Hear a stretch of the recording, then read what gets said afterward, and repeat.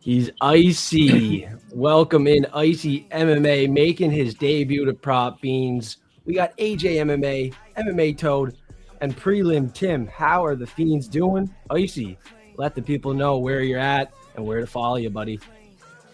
Just ICMMA on Instagram. That's pretty much what I got. I'm still on Threads, so same thing. ICMMA on Threads. That's about it. I'm doing good tonight. Excited to be on. Appreciate you guys for having me here. Let's get it. Let's go. AJ, how you doing tonight, my friend?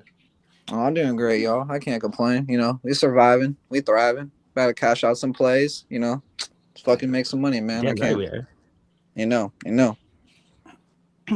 Let's get it. Let's go. Toad is smoking. He's croaking. Live chat is here, ready to go. Toad, my friend, where can they follow you?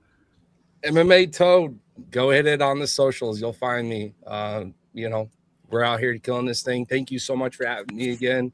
I know last time I was on was the White House card, and we fucking cashed out on that 100%. We all cashed out on that. So I don't, you know what I mean? Like 100% finishes. I couldn't have made a debut on a better card. Simply put, it's going to be generational. That card ain't going anywhere anytime soon. It's right there next to 300. It is fucking right there. Yeah. It was great having you on the watch. So here's the fruits of the labors, babies. Let's go. Building on that Gaethje pack. Yes, let's fucking do Great pick. Great pick, Toad.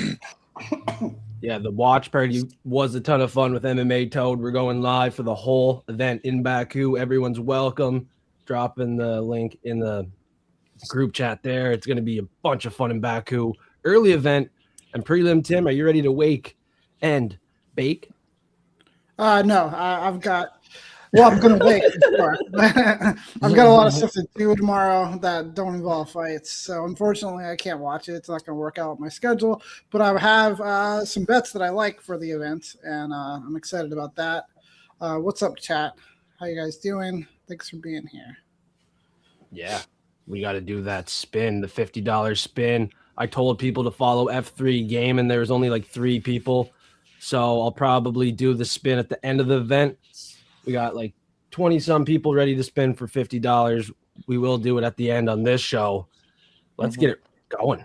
Let's get icy. Icy MMA is here. My Canadian brother. Glad to have him on here. We're going to start off the props with MMA Toad. Now, the props are a little mixed up. We're not going from prelims, main card value. We got some fun stuff in store tonight. Yeah, I like Daniil coming out hot, kind of setting the tempo. He's one of these guys that ought to show up and show out in the first, second round. I couldn't put enough trust that he could get it done in one. Sometimes he does build in, but generally leaving that second round is a hard task for him. He's finding the finish there. And I see this opponent not being up to that level where, I don't know, Daniil's already been proven to me. So I like the plus money value. I wouldn't take this if it was negative, but if you're going to give it to me at plus money, I like it. I don't like the cat in my way, but I love this. Get out of the way, Sophie. I love this prop, and I do love my cat, Sophie. Danil Danchenko is a big favorite MMA Toad, and if we can get plus money, I'm tailing along. I like it. For sure. I almost wanted to be greedy and do the second and third just for that extra payout, but it's too much of a sweat in the first 5. So, yeah, 1 and 2. I think it might be early. Exactly. He comes the in with good volume. Prop from the prelim king who left the studio. We're going to run some of these a little fast. He's back. He's ready to attack. And his prelim props are amazing. Thank you. Hopefully this one is as well. I actually don't love Javier Reyes that much, but I do like his aggression, and I think that could lead to him winning inside the distance, either a club and sub or just a straight up knockout. I don't think a lot of Con Offley. That's another reason that I decided to go with this play. Offley is very low volume compared to Reyes, who really does push a good pace. And we've seen Offley get hurt already a few times. So I think this one should work out. Plus 130 is pretty good, especially if you compare it to the other big knockout threats or finish threats on the slate. So, yeah, this is the first one I'm going with. hopefully it's gonna hold up. This is one I'm against you on, Tim. Who's with him? That's fine. I might be on awfully. I'm not gonna lie. I am not a fan of Reyes at all, but plus money on it, fuck. Can't hate on Yeah, that. he I smoked like it. his last opponent, just like Toad smoked that little hoot. Yeah. Thing about Awfully, he's got them tiny little penguin ass arms. He's just a Yeah. I like him in the grappling exchanges, sure, but the moment you're resetting range, that's where I like Reyes a lot more on the Yeah. feet striking. So if Awfully 100%. can't be, vice heavy, grapple heavy throughout this fight, Awfully might look awful.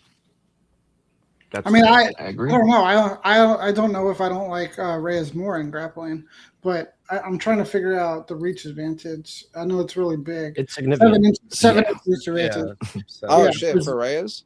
Yeah, Reyes is Also, you pretty got tall the for the tier. division. He's like 5'10", so at 145 pounds, he's pretty tall. And AJ. it's 7 inch reach advantage. take your arm and go like this.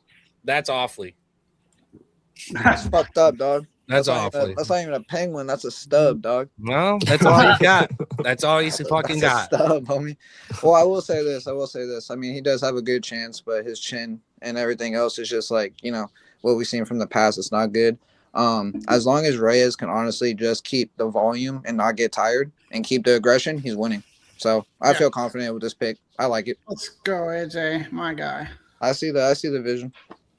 I'm more confident with MMA Toad's prelim prop, but I'm not going against prelim Tim, and I'm not going to bet against Said this you are. either. Even though I'm going against you, I'm not going to bet against you. Let's make that be clear.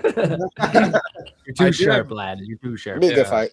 I do have Reyes as a pick, so I'm not confident about method on that, but I do respect the Reyes pick as well. So Yeah, good that sounds luck on good it. to me. Yeah. Yep. It'll be a good Respect to fight. both of the first picks on the show. Two great picks at plus money to start it off. Like and subscribe. We're just giving out 2 to start. As next up, this is where the fun begins. Some of us cappers really like one fighter. We're really going to hone in on this one. Try to hit it real hard. We're going Rakhman Yakiayev. Icy MMA started off. Woo! All right. So yeah, I was kind of struggled to find a prelim prop for this card. I'm not gonna lie. I have a couple a couple longer shots that I probably wouldn't have done for the show.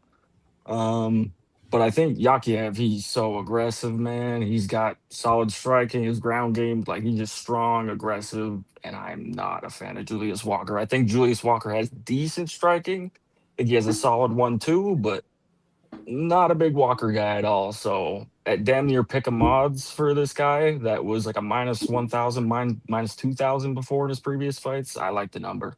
So I'm going to take it. I think he can get the KO or sub. Yeah. Especially if you could parlay it. Yeah. Yeah. Now, prelim Tim, we'll jump right to him as he likes to round 2. I lined this up pretty smart on the show. Oh, yeah. So actually, I agree with Icy. I mean, there's a really good shot. He ends it in round 1, but it's just, there's just such a difference in value between round 1 and round 2.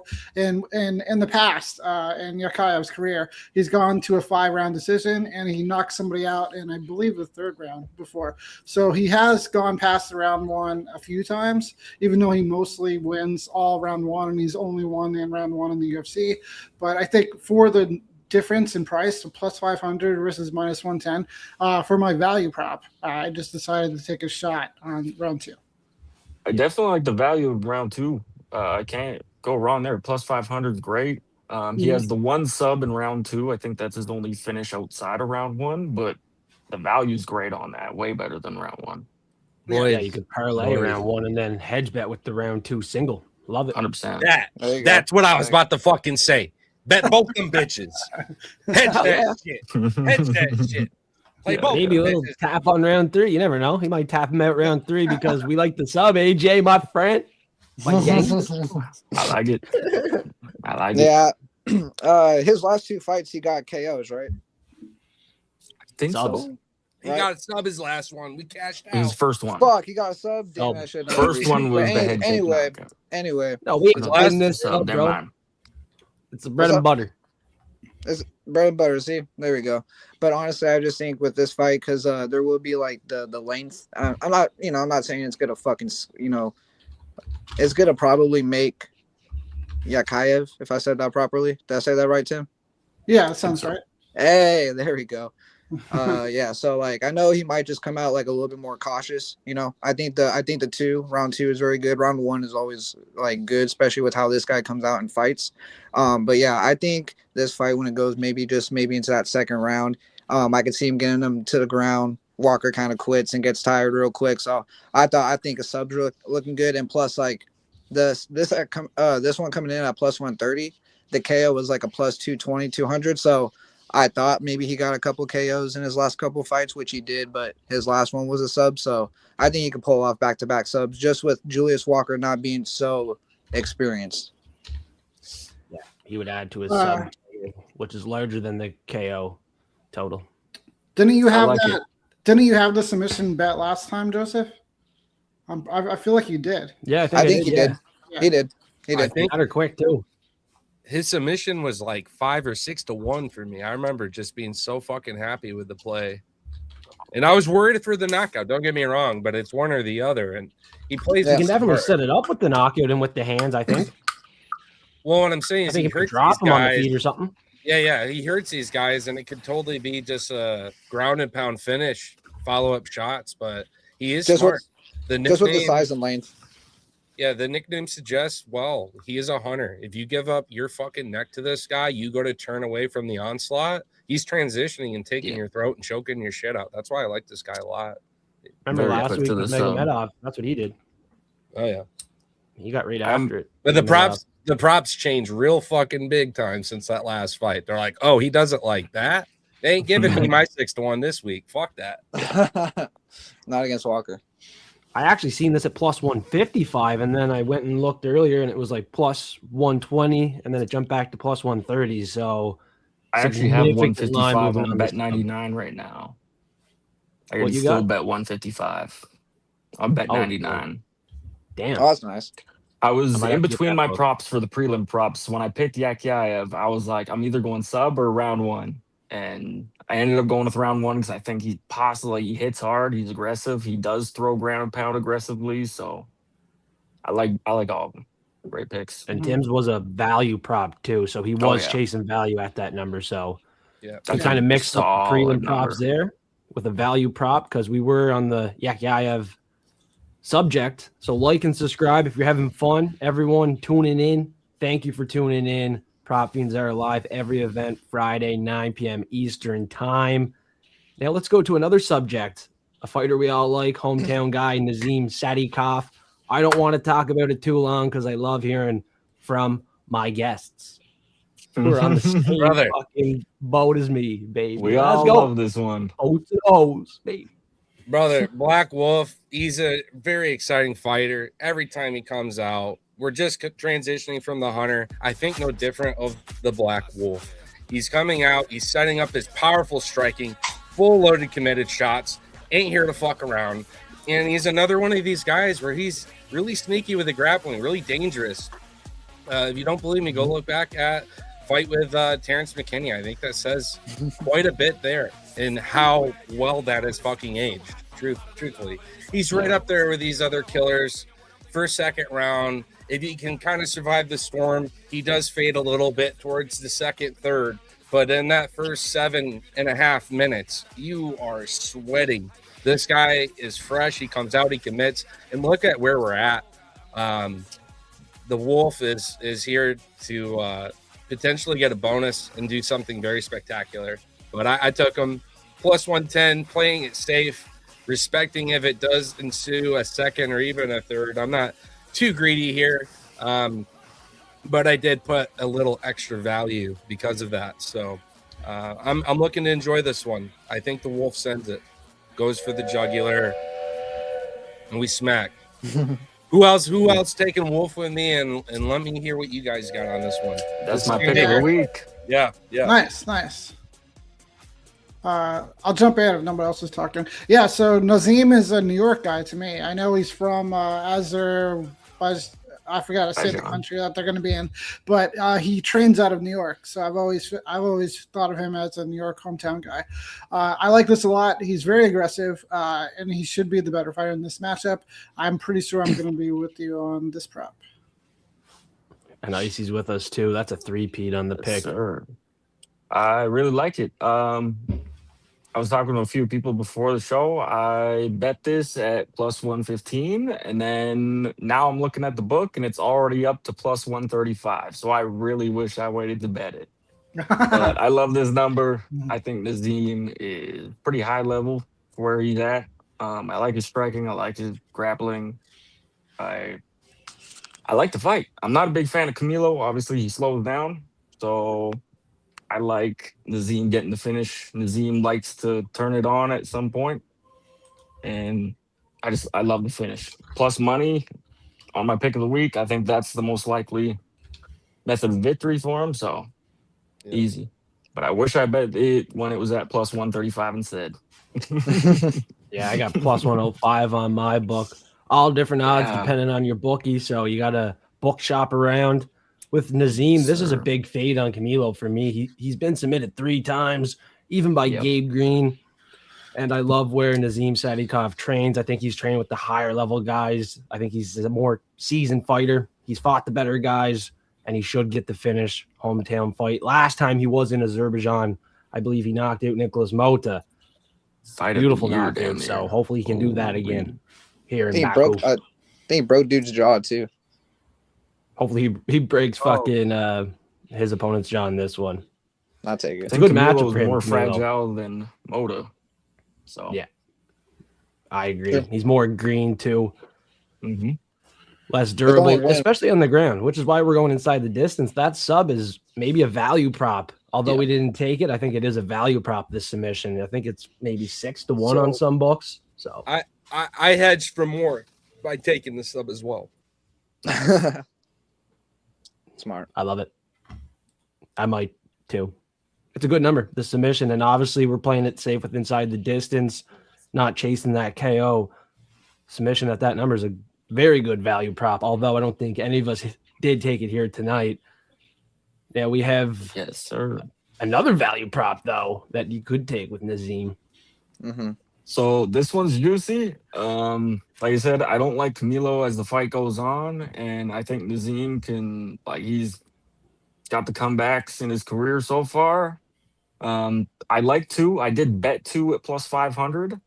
But the round 3, the value is just fantastic, I think. Nazim has multiple 3rd-round finishes.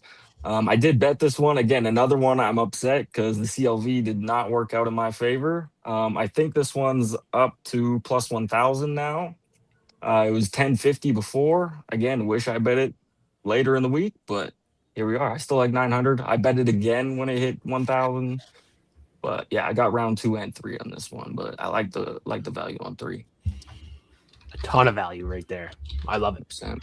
I think this is great. Well, you guys are talking me into more bets. I was trying to put it right. I think this is really smart. I like this a lot. The hedge submission was because I saw it as the path of least resistance, right?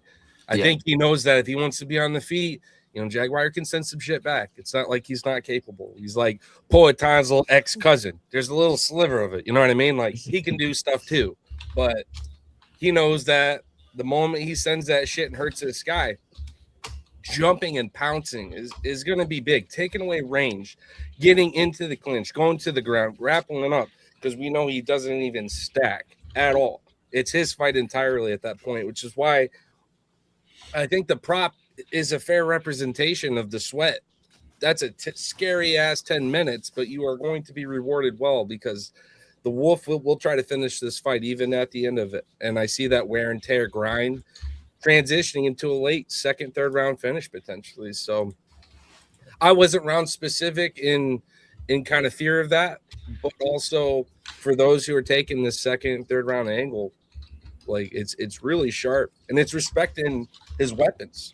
He could just as easily finish with ground and pound, as we're saying, leverage elbows and just hammer fists off the ground.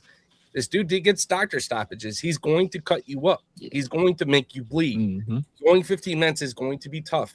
So if you're taking him to win by points or fight going to the judges, that's a scary one. But you're hearing it here from several cappers.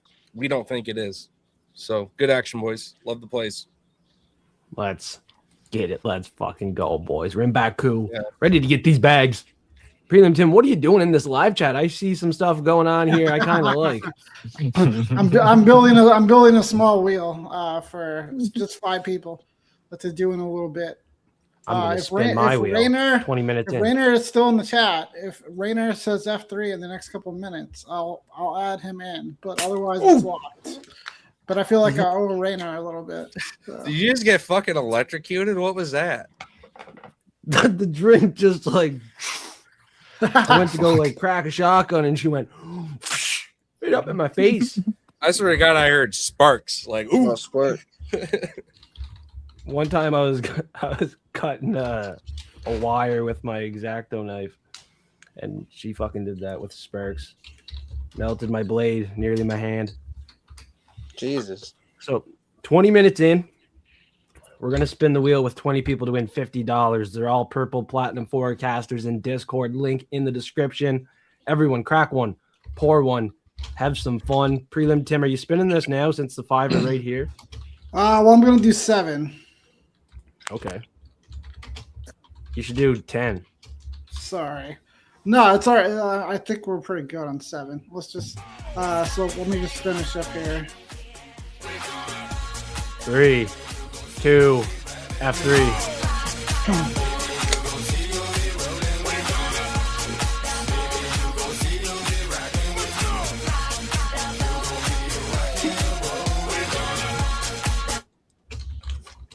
All right, we're gonna spin this motherfucking wheel. Nice. croaking. Nice. I had to let out a couple croaks. We can't just say that we croak. You got to actually fucking croak. So what I'm going to do, I'm going to add in 2 people to this $50 giveaway that's here live now. All they got to do after my message, say F3. Oh, yeah. And F There you we if go. you don't Boom. like, comment, subscribe right now. Like and subscribe. So I just put 7. The next 2 comments I see get added to win 50 on this spin wheel. There we go. I'll add this name in. Hey, guys, I got a question real quick. What's up? Send it. Are you guys familiar with Marco's picks? No. I don't think so. Yeah, it was a pretty good following. Not trying to go back on the subject, but he actually chose Camilio, which actually has me thinking. Not I gonna mean, the lie. line's dropping. Shit. That's I why bet it at minus 220. It's now at minus 190 on my book. it's a So little weird, boy. there might be some sharp money coming. Who knows? Some weird. Well, we're It's about, just to, like we're to me, about to teach him a thing about UFC, I guess, is what you're saying.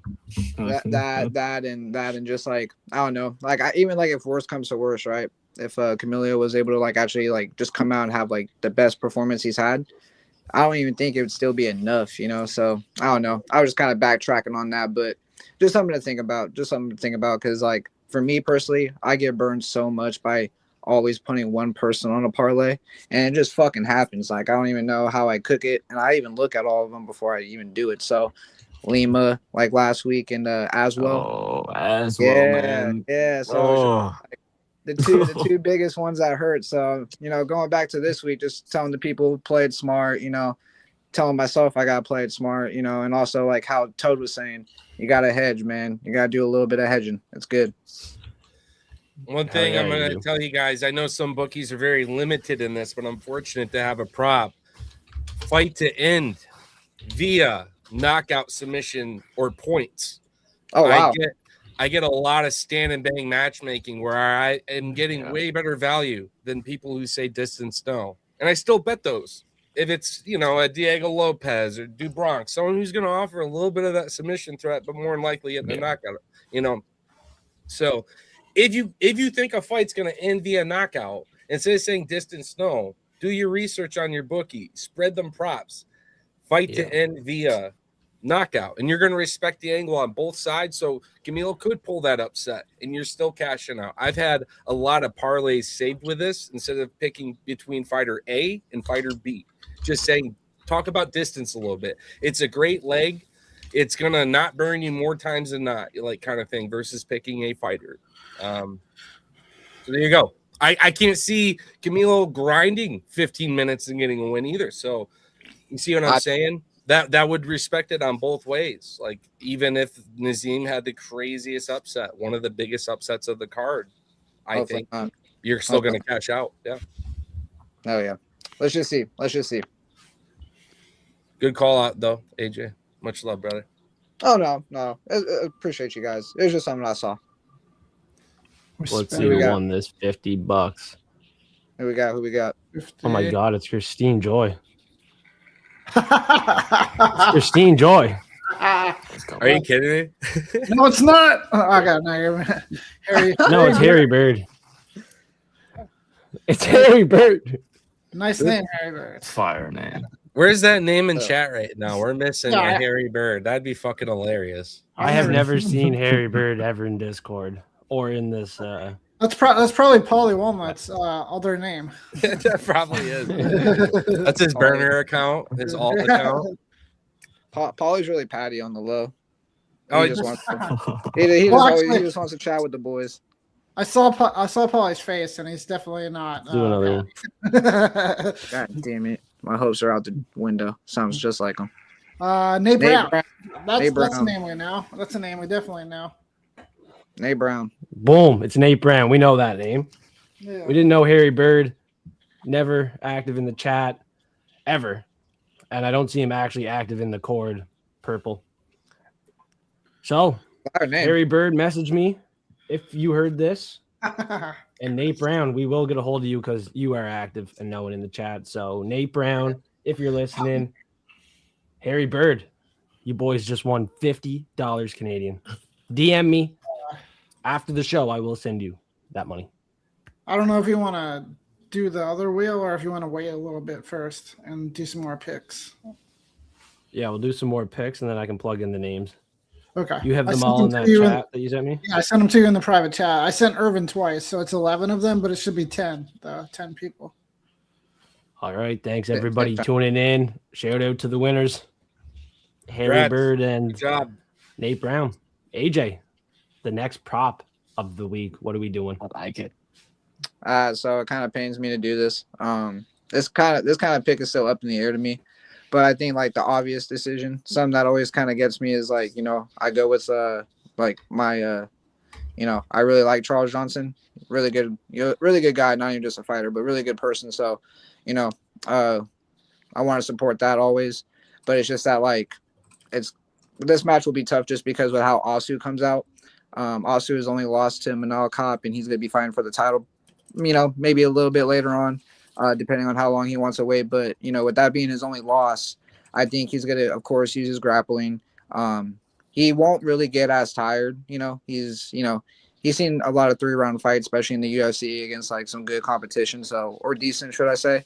So I think with Charles Johnson being the size and the length that he is, I think he'll land some good shots. I hope he gets the KO. I will be hedging Charles Johnson because that's my boy. But I just think the obvious kind of like just looking at the overall picture in this fight, he'll survive. He won't get finished, but Asu will land the points. He'll get the takedowns. He'll get the win. Plus 120.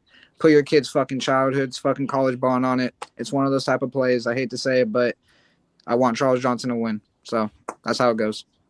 I like it. I bet this. I put a unit on this at plus 130. I'm not gonna lie. That's good. I like to play. I like it. Love it. I like Amabayev. Yeah, Amabayev has some crazy takedowns before he was in the UFC. I was really excited about his tape when I first heard of him.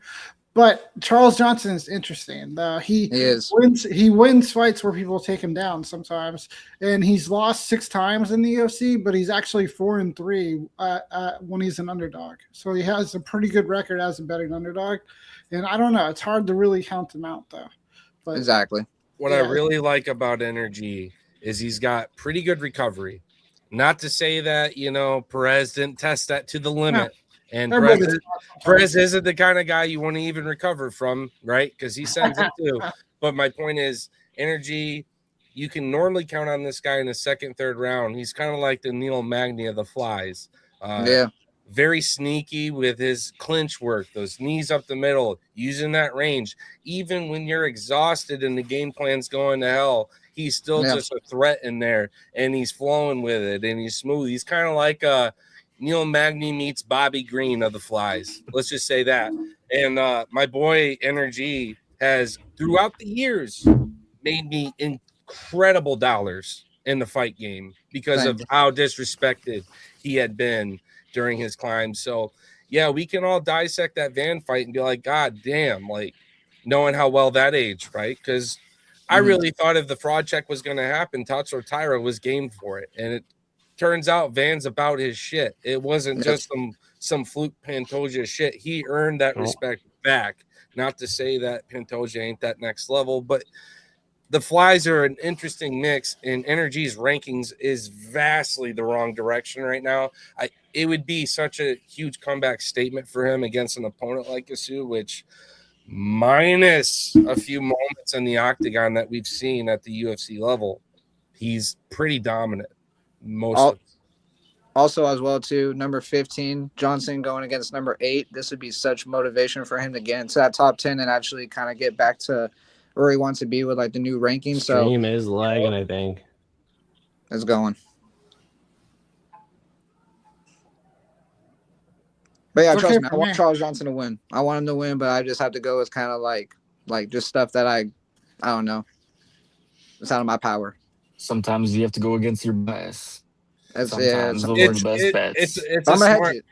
It's a smart play. If you're taking the Asu angle, Energy uses his wrestling base to survive and not drown, and he does grind out for the judges if he's not, in the most cases, being clipped super hard early. So I like the play.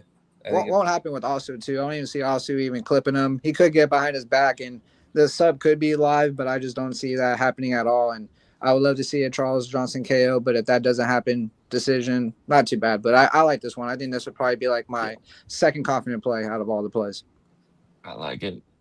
Nice. Hey. Tim, what do you got now? Woo! Oh, yeah. So hold on, let me gather. This fight's gonna be spicy for this one.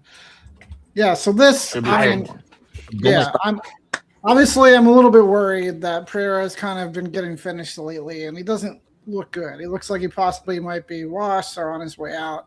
But I don't think Magomedov, as he's come to the UFC level, is really that much of a finisher. I think he's kind of just like, he has good striking.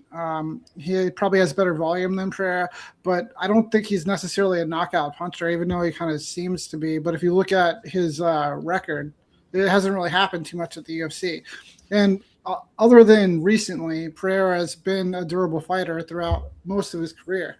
So I think this number actually wasn't that far off from what the knockout price was. I'm pretty confident that Magomedov wins this fight, but I was choosing between knockout or decision, and I think I lean the fight to at least go long. So I like the shot of it going the distance and then getting this bet at plus money. Yeah, plus money. And you got to respect the biasism. I mean, sure, Bullet rightfully lost his debuting fight at the UFC, but knowing the star power, knowing where he's coming from, it definitely hedged a little bit in his favor. He got the win, and he's since gone on to have a pretty good time. The double spinning fucking knockout is going to be one of his best and forever highlight signature play at the UFC level. To Tim's point, he isn't really showing up and getting these knockouts, but he's got the volume, he's got the speed. He's one of the strikers that, surprisingly with the kicks, he's going to repeat a couple of these. He's got a fucking nice question mark kick you sometimes see too. He's sneaky, but what I really like about him is, we've seen this guy battle quite a bit too, eat a little bit, and so it just furthers the reasoning why this one has a good chance of going to 15%. But make no mistake about it. If Barrel comes running out, doing his cartwheels and his fucking boy dance moves, and he's gassing his ass before he's even taking off his shirt, I'm betting the whole house on Cherry Bullet. I'm betting the whole house because he'll gas himself out in the first 5 minutes because he'd rather dance and be a dumb fuck. I'd love to see him go back to that. It's been a long time since we've seen him like backflip into side control and stuff like that. He's really like a unique guy, but he kind of like got serious though. I think he's gonna try to bicycle backflip into Shara, and Shara's gonna spin like a fucking crazy tornado kick, like fucking Zabit off the cage. Literally use the cage, jump off that shit, tornado kick, Hayuka, fucking Street Fighter knockout. Pay me because I bet on the clown getting knocked the fuck out when I saw him dance for 10 minutes, gassing his ass out to the octagon. That stupid fucking IQ. Good take. I like the take. Love it. And the plus money pick might be going down. Share a bullet. He's a favorite pick by knockout and decision. Wondering where the odds will go if it's the decision knockout. Right now it's about 50-50 looking at the odds. They're giving you about the same number, I do believe, eh? And decision. Yeah, it was really close. tough to tell looking at the odds if it's a knockout or a decision. Yeah. The bookies aren't even sure. Well, his Good fucking pick, Tim. decision prop Good for pick. me was like Code? plus 175 for Shira decision versus fight the end by points at plus 100 for both fighters. I'm like, why would I do that for just an extra plus 75? I'll take the neutral but I wouldn't do it. You know, that's where I'm at anyway. Sorry. Yeah. Another prop to look at is all I'm saying. Love if you have the this. option. This is a good one. I like this. Yeah. So What are you looking at? Prop on main card? well, you got to look at and respect about both these guys, and the reason why they made this matchup very specifically is you have 2 first-round car crashes. You have 2 of them. Bruno's going to come in. He's going to normally take one to give one just due to his fucking genetics. Sorry to say it. That's why he's the Hulk. You have to hit him. He turns green. Then he starts sitting fucking hulking overhands, beating on your fucking ass. And unless you can boost your way at range away from his ass, you're getting clipped, you're getting hit. So unless you're going to come out and RoboCop it down the middle and do it first, which Ikram totally could, my boy's solid. And I think I've heard a lot of discussion about Ikram choking Bruno, Ikram winning by submission. That is some disrespect because Bruno has these fuckers clubbed and subbed. He cinches up several submissions. I've won a handful of straight up submission props at 6-1 odds because Bruno somehow that disrespected. So in a lot of cases, these heavier weight class guys, if they ain't got it, they ain't got it. And you see a lot of these strikers, these brutes that get hit, fall to the ground, try to fight back, unfortunately make the wrong moves. And someone like Bruno will take hooks, will take the back. And if it wasn't something smooth on the feet, I could see Bruno working from behind Ikram at some point in this fight. I don't care if it's follow-up shots, if he's going for the fucking choke. He is a fucking bulldog. And Ikram, if you pressure him and you don't let him pressure you, it's a whole different beast, right? And Bruno, as we know, he'll take that risk because if, worst comes to worst and you club him first, he's out. Like, he can totally get clipped by Ikram in this. So look at the prop. The prop says just end by a fucking knockout. And at the submission props they're giving me, boys, again, 5 to 6-1 odds. That is my hedge. So I'm taking the fight neutral at the knockout because those props aren't even that great. And I'm playing this in parlays especially. But the hedge is my submission. This one ain't going to the judges. I tell you that right now. This is 100% gun to my head. What's happening in this fight, Toad? This one's ending by a finish. So don't miss out just because it ends by a submission. Take this play, but your hedges to definitely make that play at a sprinkle at the least because it will pay back the investment if it misses. But I think this one smokes, nukes, and zaps the shit out of your local bookies. Go get them now. Shout out. I love that Fiends number. Forecast. Thanks Good for night, having bookies. us on, boys. Been a good I one love the so number. far, boys. This is a parlayable piece for sure if it's available on your bookie. I do believe it ends by KO. and I'd be so confident I'd avoid the hedge. These boys are going to swing and bang, likely ends early. I can't see it getting into round 2 the way these boys are going to start the fight. Hopefully. That's just the way I'm forecasting it. Big fight here. Big implications as, Alaskarov has to prove a point. He's been kind of inactive. He lost to Whitaker. Bruno's that guy that could land. Very interesting fight. Very interesting fight. Blueprints there. For either guy, too. Yeah. Yeah. Honestly. It'll be a good fight. It's hard to get a read on Bruno Fieta. Sometimes he wins a decision like he did with Marvin Vettori. And then I kind of expected him to get a knockout in some fights, and he goes out and gets these arm bars. So it's like, I think it's time for the knockout for sure. If Bruno is to win, it's a knockout in my opinion, and it's round 1. That's my call. And Alascarov's live any round, honestly. Oh, shit. Bruno could be live any round too. Both guys possess so much power. It's much weird. Power. It's weird for me to sit here and look at Ikram and think that he's more technical and more likely to, but that's just Bruno, man. That he's just literally a dog. Statistically, he'll be an underdog and still show up and look like he was the favorite. It just depends his night, like you said. It really is a coin flip so far. And I think in a sneaky way, the UFC knows that both fighter needs this one. Am I wrong? Like both fighter needs this W right here, based on kind of how it's been otherwise.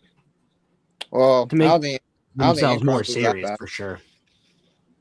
A lot more for If Bruno. Ikram loses, then he definitely loses some aura, some hype, some faith from forecasters in the future for sure.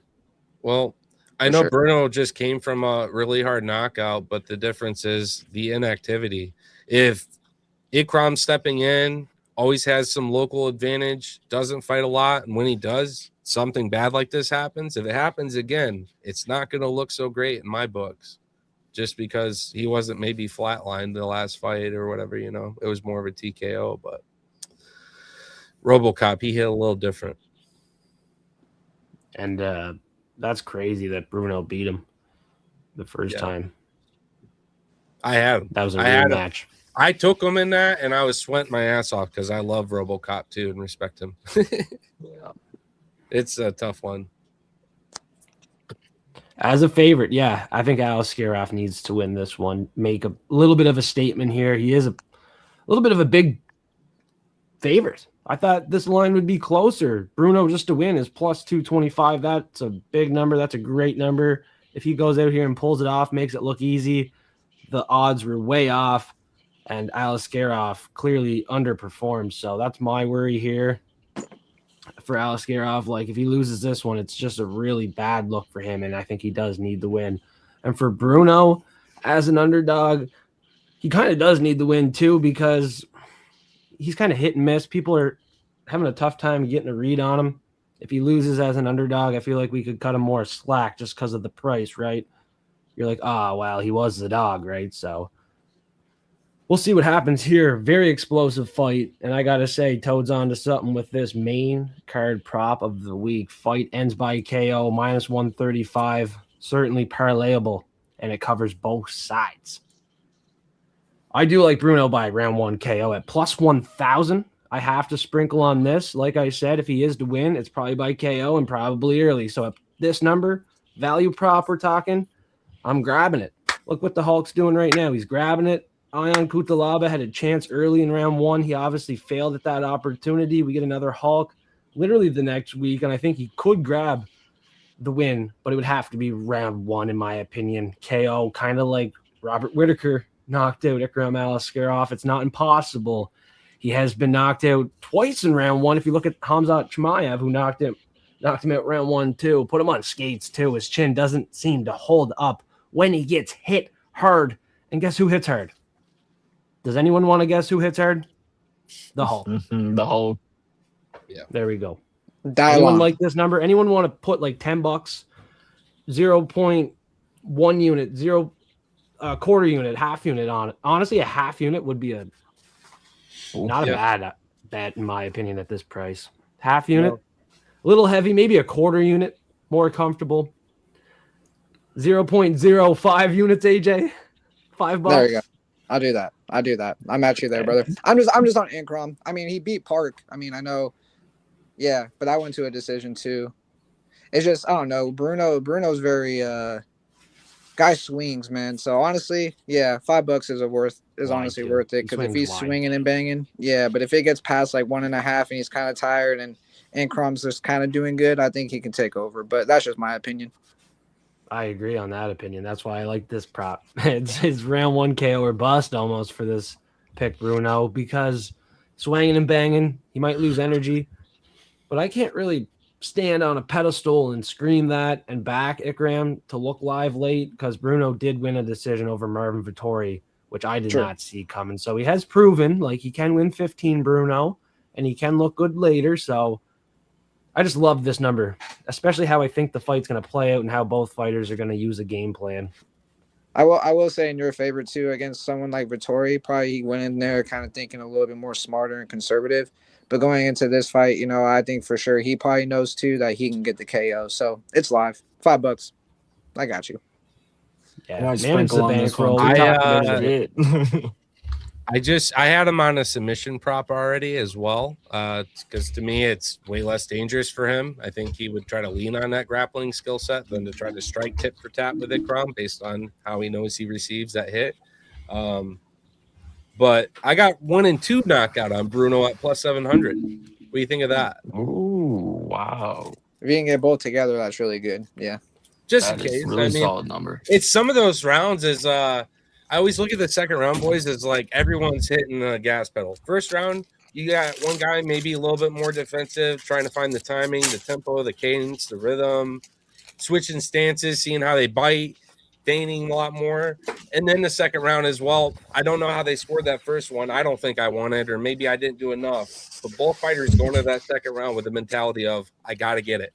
And yeah, you never know, man. It might be a good sweat to have that extra 5. But 2, F3's point, these are 2 killers. That was why this was my guarantee of the week. This is going to be a car crash. Round 1. Guaranteed. This one ain't going to the fucking judges. The Hulk. Period. The Hulk. Good number. So you're going to get Hulk hands when that hits? Is that what you were saying earlier this week? If this prop hits, I will. Yeah, fuck it. All I'm right. going to Okay. Walmart as soon as this hits. All right. We'll see Saturday it. afternoon. I used to have some of those a long time ago. Oh, fuck. Nostalgic. Someone just delivered me a caramel cake. So good. Like and subscribe. This Prop Fiend show. So good. Happy birthday, Kyle Deuce in the chat. Long time watcher. What do you call it? Viewer, listener of the show. But yeah, happy birthday, Kyle. Yesterday, I think, was his birthday. He always supports us. Support his show, The Happy Hour. Kyle Deuce and Ariel. So yeah. Kyle Deuce. Happy Oh, birthday. Deucey. Appreciate this. Happy Kyle birthday, Deuce. Should we dude. do a shotgun? Yeah, let's cheers Shotgun him. for Kyle Deuce, and we'll do a little spinny poo for Tim. We'll get a little. Yeah. Well, it's not for me. Hey, jump off the fucking table, Joseph. Do it, baby. Yeah. Show a fucking suplex. Do a fucking Jeff Hardy Jeff Hardy gainer off the fucking top rope. I'm standing on top of my table right now, my desk. He's standing on business, boys. You hear that? Oh, Jesus. Oh no! Oh fuck! I feel bad now. Yeah. What in the fuck? Dude, it was the cat. I promise. My riddle.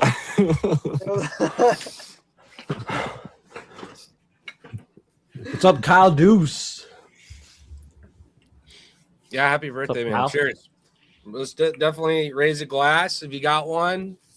Could be a H2O, some agua, and salute. Happy birthday. Thanks for having us. Icy, AJ, the Toad, getting to tap in with Tim and F3. Appreciate you, boys. Thanks for having us on. And you guys are shit only. You guys are part of a great ship over here. The community is awesome. Just me and the 3 times I've been on with y'all, I'm seeing a lot of the same names. So that's good shit. Yeah. You know who you are. Appreciate you. Cheers. Oh yeah, boys. Shotgun time. Let's put on a song. Let's do it.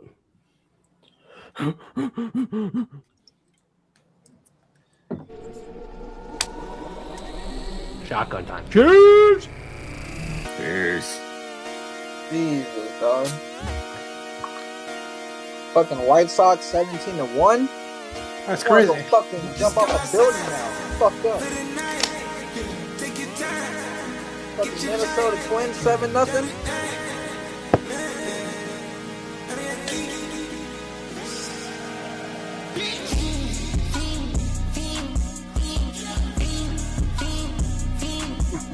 I might take a rip. Hold up. We got the Braves tonight though, boys. We need the Braves. Braves in Belgium. Let's have a quick smoke. Smoke break. We're gonna spin this wheel, but first I gotta see if I should cash out of a bet or not with the Braves, or not the Braves, the Brewers. The Brewers are up 3-1 right now. 3-1, and they got a guy on second, no outs. You're good. Yeah, You're good. I sent it to you in the. I am good, but there is 3 innings left. Me and Tim talked about comebacks. I'm cashing out of this bet now. Two Yeah. innings. I'm playing it safe in case Cubs come back. 2 innings I'm left. cashing not out. 3. So Two. anyone listening that's a paid member, cash out of the bet. I'm gonna tell you the bet. Fuck's Cheers. sakes, boys. We gotta cash this out. Yo, good Cash boys, out for a- look at the fucking nuke that Icy's holding, eh? Let's go. Let's fucking go. That was Let's good. go. That is a fucking hooter, son. Let's go. Hey, my boy Icy This little fucking one. melting over there. So I had a Nah, bet. this It is was a little Brewers, Rays, Yandy Diaz hit, Leach or Yelich hit, and I just cashed out. Now the Brewers are only up by 2. There's 3 innings left. The Cubs could come back. They have 2 chances left to come back. I'm cashing out. I'm not risking it for an extra $20. I'm cashing out, and I still have a bet with the Cubs and Tigers live. So I'm gonna ride the Cubs. And I'm going to check the odds on the Cubs right now. This is a little off subject, but we got 19-1 on the Cubs. Oh, they're down 5-1. Oh, shit. I mean, 3-1. Or did they just homer? Brewers just homered, I think. Told you should have cut that extra $5. Yeah, that's extra 20. 19-1 on the Cubs. That's a long shot. They need 4 runs, 2 chances left to score. Anything's possible. I'll put 5 on it for 95. I put Mm. $5 on Egypt over Iran. Correct score 2-0 Egypt. Plus 1100. Dang. If you guys want to keep talking baseball real fast, Oh, my bad. I think Matt Olson is definitely going to homer on this guy, Trevor McDonald. The game's just about to start. He's plus 425 to hit a home run. It's a very good matchup based on what I look at, and I like it a lot. I just hit a home run tonight. Joseph, your team, Kazuma Akamoto for the Toronto Blue Jays homered at plus 400, so that was a pretty good hit. Yeah. But Matt Olson of the Braves, game hasn't started yet. It's about to. I like him a lot. I like where your head's at, Tim. I appreciate that. Let's go. Hey, if you guys like a home run enough, let me know. I get a lot of MLB no sweats to just have fun with. I throw them out there to like your Aaron Judges, your big guys that are gonna hit them if they do or whatever. But it'd be good to know. Trout, Trout's always a big one. Get in the Discord, Toad. I put out home run every day on the baseball chat. I do a lot more long shots. I mean, we're playing it pretty safe. We're pretty confident on this show, but I pieced together an MMA plus 7,100 props. Joseph. 71. Yo. 6 check legs. out Tyler again. Yeah. What? Check out Tyler in the chat again. What's he saying? He gave you another donation. No way. Yeah. What $5, Tyler? Oh, Damn. What's up, Tyler? Oh fuck! I gotta do another shotgun then, and put on a song for Tyler. Hey, Zay. all the Tyler's guys are coming out now. that G. Tyler's that top G on the street that you always want to meet. It's Tyler Betts. You're walking down the street, Yeah. you want to meet someone new. It's fucking Tyler Betts. He's that cool guy you just haven't met yet. Tyler, what are your favorite plays for tomorrow? Soldier We'll Boy. put them up in the thing. Hey, I got the new dance for y'all called the Soldier Boy. Oh boy, Get Tyler. back on the table again. I was distracted. We're talking baseball, a little off subject, but we do love all sports here. Try to make money every day, not just on Saturday. It's fucking hard to wait till Saturday to cash in. Tim gave out a great pick here tonight on baseball. And then I cashed out early. Probably didn't have to, as the Brewers literally homered seconds after I cashed out. Oh my god. We're live betting the Cubs 19-1 odds. That's insane. 5 for 95. Extreme long shot. It's live. Anything's possible. Damn. Chat's going. We're going to spin the wheel for Tim, too. You ready? Yeah, I'm ready.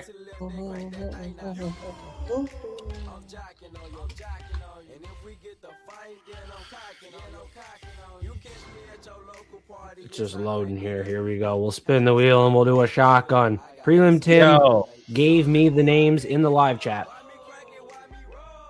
Shout out Zay. His wife gave birth. He has another daughter. He said, "Congratulations, Zay." That's amazing.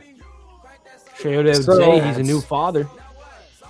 We got, oh my God! You're not gonna believe Fucking this. back again. Holy You're shit. not gonna believe that. I've been buried 2 of these, dude. Holy shit. We gotta start taking John. We gotta start taking John out. Like, How the fuck is that possible? Yo, He won? yeah, John. He always literally wins. won again, bro. It's literally fair. It's like the fairest thing you could do on the fairest wheel. This guy He just win makes again, money. bro. John, message me on Discord or Instagram, whichever one you prefer. This guy. Congratulations. John is robbing us. Sorry, John. I'm not upset that you won. It's just crazy how often you win. I bet you the live chat's pissed. that's what I'm saying. Everyone else in the I've been part giveaway of 2 of them. wheel's like, I'm new, and I've been part of 2 of them. That's fucking Yeah. wild. Also, shout out FanDuel. You give me these shitty free casino things, and I hit the bonus round. I hit the Let's bonus go. round. Some fucking shout out FanDuel. FanDuel's launching where I'm at July 13th. There's a bunch of books coming here, and I'm excited to have if some we're doing books. shout outs, fucking shout out the mothers out there. We got a new mother because Zarek just had a fucking baby, and then Tim has a fucking beautiful wife that has to put up with not only his shit, you know. She puts in a lot of work with Ian when Tim's busy during the show. So much respect to her. Shout out to the women out there. Let's do honestly clap. Yes. Shout out to moms. They do Moms so are much right. for us. Even my Yeah. mother and my friends that are women. So shout out to them. I think moms Icy? are like the best thing there is. Mine was Icy, my welcome best to the friend. show. Are you loving the show, Icy MMA? Will you join the I'm Fiends having a again, my blast. friend? 100%. Whenever you want me on, send me a message, brother. I'm You're in the having group fun. chat, we It's will. a blast. Hit you up. We got a big event coming up, McGregor. And then we got Oklahoma after that. Just the summer of fun Thursday. with the Fight Fiend forecast. We got so many shows on the go. The quick picks, the fantasy draft we just did, prop fiends. There's so much going on. So everyone's welcome. That's been on the show. AJ, Icy, Toad, Prelim Tim, Arkansas, Curry Ninja, MMA Fiends. The list might go on as John Mag was going to join the show. BT, so many honorable mentions. Polly Walnuts. We got Caesar, Kyle Deuce, Tyler Betts. Just so many names we could shout out, and we appreciate you all tuning in. The least you could do, smash the like button, subscribe, and after the show, drop a comment. Go follow Icy, AJ, MMA Toad, Prelim Tim, Instagram, YouTube, wherever you can find them. It goes a long way supporting these forecasters that do put in a lot of work, give you some time, and tonight is a great night, and they are a huge part of that. Cheers to the boys! Croaking and fucking Cheers. smoking is what that was. I'm not hearing y'all croaking. I'm hearing the talk, but none of y'all croaking yet. I feel like I would do a terrible impression of a croak. Same here. Oh, I can't disrespect you like that, Toad. I can't do it.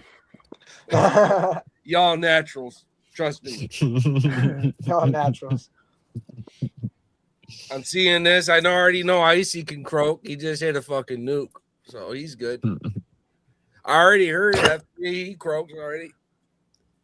I'll croak at the end of the show. You know me, eh? Huh? Save it for the end. I'll go outside and smoke forever.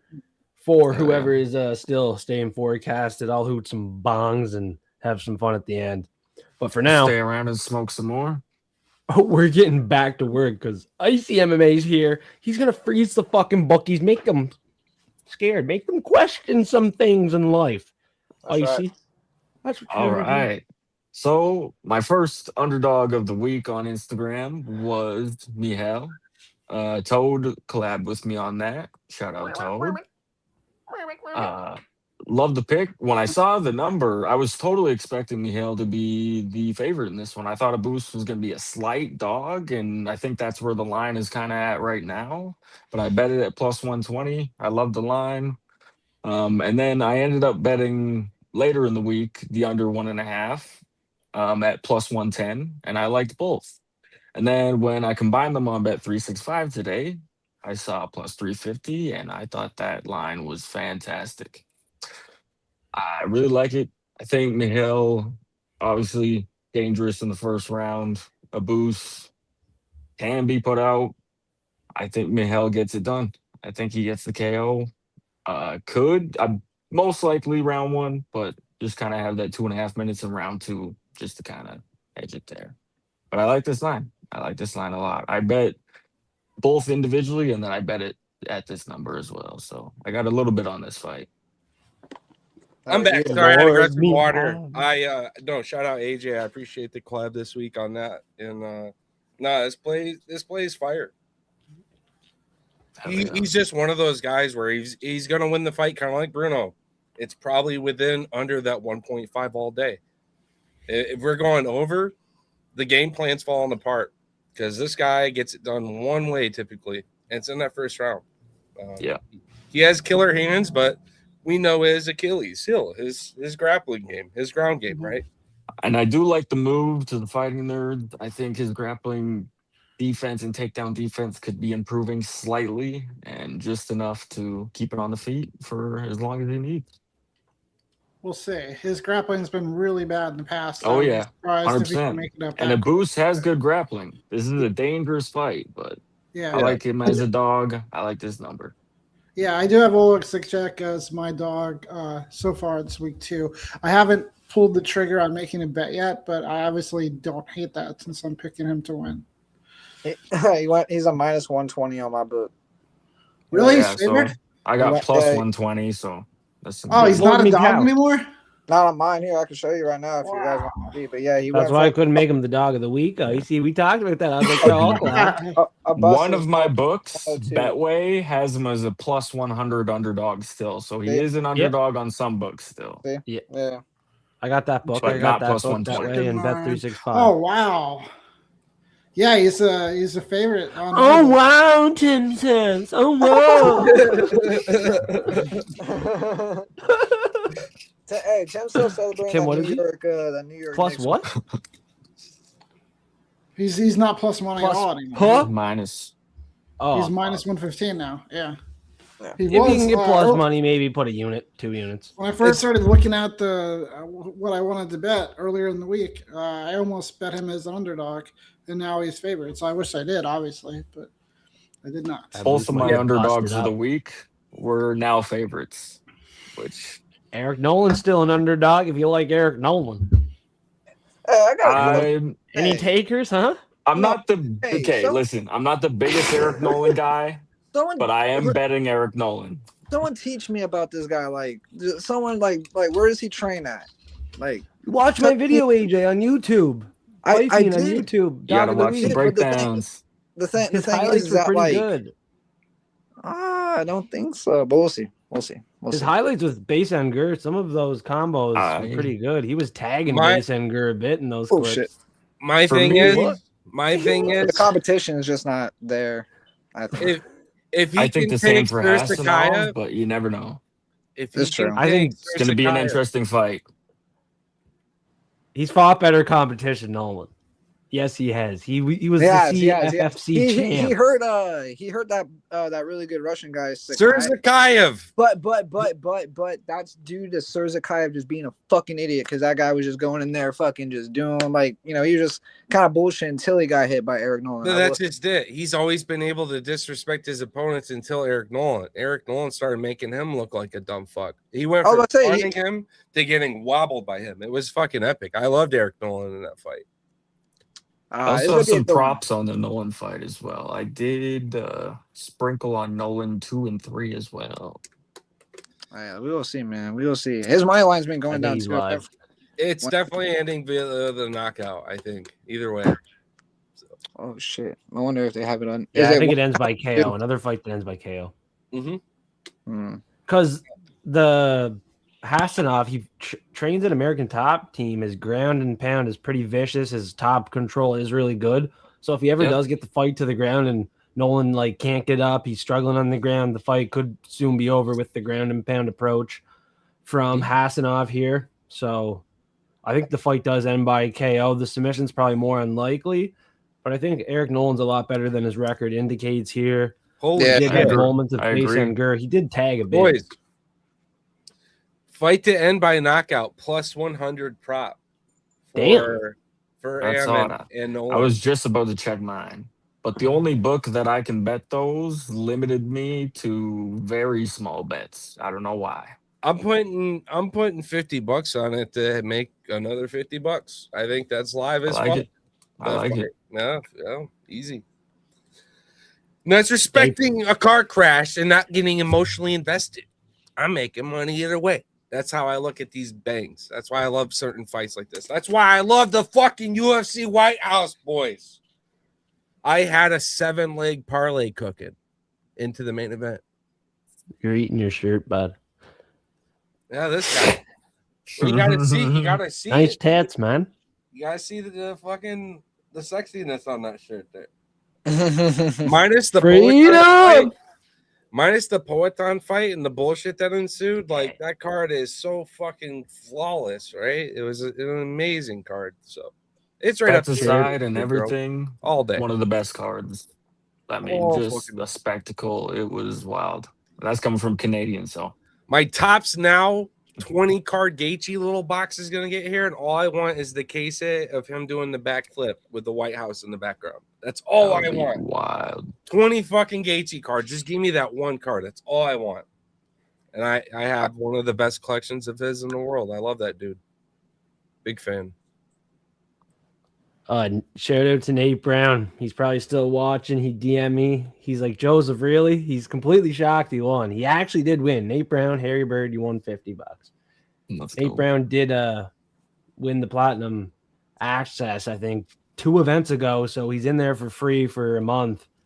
So he's probably super happy to win that 50 on top of that. Shout out Nate Brown in Discord. Yeah, congrats on the win, bro. Good shit. Back to Olazaychuk. AJ does not want to get off this topic yet because he loves to play as well. Another good value prop here tonight. Let's go. Yeah, I'm on a TKO. I think a bus just gets tired and stuff like that. His wrestling is the only worrisome I would say about this fight. I just hope Mikhail or Olazaychuk. I'll go. There we go. Look at me. Said 2 fighters their names right tonight. Let's go. But no, I'm gonna go with him tonight just because I think he can really I think he can kind of just dominate a bus. He's 4-0 being over at no, he's like 3-0 going over at Fighting Nerd. 3-0, so yeah. I'm just going with the hype right now. And it's kind of cool to see the line change, honestly. It kind of feels like we influenced it in a way, but I don't think it's all that much. But I just like his overall game compared to Bus's, and I think it's gonna be a really good fight. It's gonna be a dog fight. I think there's a finish somewhere. Here's my supporting evidence why we get the knockout. If Bruno's touching him up but failing to finish those sequences, and Ibushi is able to retreat and recover, the forward pressure and the accuracy that Oleksiejczuk possesses, that's where I believe we still get that early finish. Those moments where Hulk almost had it, was so close, had it. This is the guy that's going to come forward a little better and actually get it done. So I heard that. I love the play, brother. Good shit. Good Great collab, plays here. good collab this week. I love that play all day. Oh, yeah. All day, every day. Shout out, fucking Icy. That was a sweet dude. Shout out Icy's little cube with the lock of the week. It's fucking dope. I love this guy's shit. Go bang out with Icy's I like the little theme. collabs and me in his locks. I love him, dude. Good shit. We got in on Nazim too. Yes, sir. Nazim, Nazim, another Mihal, collab this week with and Icy. the first fight of the night debut, second underdog of the week was Nascimento.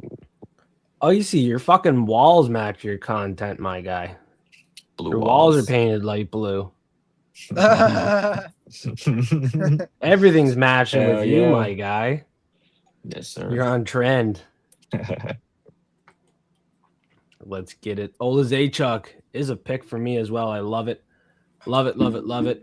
Polish power incoming in Baku. Now, Rafael Fiziev reps Baku, Azerbaijan, but he was born in Kazakhstan. I do know Manuel Torres has rarely seen outside of round one, win, lose, or draw. The one time he wins a split decision, every other fight, all round one. He's never won a fight outside of round one other than that one split decision.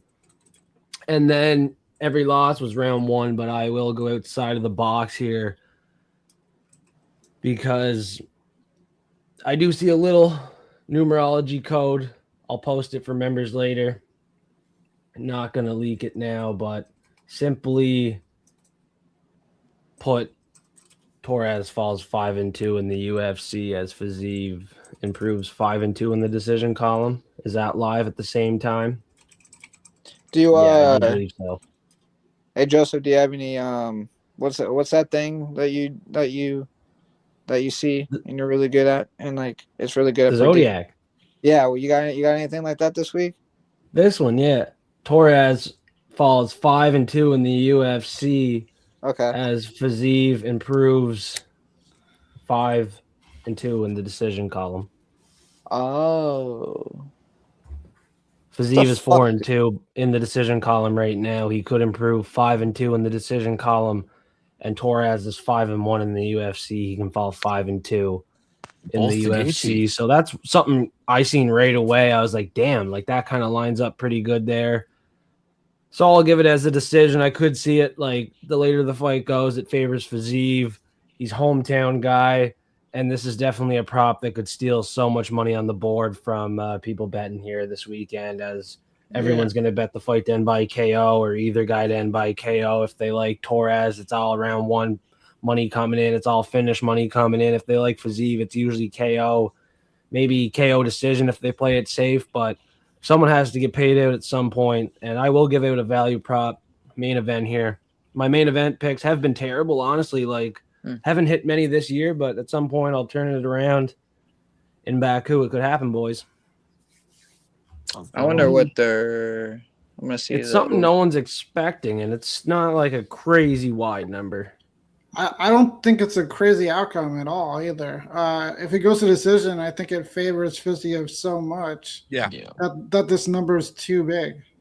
Yeah, that's why it's I don't care what your action is. Yeah, either fighter this week. This is like one of the best values on the card. Yeah, if we were in Mexico and Noche and all this shit, I would do the same way for Torres. But here we are. Right. The only problem with it, from a non whatever that thing that you do is called, I forget what it's called. Zodiac. Yeah. Okay. Gematria. From a non that perspective, the fact that Torres has only gone to decision once in like 20 fights, even his losses, is kind of scary. But still, plus 525, such a good number. I don't want to keep adding bets because I'm trying to make a smaller ticket than I was earlier in the year, but I really like this. I think I'm going to add this to my final betting card too. Full This 20 seems minutes yeah, of good. Gaethje is crazy. Twice. Full 25 minutes. I don't think he loses, bro. Well, I don't think there's a Fiziev world he is loses tough. this. My thing is Fiziev is tough. He endures Yeah. a lot of shit. He's literally hanging off his face, knotted up, still coming forward. He's a tough ass dude. So he kind of Well, Back yeah. went to a I majority love this decision dude. with fucking Gaethje. Fought him fucking twice the That's- distance. One of them a 5-rounder. Yeah. No, yeah. Like was never there. or not Fiziev. Fucking Torres never at around one. I'm more Never worried around one that once. Fiziev will finish Torres because it's 5 possible Well, rounds. fuck, take the money line minus Yeah, 110. yeah. It's a pick 'em fight, and like Yeah. people are like all on Yeah. Torres or not confident on Yeah. his side. Well, I'm sitting here saying I will die putting out like a lot of money on Fiziev to win this fight, and You and know my what? main event picks have been shit. No, You know what I this do money. like though is his Torres. If he wanted to hedge his submission at plus 1100 is crazy as fuck. But Yeah, Wait, I don't know if what? they pay that. Hold on. plus 1100 because Fiziev is just one of these guys that he's very fucking tough. He's gonna eat it just like he did with Gaethje, and that they're gonna transition, knees, clinch, and see different angles here in this fight. At some Oh point, my we're going God. to the ground and we're scrambling. And I do respect Torres being able to take the tough guy who's starting to melt but can't get knocked out. Torres, I do respect his grappling edge enough to take the neck when necessary Yeah. and get the choke. He knows what a tough guy needs to get done with, and he knows what's also going to happen to him. I think he respects Fiziev a lot, given this guy's knowledge set in his game and who he's fought and who he's lost to, but still looking good. So, yeah, I think this play is definitely worth a sprinkle at the very least. This is sharp, given where the biasism will ensue also in a judge scorecard, but even in a close fight. But yes, I think to everyone's points tonight, this is still a very scary fight to dictate getting there because of just how each of them can send it and eat it. And I think Torres is way too chinny compared to Fiziev is my biggest sweat here. So, but it's only a plus 200 prop via knockout for Fiziev, right? So, Oh, that is kind of weird. as a long shot for me this week, this was a negative 200 fight to end by knockout by either fighter, and that was a parlay leg for me. So this play is mega safe for me, but I don't know who, truthfully, because I do respect Torres a heavy amount in that first round, and then I like Fiziev as the fight ensues and builds, and Torres declining, and just he doesn't have the same experience. He hasn't shown me shit beyond really the first round. So here we are. You guys want to know what's funny that I just thought about? I know it really doesn't mean shit, but I don't know. It goes back to Joseph's little, what's it called again? Dementia? Zodiac? Dementia? Fuck you talking. You forget all the wins we've had with it. I know. I'm sorry. More money than you bet. I was pulling a Tim, man. I was just having a little fun. But no. I will say that this goes back to your point though, because listen to this, right? Rafael's like what 1-4 in his last fight. Who's his only win in that 1-5? Or Bahamondes. who's Fiziev's fucking, or who's Torres's only loss to? Bahamondes. Ignacio Bahamondes. I know. Ignacio sniped the shit out of him at no It's chase. weird. It's weird. I never look at mentioned that really all week. I'm really looking at that Gaethje fight, boys. Like, man, a majority decision with Gaethje. That's actually fought. Twice, right? Twice. Well, the second fight wasn't as close, Both but by yeah, decision. the first fight was really we're all listening for the scorecard. But yeah, AJ brought up a crazy point, boys. The MMA Both math of on those are three-rounders, Bahamondes. though. AJ, keep running with that. I think also too, but it's good. It's gonna be different though, because I think what Fiziev was able to do in that fight with Bahamondes was attack the legs. I'm not sure, like he could do that with Torres, but it's gonna be like he has to be careful, because if he goes in too quick and tries to attack those, like what happens if Torres just catches him? I don't know. It's just weird. It's weird, but I think you guys kind of just got me convinced. My sports book has over 1.5 minus 142. I think my parlay that was something solid, like maybe Oh, jeez. Donnie or something. Yeah, it'll probably be like a part of like my big $30 parlay. So I like that play. Honestly, I think that's gonna hit. Yeah, To me, this it seems should. like the one. It's not ending round one. I can see Like it this just does not end round one. I'll be so sad Yeah, if like like that shit ends right at that time in round 2. I'll be so sad. But yeah, I see it getting out of round 1.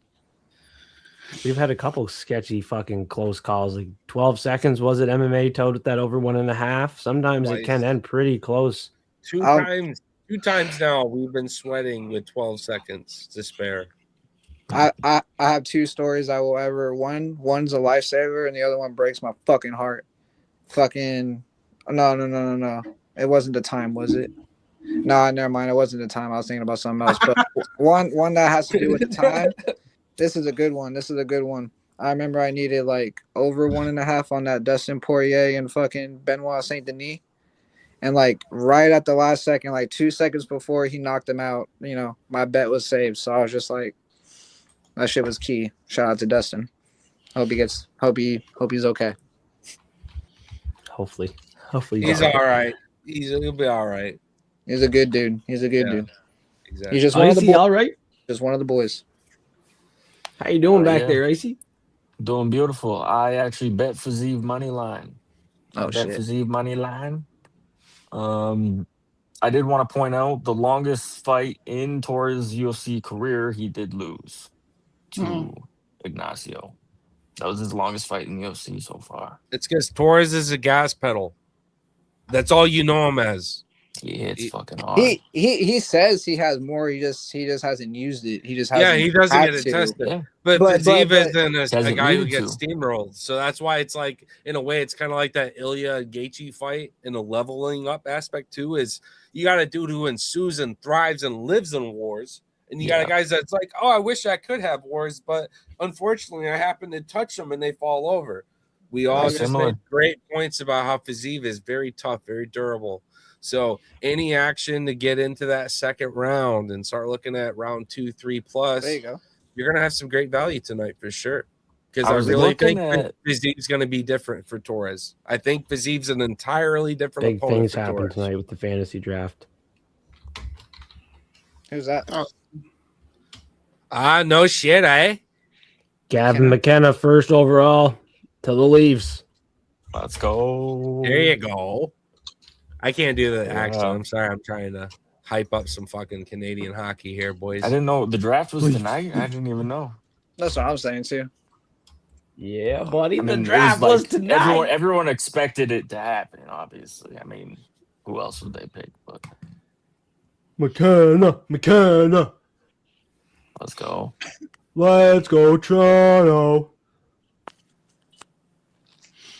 Let's see. San Jose, though. Shout out to AJ's team, San Jose. They Who we got got? Ivan Stenberg. Is he and good? then they got my favorite defenseman in the draft, Keaton Verhoff. What's your opinion? Oh, they're on both that guy? unreal. Yeah. They got Keaton Verhoff, too. Hey, I'm Two calling it right amazing now. picks first round for San Jose. Calling it Definitely right a now. team I like. San Jose Sharks win a fucking Stanley Cup next 3 years. I'm calling it. Maybe. I wouldn't even Hey. disagree on that. I Hey, like the boys. Sharks a lot. They're a top You've got three to team for hear. me. You got to hear the Toad kind of cap on distance props in hockey. This is what the Toad likes to bet: no goal in the first 5 or 10 minutes. And I parlayed 2 or 3 games like that together. And shout out to another Canadian capper that specializes in hockey, baseball, etc. He parlays those all the time, 3-4 leg plays. $20 for me, I hit 150 kind of thing. You know, it's hockey's a really crazy prop line on innings and goals. I don't know. You could probably speak a lot further to it, but it's as an MMA enjoyer, it's a very interesting prop angle to not just look at a team winning if you dig into it. And that's what you guys seem to do a bit. Ichima. So shout out to that. I'm not a sports ball dude, but I know how to win some fucking UFC parlays, boys. Let's go. I'm very excited to cap with you guys again. We got some good parlays coming up in Baku, boys. I yeah. appreciate everyone tuning in here tonight, watching the show. And after this show, I always gain confidence. I take everyone's picks, usually parlay them. Last week, we were one off on Horiguchi's submission. My fault. Yeah. And Andre Lima just to win. That was Not one Lima. short on a parlay. So I don't think anyone, going back to Andre Lima, I don't think anyone could have avoided that. I think people could have avoided Michael Aswell if they listened to my dementia numerology, I had both of them. stuff like that. Come on, As I Dement, did pick against Aswell, I do believe. fuck, dude, that But thing's yeah, real, bro. hard to go against Lima. Dude, that thing I can't is real. believe fucking Lima lost. Like I was Yo, like, what? I literally pulled I got the fucking shit right now, boys. You guys saw it. I pulled a Lima card from that midnight pack, and I'm like, okay, I feel good. Lima, you winning for sure. Da da da da da. Get fucked. And then this kid wants to move up to 135. So they get fucking smothered. Yeah, I don't think anyone could have avoided that one, boys. He was a big favorite. And then there was obviously some point during the fight where there was like an eye poke, a big delay and stoppage. The fight was literally almost done. He took the whole 5 minutes, Borjas. Remember that? He took the literally whole was about to fucking quit. five. Oh yeah. He was about to quit, and I wish he did. Yeah, I thought the Parlays fight would've was been going to saved. be. I thought the Yeah, I fight thought he was going gonna to quit. Parlays would have been saved. 100% I did. I was know like, no me, way. It me, continues. AJ, and the homie had a post, and it had Aswell on it. That was brutal. Yeah. Aswell and fucking for my takeover parlays, fucking Aswell Lima got me. But I know this weekend I got a fucking feeling. I know Nazim, Shara, and fucking God damn it. I know whoever you are in my mind. I know you're gonna come through. That's the only thing that matters, AJ. Can I say something to that though? I have Shara as well. He is my pick on Tapology. He scares me.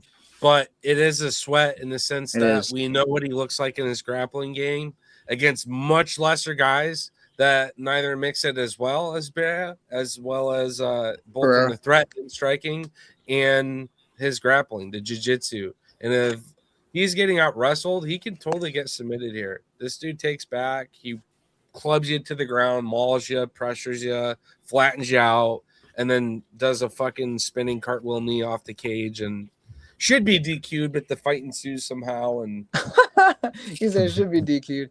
Hey, I'm not gonna lie. No, I really appreciate that. Honestly, I think taking that with a grain of salt. I'm like, this is my word. I'm only putting Shara in one fucking parlay. That's it. That's all that fucker gets. Because it is a little bit. He almost got knocked out. He got a broken nose by Marc-Andre Barrios. Like, yeah, Marc-Andre Barrios, it's good. MAB hits hard. It's really but good. it's not the best look. It's still, not the best look. And I think Michelle Pereira is still like levels above. So I don't know. It does get me a little bit worried and also he's took a little bit of time off since that fight. So we just gotta see how he looks. Shara has been active with his grappling approach as he has taken a little bit of time off. He's active with his grappling. He just grappled Erman Sarukian, Edson Barboza, both to a draw, never dominated in those grappling matches. So that's actually shocking that Shara was not dominating. What? Arman Sarukian, though? That's the name you just said? I mean, the weight difference, he grappled Erman Sarukian. But hey, he didn't even lose. Can I drop a quick hedge real quick? So Michelle is negative 1,500 for submission and plus 1,000 for the knockout. I don't know if he gets I think honestly if he wins it goes to decision. You think so? Just because in enemy territory on the Pirates Island. Yeah. I think it goes decision. I lean Magomedov a little bit. That's what we were saying earlier. Like Bullet's already robbed somebody of a decision, right? Well, I think if Pereira just takes him down the whole fucking time and he's just humping him like how he's kind of been doing, that's where the decision comes because we haven't seen Shara get finished and this fucker got his nose broken. So a lot of heart on that Pirate. So even he knows it. And hopefully on like kind of like home soil, he wouldn't have that happen to him. So hey, why not? It's crazy. I will say that gets me a little worried. I will tell the people real quick. Ruzabayev, little Ruzi. That's who was also on my takeover parlay because this guy on his weigh-ins came in there with like a Richard Millie, and that thing was like I guess like I saw that over like $1 million. So I wonder who gave him that. A little gift for what? A little gift for what? You guys have never seen an oil prince before? Like, please. He's got 100 of those that you didn't For real? know of. Yeah. All right, Joe. Thank you. Okay, I feel better now. He's only getting Yeah, put on one Sam. card. Him and Shara together, I think that's the play. Him, Shara, and then I'll throw fucking Donchenko in there. That seems solid. You know. Yeah, props are over. We're just shooting the shit, having fun. I'm gonna go have a piss break. If anyone has to go, that's completely fine. The show is over. Money was given out tonight. Shout out to Tim doing that extra giveaway. Thanks for doing that, man. People really do appreciate that. Everyone does have an opportunity to win. It's a giveaway wheel. It's even Stevens, right? So I'm Yes, gonna go sir. take a piss. Boys, keep shooting this shit. Yeah. I'm gonna shout go out have a F3 and Tim too when for I get putting back. on a show. Putting on a show Oh, and yeah. doing your giveaways. Thanks for every having week. us You on, guys- boys. You're definitely, from outsiders' eyes, you guys definitely doing more for a community than a lot of people I've seen. And you're giving very good perspectives. So please show the love. There's a like button on every fucking video they do, regardless if it's live or posted after the fact. So you got to click that. Then you got to go through the comments. If you don't do something there, we don't enter the matrix. We don't get algorithms. And then therefore these guys, their hard work doesn't get fairly represented in the broader eyes. So you got to do that part too. And then you can definitely share as a story all their posts throughout the week. There's one right now. There's a reel on IG right now of what's going on tonight that you could again pump out to some friends and get some more engagement, because there's some really fucking cool cappers. I know BT just got a new fucking car. He's rocking out. He's cool. I'm getting acquainted with the ship over here, and I'm just saying it's a great fucking time. So shout out to all of y'all. We had some birthdays. We had some babies. We got all kinds of stuff going on, and it's great. I love you guys. Much love. It was a hell of a night. Yeah. Well, Joseph started the whole tone with the giveaways. He was doing that before I was even part of the show. So that's all him setting it up. Yeah. I just followed his lead. And welcome, Icy. Wow. Welcome back, Appreciate you, AJ. brother. And Tim and fucking F3. You boys both already know. Great episode. This was sweet. Cheers. I want to see everyone throw up that hand slogan. If you're watching live, we got a lot of live viewers here tonight. Put up that F3. Figure out how to do it. Might take you a minute, but let's everyone throw up that F3 here tonight. Throw it up. I'm still. Wait, how are you? Which way? How are you This doing way. that? The F is hard. The F is really hard. How are you doing that? I think the. Okay. I don't know why The F is super hard. We're looking at the donut now. Is that how you do it? How are you doing? I'm just going to show you how to do the F. I'm just going to Yeah. take these three and come down, leave that one out, and then Okay. basically leave my thumb out. And then I'm going to Yeah. drop the middle finger down, straight down. Okay, like that. Yeah. Oh, I kind of see it in a way. All right, so I'm Yeah. trying to drop it straight down. What am I doing? What are you talking about? Right there? 3 down, and then this one comes straight down, and then actually, you know what? I'm confusing myself. Wait, Middle taught finger me down. wrong? Yeah. Okay. Watch, we're gonna get fucking Okay, no, I'll teach you right. First two Middle finger fingers. down. Yeah. These two, just put them back, put them in the safe. Right Middle now- finger, now put you're- straight down to the ground. I love you fucking Yeah. Canadians up there, dude. And then the You guys thumb are the go best. right in the middle of that middle finger, and Yeah. then boom, just Yeah, I'm doing what you're fuck. doing. Yeah. I'm And the gonna three. be I just have a watching weird- I just have a That's weird actually middle- legit. I can see it clear as day. My middle finger on my left hand is kind of jacked up from jiu-jitsu. But We're gonna do a sober lesson so I can know how to do it. But for now, I'm enjoying the art of it. This is great. Good job. that's beautiful. I think Maybe I I've can make like a fucking toad head or something for mine. See, Like my I can finger's make really like a fucking MMA croaking fucking smoking. I have a crooked finger from jiu-jitsu. My middle finger on that hand is all messed up. You did pretty good though. You did pretty Yeah. good. Hold on, I love it. Thanks, Icy MMA, once again, my Canadian brother. You're out in Thank you Alberta. for having me on. Huge shout out to you. And Shout out to go show him some love on IG. Taxera. Talus and Taxera. Look at my boy right here. This I'll night. take it. Live chat. Does he look like That's- Allison Teixeira? Terrible, but Come on, that is your UFC. I'm limit, gonna go brother. pee. I'll be your You'll get the win. BRB. You'll wish get it the could win be a next little time. bit better of a fighter. Shout out to House. He's fucking great. He's just a big slugger. If he's not hitting, he's quitting. That's how them big boys roll. Yeah. It's a round one slobber knocker, son. I think he's got power, but Unless you're a real fucking just natural Neanderthal and you got the extra thick skin and skull. Normally a dink equals a sink. Like they don't come back from shit. I mean, poor Poetan, as tough as that man is, you saw what happens. They just you get dinked, it sucks. You lose your equilibrium. Doesn't matter how all the illegal shots. I'm just saying the concussion's real at that level. The power and leather they throw. That's why Tuivasa would look like fucking hydrogen bomb versus cancer baby until all of a sudden, wham!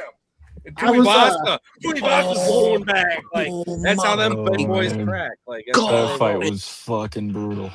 I wasn't on the live stream for the most of the White House card because my son fell asleep on my lap on the couch. I was kind of stuck, but I was listening to it and talking to you guys, and you and Joseph like freaked out about the elbows to the back of the head, and I didn't really see it that well. So I was like, "Are you guys just like mad because he didn't win, or like?" But then everybody's talking about it now, so you guys were definitely right about. I mean, you couldn't naturally watch that fight and like Herb caution. Yeah. Step in at all. What the fuck? Like clearly, even if some of these are close and I can pull out a fucking tape measure because I'm Herb Dean and I'm doing goddamn trigonometry and calculus across the octagon and all the chaos of the White House. I'm so good. I'm Herb Dean. Motherfucker. Caution. Did you see what Josh Hokett did? He said he wants to fight Cyril Gahn and demanded that Herb Dean is the referee because he doesn't care if he eye pokes him or elbows him, he's going to beat him anyway. That's funny. As soon as you said Herb Dean, I knew where you were going with that.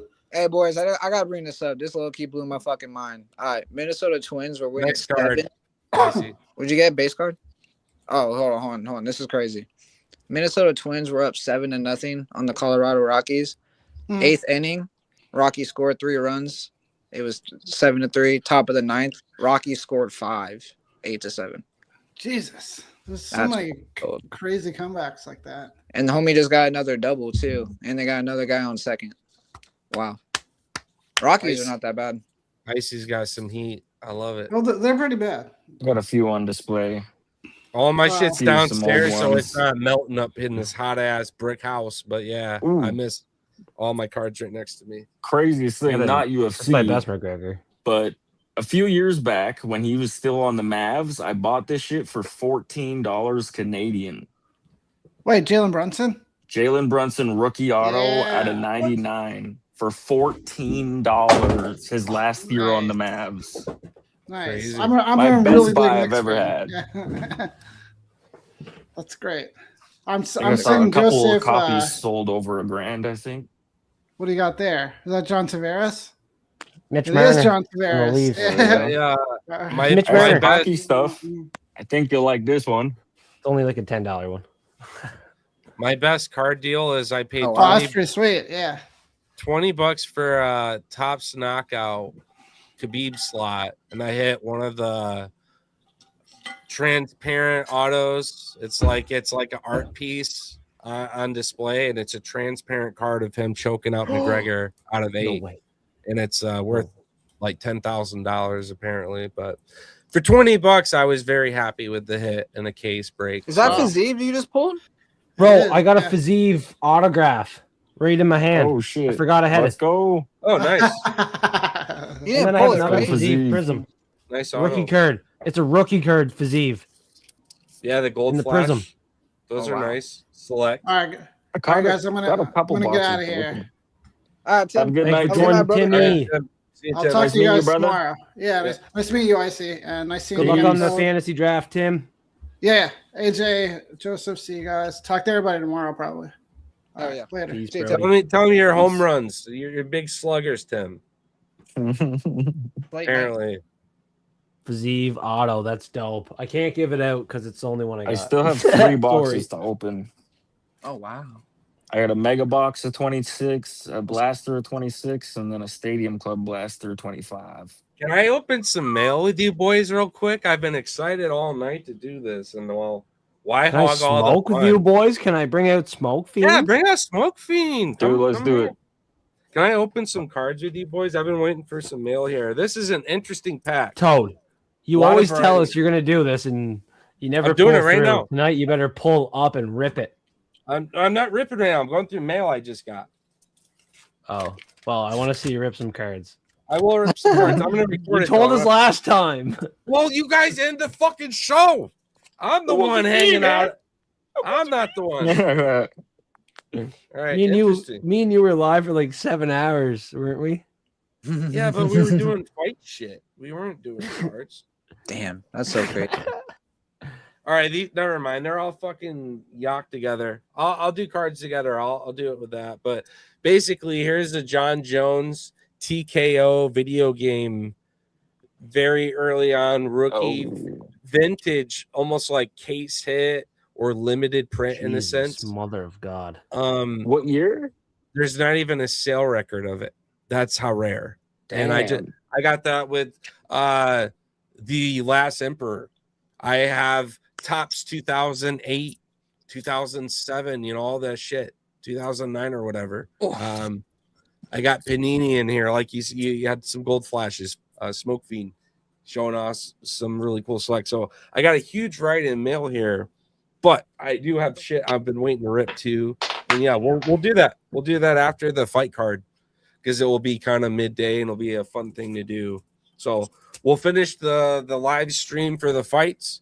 And then as a post-fight fun thing, I'm going to just fire up.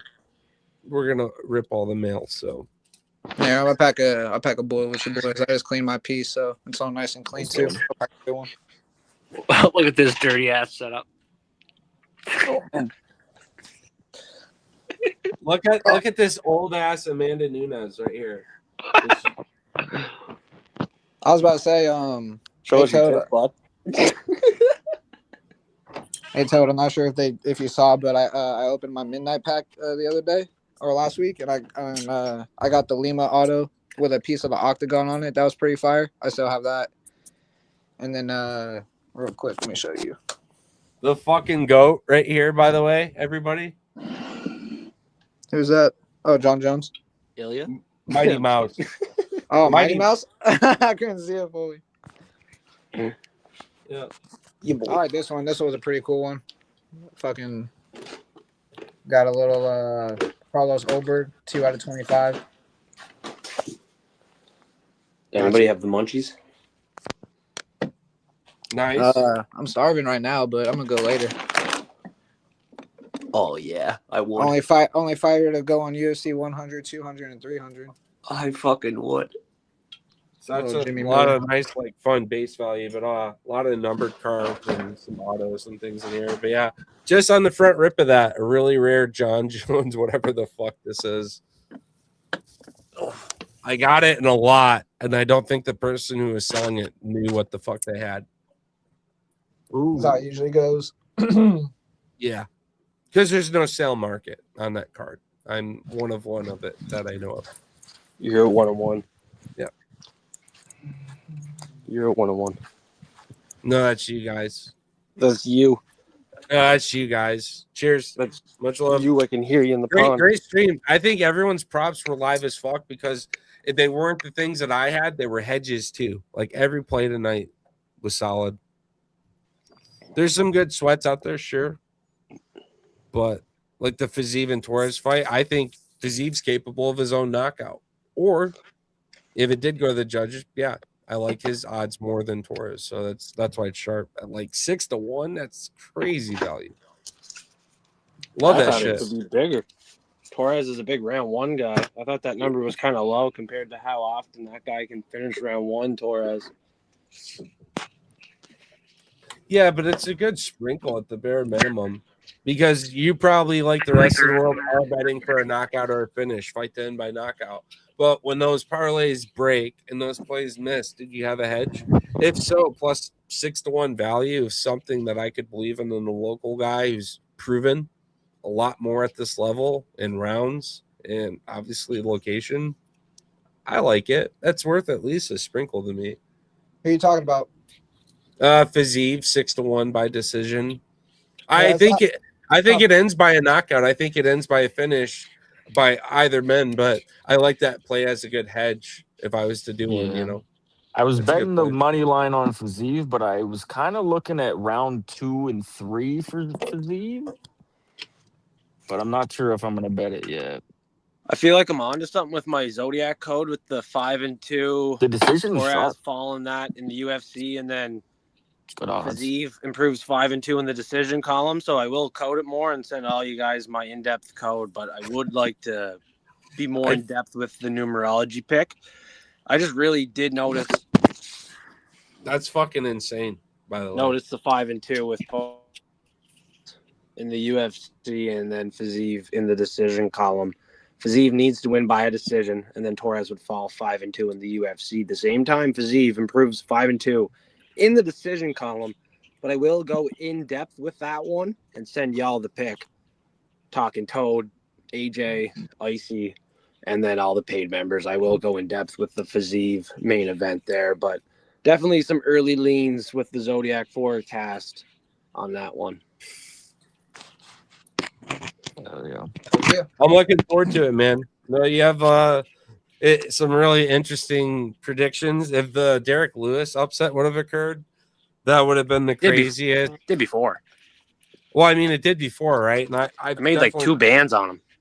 I mean, I had him in Tellison, and he made me like 7 or 8-1 prop on what value I had for sometimes him. it's hard because then when you have a fighter that makes you money, you're like, oh, I just want to bet him as an underdog every time now. I bet Lewis every time by knockout because I bet Lewis knockout in every fight because his value is 7-1, 5-1. I've not yet seen Derek Lewis go to 5 judges in a row. It's overtime making me money no matter what.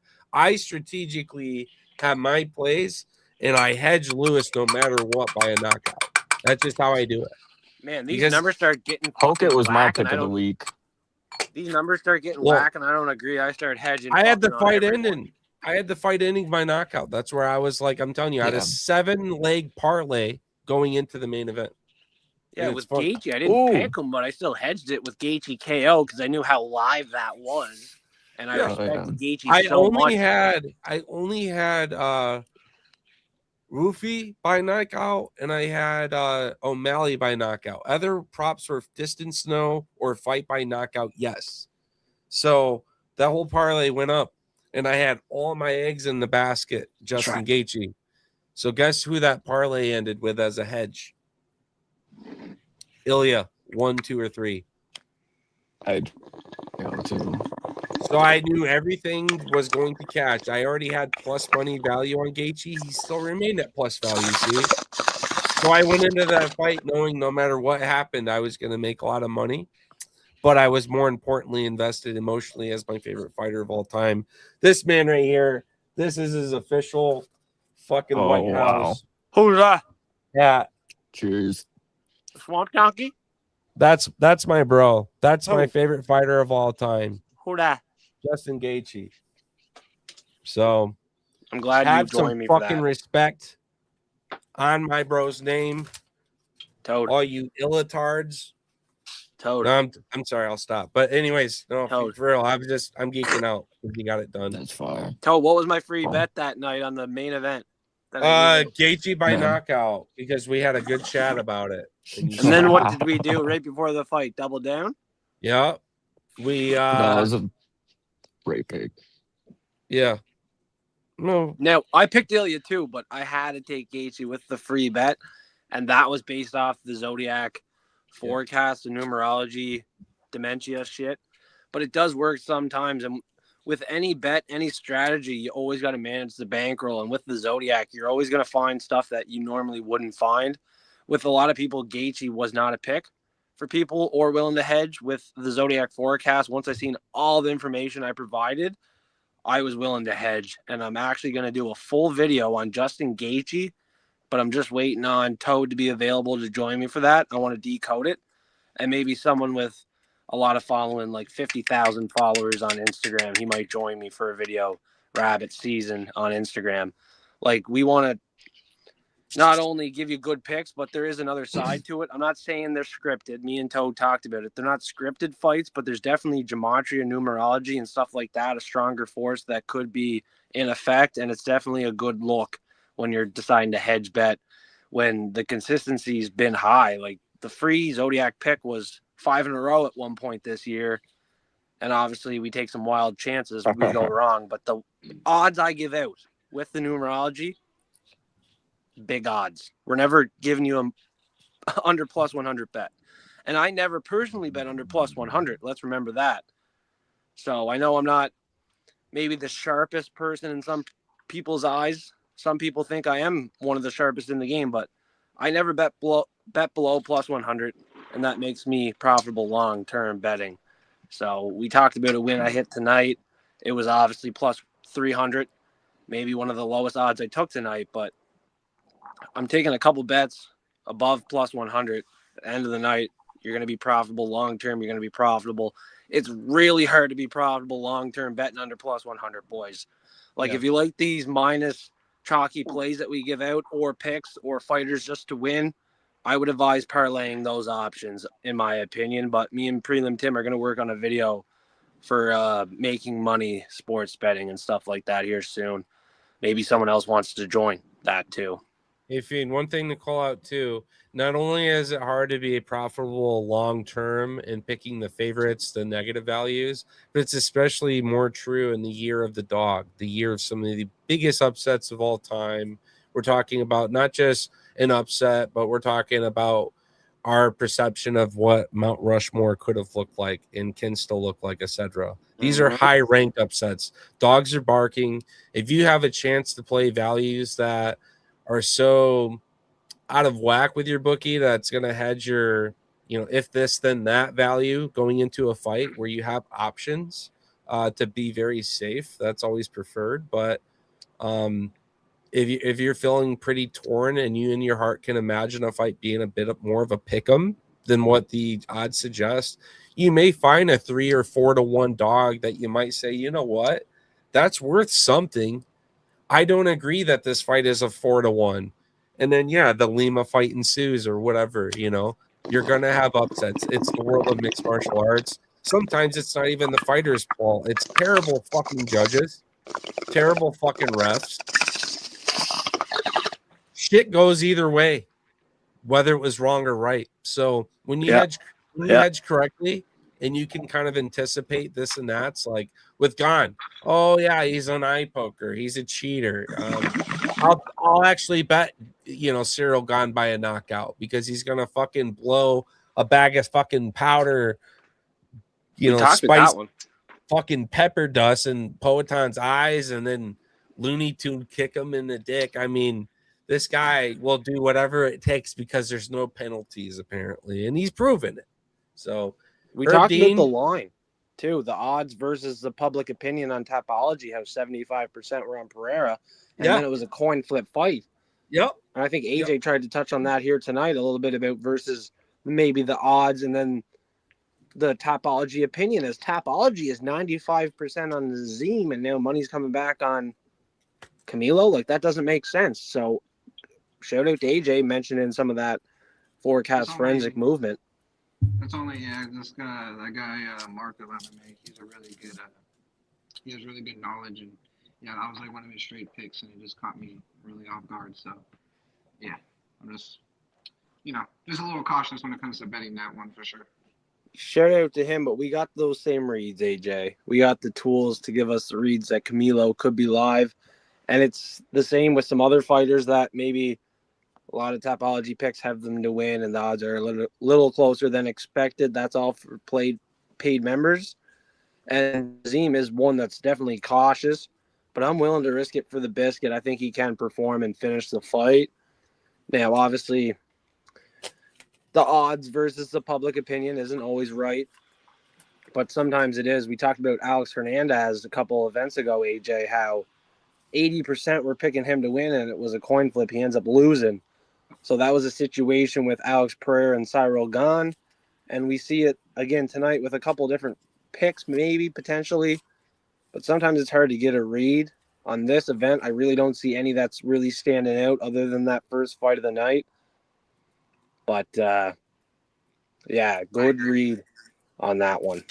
Because sometimes you got to compare like the public opinion with the actual odds. Because usually the bookies know something that people don't.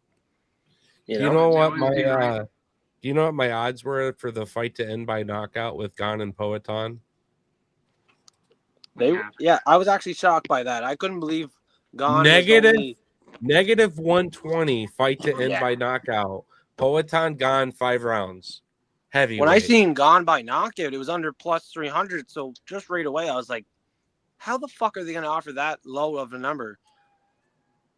Yeah. It was just sus. I thought they'd give you a bigger number on Gon KO. And it was like plus 290, something like that. Nah, they were like, no love today. Yeah, no, as a parlay piece, that fight to end by knockout at negative 120, put it in a lot of plays, but also that's worth chalk in my opinion. And yeah, we were really happy with it. So that was one of my other plays. But anyways, going through some mail. I got some more Mitchells, got to represent the name a little bit here. Not to totally dox myself, but yeah, I'm a Mitchell. So I love this Immaculate series. These are Immaculate rookies. So for tops, you have the Royalty. That's like your best premium pack you can buy, right? Midnights are good. There's other options, but Royalty is the best of tops. Panini was a very short print. There were only a few years. And so Immaculate were the thicker cards, really good quality, real fight material, all kinds of great shit. So if you had a chance to get a rookie during that very limited release, the value of these cards are huge. Your kabooms, your case hits, I've had a lot of these. I have a Tiger Stripe, Octagon Side, John Jones case hit. These cards have extraordinary value to a collector to either trade or if you ever wanted to. Sure, there's some money in these, but I really just take in and build a collection. Shadow boxes are the goal, but I'll eventually trade and do business with probably card shows. I'll bring them out, get them signed maybe, and just, you know what I mean? That would be a great one there. Like, hey, sign this. But anyways, card collecting is such a cool thing. You guys talk about investing money every week. Invest into your collection. Think of your favorite fighters who mean something to you. That's a great way to start. But then more importantly, look at what rookie opportunities you have a chance on, people that you can believe in. Because many of us collectors that have been doing this for years, I'm as emotionally invested in some of these guys because I've been pouring my collections into them during this journey too. As they're climbing the ranks, I'm winning bets, and I've been taking percentages and building my collection. Dude, Bronx has paid for himself plenty over. I don't care that he loses. He's paid all his collection plus for me over the years. So again, it's easy to take your profits and go, okay, what's a new bet I got to make? Think about what's something that isn't so much of a gamble, something that's right in front of you at a value. The beautiful thing about this world is we already know as fans, it's only going to get more popular. It's only going to become more accepted. This White House card, huge opportunity for that, to increase the attendance and auditorium and field and stadium, like coliseums, like you see in literal Olympic fucking football, soccer. A fan base like that for a UK card, something crazy in Spain or wherever. I think the White House card could have set something really cool up, you guys. I'm just kind of optimistic, but I think the UFC is on the horizon. So if you can get some of these best cards now, your rookies, people that are good, that are very popular, that have a good shot at everything afterwards, do it. GSP is one of the best guys that's upheld himself in the octagon and after. Go get some GSP. Mighty Mouse, same thing. All these guys that walked it like they fucking talked it, they didn't cheat. They have an amazing story, and they will be cemented. They ain't going anywhere. So those cards are only becoming fewer as more and more people learn the game, love the game, and go back in time. So the card game is beautiful because You can dictate the present. Like I got a bunch of Tom Aspinall rookies because I believe that he was going to plow and fuck up all of these guys. But you know what I mean? Like that's the beautiful thing about the card game. There's people that don't need to do anymore. They're already retired. Build that shit out and go do it. But yeah. Sorry. We're talking cards. You know, I'm like a whole new I love cards investment right now. I'm getting too into it. So I'll shut up. But yeah, we're ripping over here. I'll wait. We're going to open some shit during the fight card afterwards or during the fights or whatever. Like Fiend says, we're gonna do that. So come through the show. come through. Icy, you're back. I'm back in the lab here. Yeah, I went outside and smoked a joint. Hoops. I think my Wi-Fi cut out. We got you back on. I'm glad you sticked around. You're like glue. Yeah. My girlfriend's out camping for this weekend, so I'm just chilling at home by myself. I'm glad you're a part of this crew right now, Icy MMA. You're the first guy from Canada to join my podcast since my old co-host left. So pleasure to have a Canadian brother on the show. Check out Icy on IG. I really appreciate his theme. It matches his logo and his brand, his picks and his content. So that's cool. Each and every week, it's the same theme, the Icy theme. I got so to show fucking you. Clean, bro. That's what I was saying earlier, dude. He's got one of the cleanest graphics out in the game on his live. Yeah, you guys. And the locks are live. The locks are live, and yeah, I think we get a nice little knockout. Olin Sachek shows up. One of the plays. Every week, I like to change my colors and just kind of match the event, but Icy always gives out the same theme as his brand, and that's what's really cool. Oh, damn. Brother. I have a custom slide with 3 ice cubes on the bowl. Oh, baby. He's real icy. It was made from a Canadian glass artist. It's fucking beautiful. Nate Brown's loving it here tonight. Shout out Nate Brown. That's a nice bowl. I like it. Hey, Leroy Brown, the baddest motherfucker in the whole damn town. You know that song? Nate's a loyal forecaster. He's been around. He's in Discord active. Shout out to Nate. Sending him money here tonight after I get off the show. I could probably send it here now. I'll try to do it here now, Nate. Because the boys are maybe going to stay on for a bit. I'll chill for another hour at least. You guys normally sleep for these morning cards, or do you stay up the whole night just fucking tailgating before? Because I like to do that. It starts at 7 a.m. for me, so I'll wake up at like 6:45. I just croak and smoke and put some dogs on the grill, start drinking a bunch of shits, and then I get very impulsive with my betting because I'm practically fucking intoxicated as these fights finally start. And we have such a great time that they end up being some of my best performing and lucrative cards of all time. The ones I never went to bed and just charged through the night. Because it gave me so much like hallucination of the same ideas that I started seeing angles and props that I'm like, that's worth something. That's worth something. And although I don't like to overinvest in a card and keep building into something I've overinvested in already, if I'm very anticipated of a card, you know, maybe a greater pay-per-view card with better fights, for instance. This one's a fun one, but I'm not like that. Freedom was my overinvestment, right? That's the one we slam dunked on. So this card's still going to be fun for me, but watch at the end of the night. I probably have like another 3 units invested in some kind of fucking, but come through the live stream. We actually talk about a lot of shit as it happens. And yeah, again, appreciate you boys being on. It's cool to see Icy to the face.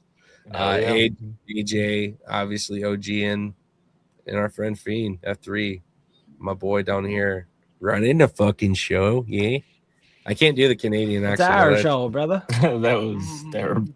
I can't do it. I can't fucking do it.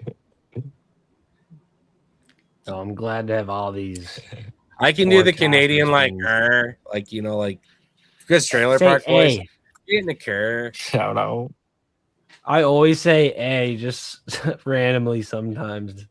A. It's a bad habit. Do A? you? How many times do you say buddy? You know what I mean, A? A day. What? How many times do I say A? Buddy or guy?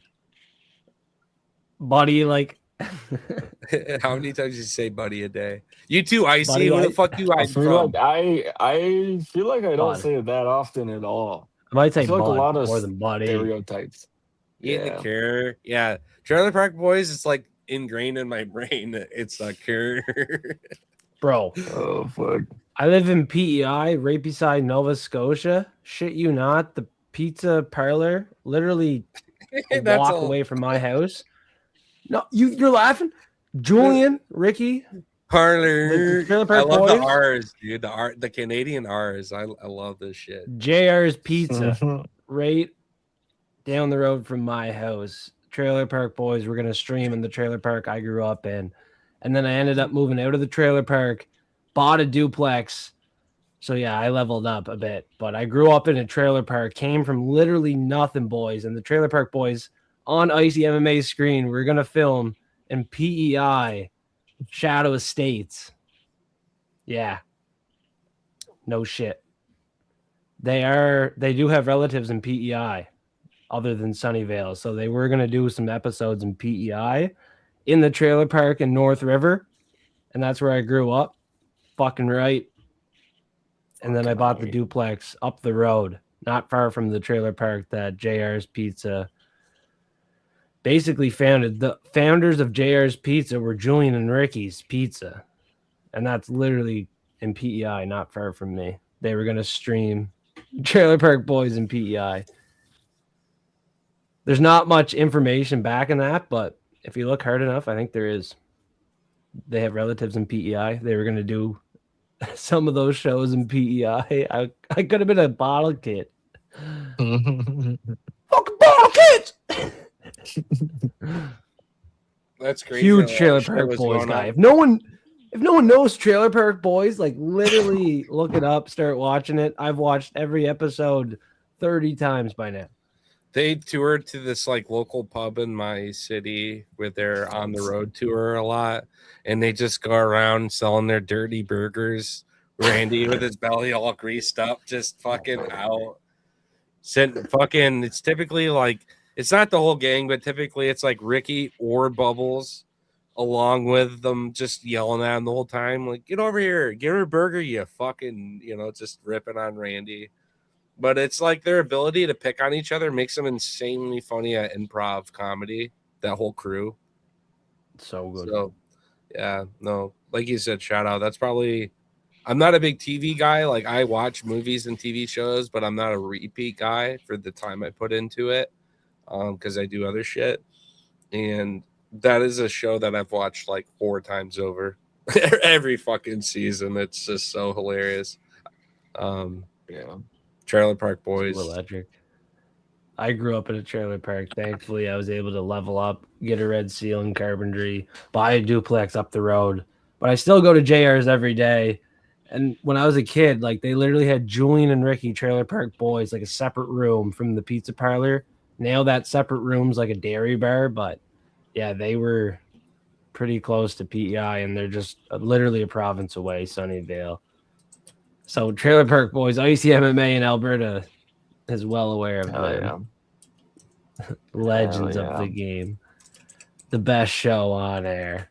Just like Prop Fiends. Probably the best show on air now that Icy MMA is here.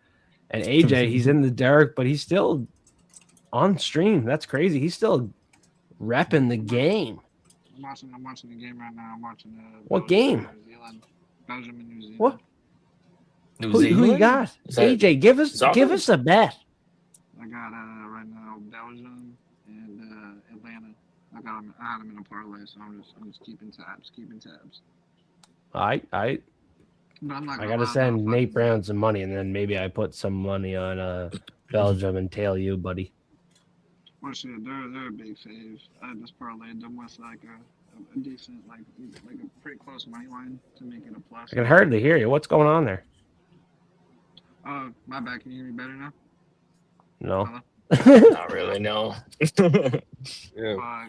No, I'm not. I'm a little bit burnt out, but maybe it's my Wi-Fi. But I yeah, don't think it's your still. Wi-Fi. Something to do with your phone or something, because before it Your was clear headphones or and your loud. audio, how you're Yeah. speaking, however you're picking up your audio. Can you Yeah. guys hear me better now? Yes, bro. Oh, Yeah. Yeah. yeah. Boom. Beautiful. Beautiful. I had my headphone in. No, that's chill. Yeah, I just had my headphone in, so I didn't know it did that. But My God.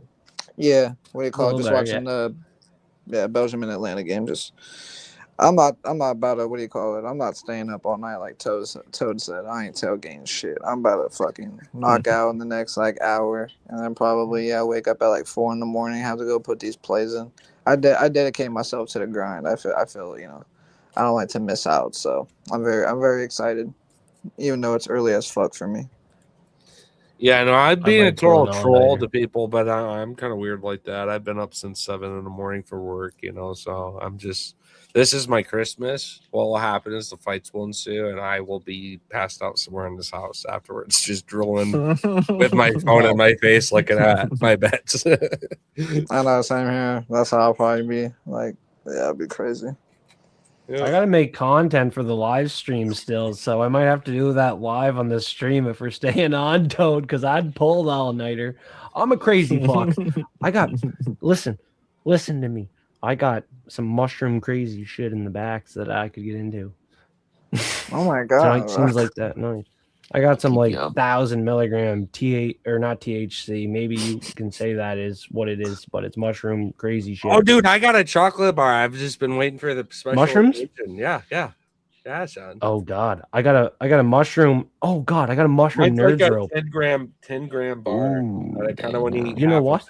Bro, I'm about to literally tune into the show and just watch y'all fucking. Toad, Fiend might get a little funky fuck. AJ, you could Fucking stay on stream and still chill, brother. It don't matter. no, You're still chilling.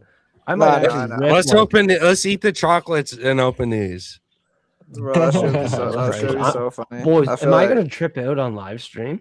watch I might actually Toad. start to trip out on live stream. I might go eat half a fucking nerds rope, 500 milligrams mushrooms, Watch Toad pull and then see what fucking Justin happens, and then I'll Gaethje, eat the other half later. Dude, if I pull like a Justin Gaethje sign. Gaethje, Lopez, I think we should. like any of my top think we 5 should. guys.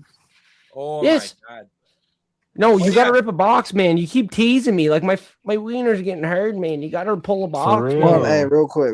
I'm about to head out, but I got a quick question for Toad. He was saying something about the Panini cards. Hey, for the Panini cards, I remember they came out with the ones with like the red boxes. I think it's a 2023 edition. Is that correct? Which series though? Like, are you talking Prism, Select? There's Panini? Panini's the company, and then my there's bad. the series. So it's like Prism, Select. Prisms. I'd say, yeah, Prisms. Yeah, they have their debuting series, which comes in the different colored boxes. I just ripped their 2021, so it would have been their first year. I just opened like their debut, like round. They call it round 1 edition or whatever. But yeah, They have my case hit or my box hit or whatever you could call it was Shevchenko. So I was pretty happy. I have. That's all the type. The guy that at my local GameStop. Yeah, they have like 3 of the 2023 editions. I've been looking at them lately, so Go they're still pick there. that shit up. Go pick that shit up. The Select, I also say, is worth picking up if you ever get a chance to, because I feel like there's a lot more opportunity in there. And I know a lot of people who've gotten their elephant case hit, their tigers case hit. I've gotten like 5 zebras in collecting That's fire. and just buying into fighter names. You know what I mean? I picked up a $7 2 case opening of Whitaker for $7, 2 cases. No one was bidding on him. He'd been fucking fucked up, disrespecting him, and I had his zebra case hit. So, Wow, definitely worth it, right? yeah, Definitely worth it. those all the Select and Panini and Immaculate's probably the best hunt if you can. Go definitely invest in your favorite fighters and ink. Get some autos from that series. They're really beautiful cards, really. Icy, I saw you had some really nice cards there. Let's Yeah, man. I have a couple on display. I could pull out the boxes and stuff, but I haven't pulled anything too crazy besides the Boz Rutan card. This one is sick. Boz Yeah. Rutan, I think it's out of where is it? Out of 50. Nice. Yeah. That one was Anytime you probably can my get like favorite. the Octagon Legends or Hall Yeah. monitors or those old ass. I bought this one at a card shop. This one was my favorite fighter as a kid. Rich Franklin was my guy when I was younger, besides like Canadian fighters. So that one's another fan favorite. And Respect. just a classic fight here. Guida versus Sanchez. Yeah. I mean, yeah. Once I saw this card, I was like, oh, I gotta get that. Just a I was little cheap one. PayPal geeking denied out when I me got, money to Nate Brown. Yeah, that card right there is sick. There you go, Nate Brown. This one's sick. I was geeking out when I got my first Cain Velasquez auto and got another fighter that I liked a lot was Tank Abbott getting in the UFC pretty early. Yeah, I like all these fucking just dudes who want to go in there, your Iceman, your Chuck Liddell's, just fucking brawl, get dirty with Chuck it. was one of my guys. Just those are the guys that got me into it, right? So my first pay-per-view was Rampage versus Chuck Liddell, and then from there I don't know, I fucking loved it. I went back and caught up on all the previous fights of Chuck Liddell up to that point to see all the amazing work he had done. I gotta find that card right now. I got his like Beckett out of 50 autos, 100 autos. He's goated for being a pioneer in the way that he fought and just being that tough grit guy that held it down anytime, anywhere, didn't dodge anybody, didn't fight on perfect conditions. Everyone in that era in general was just tougher because pretty much if you're an elite fighter in the world, you were used to fighting in fucking Grand Prix fight nights. 3 times. Iron Man shit. Night. Yeah, 3-4 times. Like you broke your arm and you're still in there fucking going into the fight. Like I can swing with the other one and I can kick and like they're just a different species. So if you can go back and get some of these old cards like our boys here are showing you tonight, like that's where it's at. Go back. Nothing changes stone when it's etched. It's already written. They're not coming back, but what they did is very special enough to represent and build. So the lightweight division of the UFC should be a collection that many branch out into. You got so many options. You have one of the most talented rosters basically retiring one after another at this point on.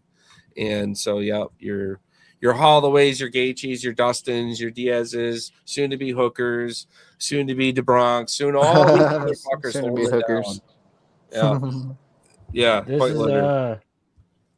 69 out of 93 Chuck Liddell. It's a beautiful 69 out of 93. And I got a 1 of 5 Chuck Liddell right here. 1 of 5. This is my top card. I love the shimmer. This is number 205. Number 205. Oh shit, that's back. clean. 205. Boom. Yup. Mm. Nice. Some heat. I got the same card of Gaethje, 205. It's the disco. I love that shit. The Emerald Disco out of 5. A 21 of 50. 21 out of 50, Sean Strickland. Nice. Yeah. You know, Strickland's actually always maintained a very solid prop value in collecting his cards. I have a base rookie of him from like Chronicles or something. He really did. Fucking his value started going crazy when he started big upsets. Is that card when Tabitha Ritchie auto? Great. Baby Shark? Yeah, I like the Rising Stars Baby Shark art auto. on those Future Stars. Future Stars. Yep. And then I got 3 or 4 numbered Dustin Poirier cards, boys. This one is my best one. It's number 1 out of 49. You guys see Sean Strickland's shirt when he was at the gym as a PI? Yeah, he got the optic auto. I got the same one. That's awesome. I got one of the cousins. Oh, AJ. What up? This is my only numbered Sugar O'Malley. Sean card. Oh, you're about to send it to me, bud. 128 out of 299. You better send that shit. Let me see. It's out It's of an auto? 299, but man, like I don't have any sugar cards, let It's an alone auto, though? numbered. No Oh, it's auto. It's numbered. just out of Just a number. 299. Oh, brother. Well, don't Out worry. of That's fine. 299 in the world, That's brother. fine. I would send you this one. That's fire. I'll give you like I'll give you a generous donation just out of the kindness. Yeah, You said I out got of 299? Yeah. That was his title defense. UFC 299. Yep. No way. And it's like super It's just 128 bedazzled. out of Like, 299. that's a good sugar card for any collector. It is That's a it. sick one. My favorite card of In the his hard is stuck plastic. between his I got a Prism auto of his out of 75 blue with him doing the fadeaway jumper with his signature. I'm trying to buy. I'm trying to buy like a really dope one. I'll spend like $5. I'll spend like a good grip on a good sugar because I got I'll a give you signed I'll give jersey. you that one for free. I'll send you a little donation, of course. But I got the jersey EDP that auto. I met. That's Nice. fire, man. I got the gold sparkle case hit of sugar. It's probably one of my favorite. It's like the gold splatter everywhere. That's it. It's such a sick fucking card. That's what I'm talking Next time about. I do it, I need to like do it off the website because Amazon scam me hard. The last 2 times I bought boxes on Amazon, they took all the autos out and all the numbered cards out, and I was out like $300. Imagine the disappointment when you pull a fucking box and all the packs are repacked without the numbered cards or autos, and you open the whole box. That's Thank fire. fuck I didn't do a video. What kind of fuck, box I was mad. it? Like a mega box Yeah, I or think a it hobby was- box? Yeah. If it was a hobby, I'd be fucking killing somebody. It was a mega because it was guaranteed 1 auto. Yeah, even a Dude, mega, he said I'd be it was And the pissed. auto was gone, and there wasn't 1 numbered card. And like, I have so Yeah. many numbered cards here. I usually get like That's 3 fucked. per I'd be box. over at my local Then you have warehouse 1. killing somebody if someone did that to my hobby. So I don't think I'll order on Amazon again for cards. Yeah, Toby sent me Never some hella order on funny ass Amazon shit. for cards. fuck that. Just go. I don't know where else you can go, but maybe I'll try it again. But it's like, fuck, man, twice in a row, Amazon screwed me, took all my numbered cards and autos. So be careful on Amazon, boys and girls. That's You some want- Just let you know Canadian from my Amazon, experience. dude. That's some Canadian Maybe. Amazon. How about Icy? I got Does that fuck shit happen me. to you? Does that shit happen to your mail? Does I don't Canadian- think I've ever bought cards off Amazon. Me Can we either. test it? Me either. Can we test it? Can you order cards to see what happens? Nah, I'm good. I lost like hundreds, Nah, bro. dude. I'll skip Because out on that one. I have a theory, dude. Some fucking warehouse gooners in Canada that are just heisting all the Fucking stealing all the cards. all the sportsmen, not even just UFC. They do it for it all. They just love sports. There's always a way around shit. To be honest, if you think about it. Unfortunately. Yeah. Yeah. The Well, I'm Walmart sorry, too. They dude. had to put everything in like a box case because someone would go to the Walmart and open all the boxes.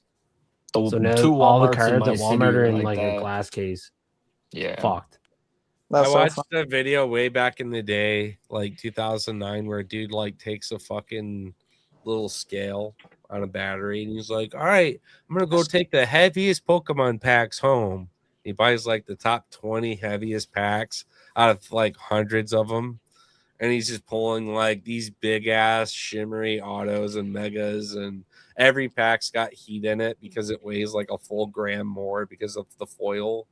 And it's Fucking, just he got a god pack. He got the a god biggest, pack. yeah, exactly, a god pack nowadays. It's like that is the biggest shithead fucking thing. So now, yeah, everything's under like cabinets locked up. Like, what do you want? We'll go grab it because we're not gonna have you rip our entire box and take the heaviest packs and tell all the rest of us to go eat a dick. Like, nope.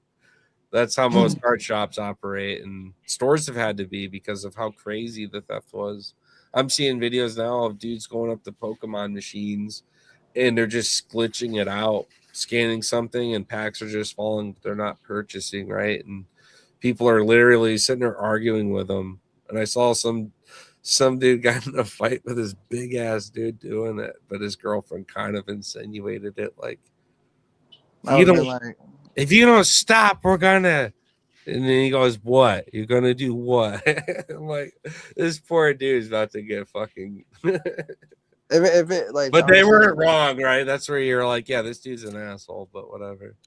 if like honestly to me, I feel like I'm a bad person for what I'm about to say because like I feel like to me, if like if I was able to figure it out, like you snooze, you lose. But I would do that to like if I see like other grown men. But if I was to like to see like a kid in a family, I'd like hook them up. I couldn't do like little kids dirty. That's what I mean. I could do grown men dirty because I capitalized before them, you know, and I got you. That's why all these videos are breaking out because you have a family that's like a dad for his son is just running through the highway, and then you get shit. Then you That's get some like shit. fucking Mr. Smithers looking creature who's got all of them in his arms, and he's all just like little spigs and pale. He's never seen the sun. He lives in the shade, like he can't occupy a normal job, right? And so he's got all these fucking Pokemon cards in this huge barrel that he's just thrown them all into. And, you know, it's awesome that stores are willing to step in and be like, hey, there's a limit, even though there's not, right? But it's like, it's a way of saying, hey, fuck you. And at that point, they don't get away with it, right? And then you see the kids at the allways and all they wanted was just like one fucking pack. That's the thing that like makes my heart like quench is like a kid just wanted one fucking pack and you had all 200, you shithead. So yeah, stick up for that kind of shit if you see it. I feel it. I mean, I do it for the kids. Do it for the community, old and young, because it fucks everybody over to have them around. This isn't an opportunity to make money. It's an opportunity to have like a fucking memory. And the moment these fucking scalpers start playing in this territory, we'll learn real quick that they're gonna go back to other markets because I'll actually knock a motherfucker out if I see it. To be honest with you. Don't hurt me, Toad. I haven't seen it. I've never even seen a Pokemon machine out here in Vegas. I'm not gonna lie. Oh, I'm not really me either. There's no like we have like some actual card shops that sell locally. The stores have learned otherwise. It's all locked up. But for whatever reason, they keep doing these fucking openings. I'm seeing videos online of everyone outside of a store. And it's like, all right, the ribbon's cut. Everyone's just charging in the store at the same time. That's not how you do that. You actually go one by one. You go with an inventory checklist of what the releases are. And you go down the line to the first person waiting and go, what are you here for? And then you fucking hand them the one thing. You have a restriction and everybody doesn't get fucked over. But instead, they almost want to make a meme of some kid's dad charging down and some fucking teenagers willing to fight him over this shit because he's trying to pay his rent. Whatever the fuck he's got going on in life. But he needs his money. I'm trying to see a little UFC 329 preview. Nah, just playing. But boys, I'm about to go. I'm about to go fucking knock out. I'm insanely tired. But have a good night, brother. Much love, AJ. Appreciate you guys, man. Just want to say good luck on everyone's parlays out there. You guys, everyone that's been listening. Let's all make cash, and you know, hopefully the casinos finish. Let's fuck the casinos, bro. I hate them so bad. All right, you guys, deuces. Much love, bro. Peace. Much love, AJ. Much love. Thank you, brother, for joining in. That's good shit. I don't know if I'm gonna get some sleep tonight, to be honest. I still got to make some slides for the watch party, so I could do it here live, depending on how things go here. But yeah, fuck. How you doing, Toad?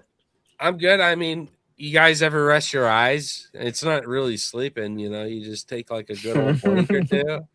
I mean, just leave the stream just on. A long blink. When I'm throwing the dogs on the grill, I'm gonna rest my eyes and count to myself when I'm gonna flip them. So I'll make sure that I'm okay. We're gonna be flying at a good altitude. Shout out Toasted and Friends for the sponsor there. And yeah, we're gonna have a great fucking night. We're gonna have a great night. Icy's having already a fantastic night. It's impossible not to. He took the mothership, he ripped it, and he's floating quite well over there himself. Hell yeah. I Brother. was thinking of maybe taking another right now. I Don't get me excited. don't threaten me with a good time. I'm packing a new one right now. I know. Fiend, He's like, where the fuck have I been, bro? Fiend's been out in his fucking Smoke Fiend camera, but he's about to go right back out to Smoke Fiend here in a minute. No, not gonna lie, it does take a lot of nerve and energy to get on for the first time. A lot of jitters and nerves once you get on stream the first time, but like once you're on for about 10 minutes with Fight Fiend, you get pretty comfortable. And then yeah, look, 2 hours in, 2.5 hours in, Icy MMA is comfortable in his lab here. Fucking wallpaper, I got all my work and shit done matching today, his so theme. Look at him go. It's Great wait for setup. the fights tomorrow morning. I love that you're taking opportunity of some U time this weekend by the sounds of things, you know. You can Yeah. There's lots of fights tomorrow. There's the fucking UFC, PFL. I think there's a BKFC. There's fucking so many fights tomorrow. So I'm excited. Maybe I look at PFL right now. I have a couple bets on PFL that I'm taking a shot on, but oh Jesus, you're gonna tempt me into something here. I'm pulling up PFL on Tapology, but I also want to hoot again. There was a few underdogs that I liked on PFL. Okay, I'm pulling up this on Tapology. You're threatening me with too good of a time here. I want to give something bad's gonna happen. Quick little shout out, real quick. Aaron Jeffrey, member of MMA Toad's Mud Hut. He's he's locking in. He's got a date. He's training. He's working real hard out of Niagara Top Team over there with Mike Malott, Jasmine Jezadivius, and the whole shebang. And it just so happens that Fiend here knows some guys around the camp, around the good old boys at Niagara Top Team. So pretty cool little, I know, we know, but cool little gang over there. I wouldn't mind to travel one day to go meet some of the team and maybe do a session. I got a wrestling base. I got some boxing. I'd love to see what they could improve and teach me. I'd love it. Be a good time. It was an interesting question from Tyler there in the chat. I was going to ask you guys, how are you guys feeling about Max and Connor? Good question. You see my comment? Connor 11/7. That's 11th, the return. Yeah, July 11th. It's coming up very soon. Yep. Go look at Connor's previous fights, shall we? Has he ever fought on that date before? 7/11. Oh no. Did he? What fight was it? Hold up. Are we about to go? Hold on. Let me get my mushroom. Let me get my mushroom bar before we jump down this Connor rabbit hole. Which one was it? Which one was it? Bro, I want to get my mushroom bar, bro. Oh my gosh. Toad. Mendez. What do you do? What do you do? He knocked What do you do on 7/11? In the second round. Oh shit. What happened on 7/11? Icy? He knocked Mendez out in the second round. On 7/11? He was supposed to. That was the one where he's supposed to fight Aldo. Mendez, short notice. Bro. Interesting. 7/11's a very, very spiritual number, and obviously McGregor's successful on that date. He's coming back, and there's a lot more than just that. I got something for you. Speaking of July 11th, do you know what that means for Max Holloway? Tell me he lost, please. Dude. Do you want to take a guess on the fight? I'm going to say he... Be right back, boys. I'm listening. Oh, jeez. Icy, man. He stunned me here. I don't want to cheat because I almost have it in front of me. That's all right. I'll let you know. I'm not going to cheat. I'm going to say it was probably a Volk fight because it was a Volk fight. Okay, and he lost, obviously. It was the second one. I think that was the one a lot of people thought Max won. Yeah. I think, right? Number 2? Yeah. That was the split decision loss on July 11th of 2020. What? Same day, bro. Fuck. Both fought on this day. I'm telling you, bro. That's crazy. even if it's a decision for McGregor and it's split and it's greasy, like he's a big dog, and the number is coming down, and no one's really Yeah. picking him. I'm telling you, man. I Oh don't think yeah, I'm I'm picking going. him. I'm gonna let you. When I saw Bro. the line at -500, I was like, that's. I thought it was like almost pretty accurate. Like, I know it's kind of disrespectful to Connor, but then the line went down and it went down, and now it's like -240, and I can't believe like I would bet max at that in a parlay easy. I just hate the layoff from Connor. Obviously, coming back from that injury, Anderson couldn't do it the same. Weidman couldn't do it the same. So it's gonna be interesting. But the July 11th, that's McGregor gets his 11th UFC win. no way. Really? Yeah. What the? Oh man. Yeah. Hmm. Yeah. The numbers are lining up. I'm just looking here. I'm like, bro, like we're on to something, no doubt. I'm looking for a 6 number somewhere. The 7 Holloway stays on 7 decision losses. So then Connor finish? Is that what you're saying? Connor KO. Connor KO. Imagine. After Ilya losing the hype and the aura, and then Poton losing the aura and hype, it has to be McGregor comeback, just absolute destruction of aura, comeback, just everyone That that would be discredited crazy. him wrong. He actually takes it serious. Holloway likes to keep his hands down a lot of the time in fights, and a fucking mad McGregor is a menace. And I'm telling you, if he's talking like Makachev and some of these big names in the division, and you got to think, hey, it's at I 170. feel It's like at that's just the welterweight. competitor in him. Yeah, it's at welterweight, eh? And then Holloway fought majority of Yeah. his career at featherweight. Featherweight. Yeah. It's at welterweight, But this fight. technically, Connor, too, like, obviously he didn't feel it because he fought more active at featherweight, I'm pretty sure. But lightweight and welterweight were a little less fights, I think, right?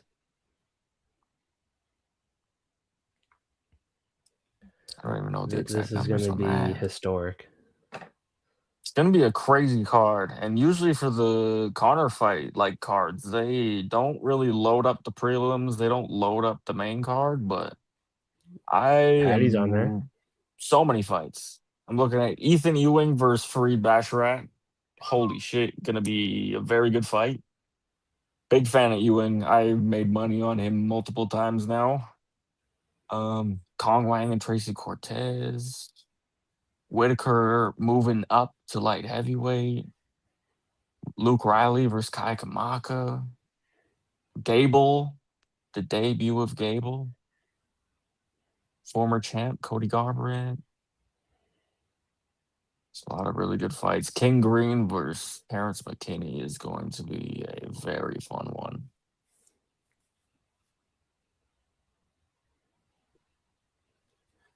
Kavanaugh, Royval, Santag, and Bautista. And then, of course, Pimblett, PST in the main event.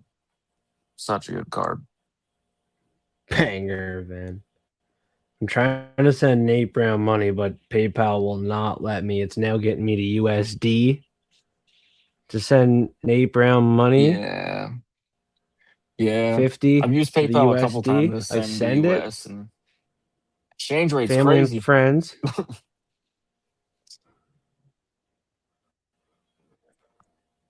But it always works, no problem. But it's always popping up this, and it won't let me send it to All right, Nate. boys. And I hit Got my continue, and it won't send. So I don't know Got what's my- going on sending money to Nate. What up, Toad? got my chocolate bear. And Let's go. shout out to being in Baku. Cheers, everybody. What the fuck is that? One thing that was interesting, I think the last time in That's just a Baku, coffee most of the mug. fights were decisions. I think like most of that card was decisions the last time out. Yeah, but I think Nazim it's is all about up who they with got on the Mota. card. There's a lot more Oh dangerous yeah, fighters on this one. I think. 100%, 100%. There's a lot of danger on this card. I love the inside the distance Yeah, pull plays. up that Even- event. You see, are you looking? But even you look at the last one. The main event was Khalil and Jamal, and Khalil, those leg kicks were fucked. Yeah. That was a brutal fight. I don't know how Jamal lasted that. And then Fiziev won by decision. Curtis Blades, heavyweight, won by decision. Yeah. I mean, Orobai was one of the finishes. Him and Sadikov against Mota, that comeback. Yep. Yeah, Naima, Yeah, buddy. decision. Sukyung Ko, decision. Iron Turtle, decision. There's a few women's fights. I mean, Yeah. more decisions you're going to find there for the most part. Muhammad Usman, I mean, not really against Hamdi too, so not a big finishing fight there. So definitely has to do with the fighters. But Yeah. the last 3 fights, those are some exciting fighters that don't always go to decision. For sure. But yeah. No, I'm excited for this fucking card tomorrow. I get to wake up, rip some bowls, get a coffee, Oh yeah. make some money.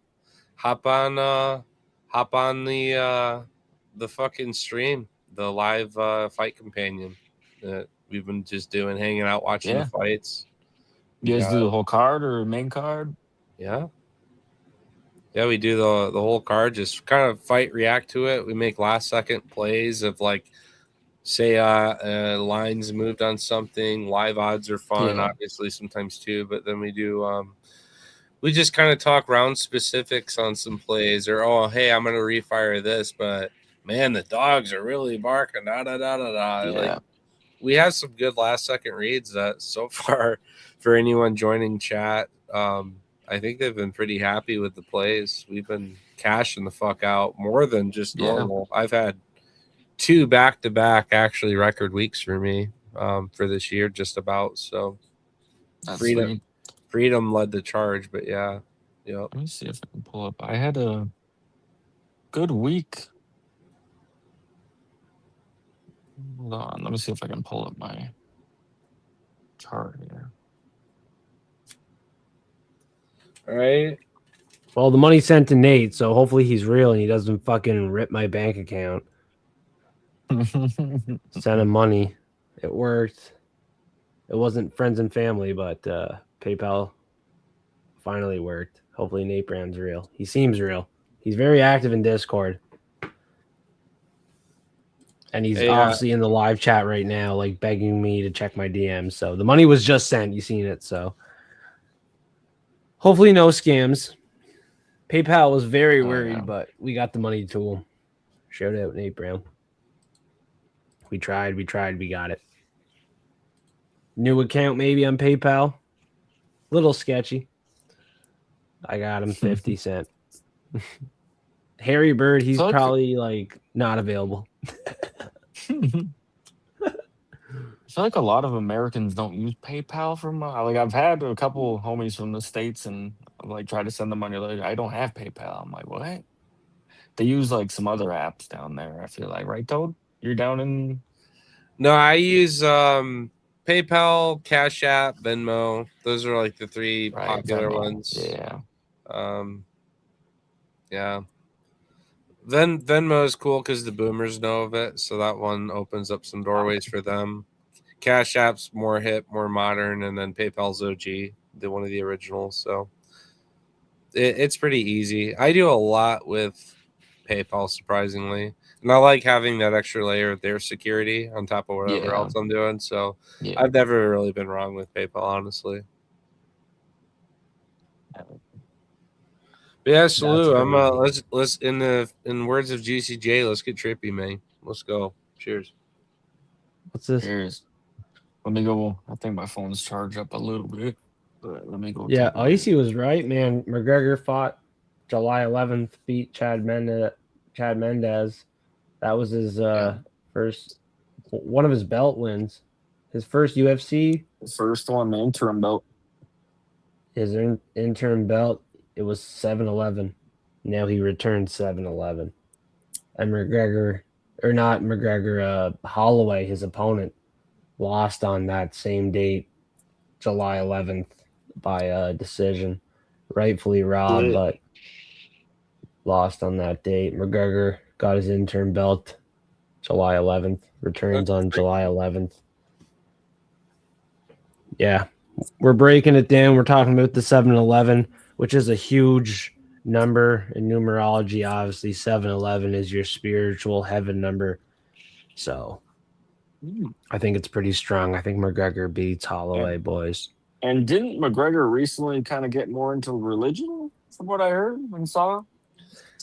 And then, boys, 7-11 right now, the way I'm thinking of it.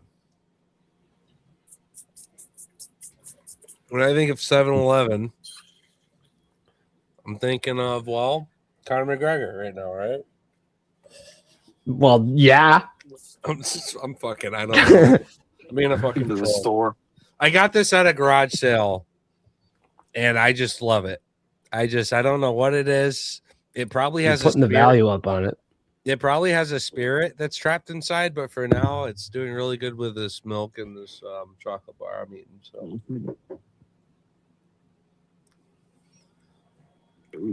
Now, I don't know if those things expire, but I think I've had that for like 2 years in a box over there. So it's got an interesting taste.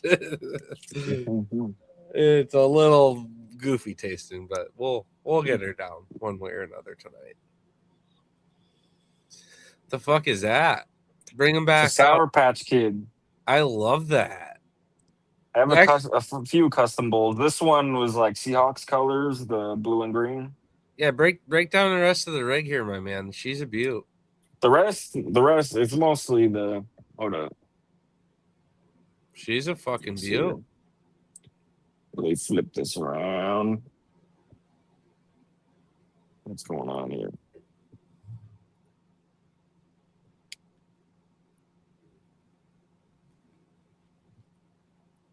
Now I don't have the fucking thing to flip around. What am I doing here?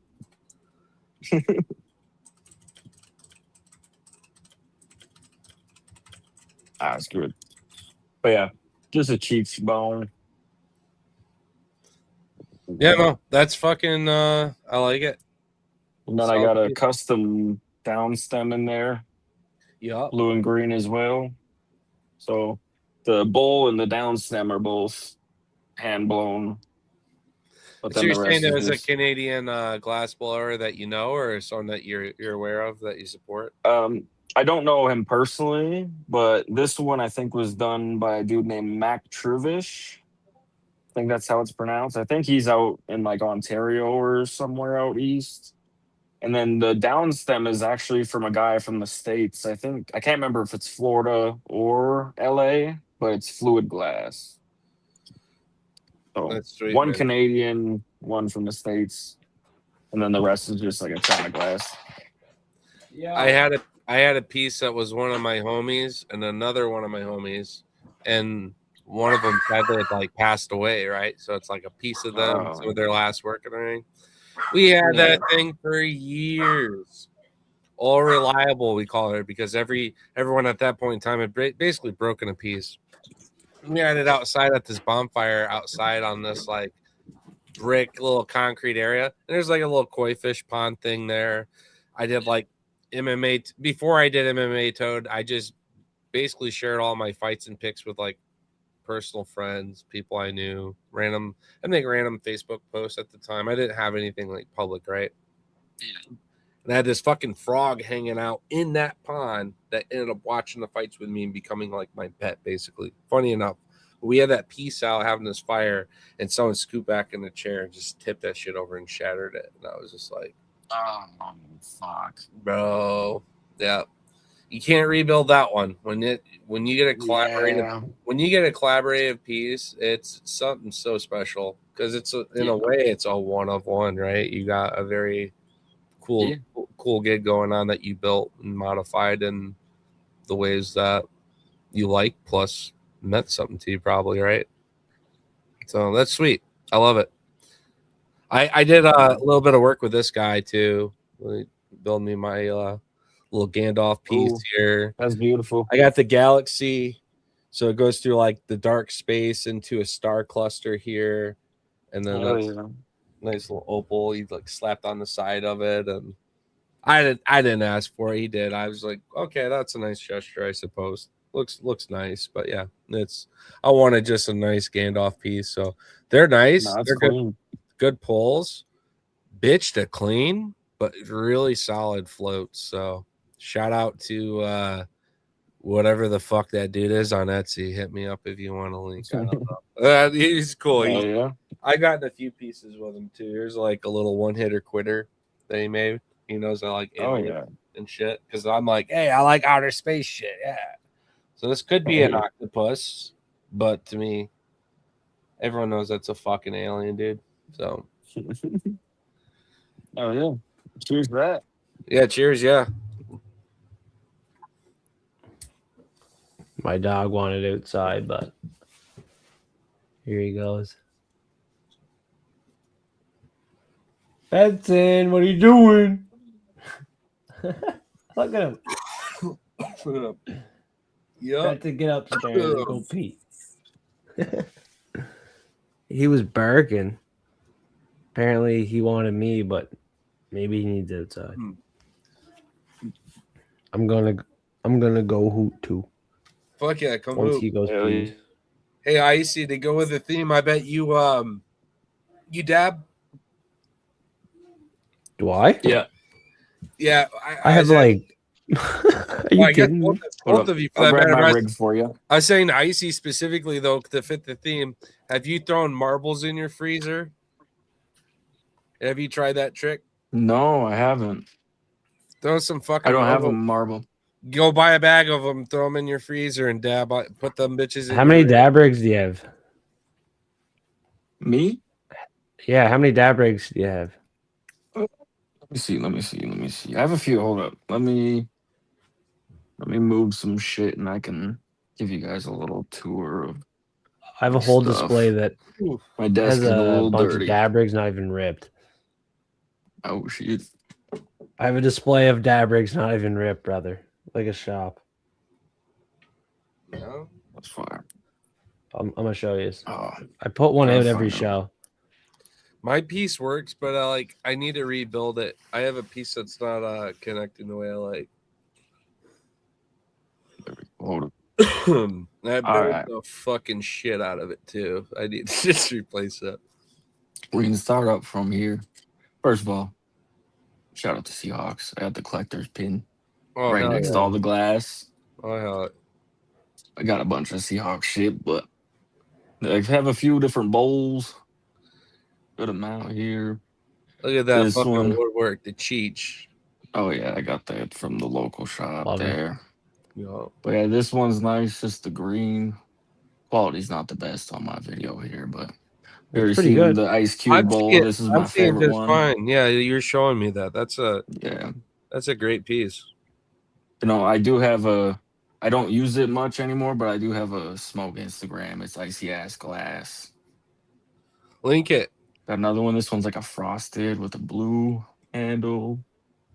I have a lot of like icy kind of themed ones. The blue here with the horn. This one's one of my favorite, the Byzantium with the horn. I like that a lot. That's fucking I have a sweet. couple of those. I would. It's a 4-hole for that one. A bunch of the slides and stuff around here. I'd impulse buy that if Couple you linked it just to me right now. accessories and I'd stuff. buy the fuck I have out. a couple different carb caps. This one's like a flat disc for the banger there. I got like really into glass like a while back, like during COVID. So I kind of went a little crazy with some stuff. This is the Rooster. This guy's from the States as well. This one's got like a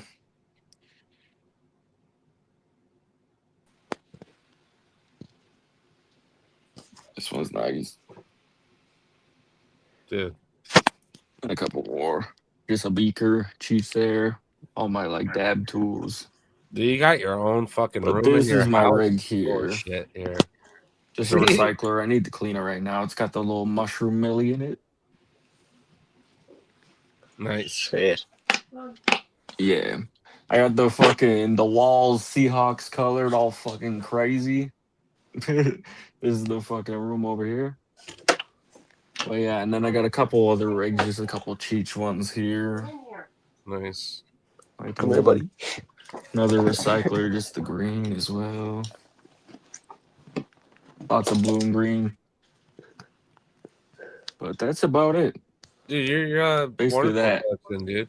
Good shit. Oh God. Hey, Benson. I haven't What's bought up, bro? anything in a long time. What's up, dude? My guy. I saw that little jump come running over at you. I'm not gonna lie, I'm at a really fucking crazy altitude. I'm like, man, that's a big ass cat at first, and then It is a big cat. it was a big cat. That's a Canadian cat. I Homie. think, right? You gotta be. You're not there. You gotta be something different. Fucking wolves and bears get you. What a good guy he is, Benson. I do have some dab rigs. Anderson.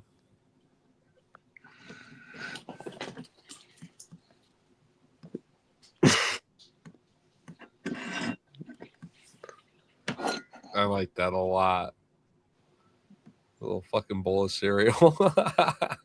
I like that a lot. That's sweet.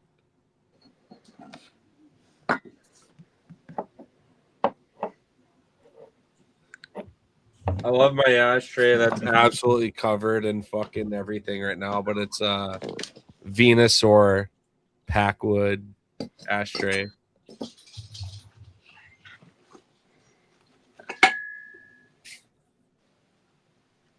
I like that. So basically, somewhere there's a toad piece that I just have to go find. Where? Hell yeah. In here?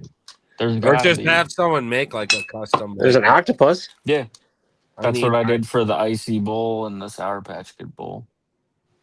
No. And then there's a piece of chicken.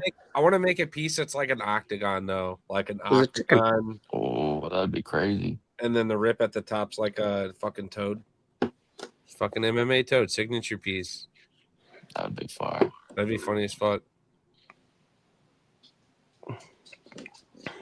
But no, whoever you've been working with, man, that's fucking insane. That's a Daily High Club. You can just order a box every month. They send you Oh, like yeah. a whole box. Daily They High have a Club. lot of cool little. Based in Cali. Yeah. I have this little piece on my disc golf bag. It's one of those, if it fell off and I wouldn't miss it, I wouldn't even know, you know. You go through these, are like a $2 piece. Everyone's out there. You want to hit some actual flour, not a pre-roll. So it's nice to have something. But my friend, he brings out his Bob Marley pipe.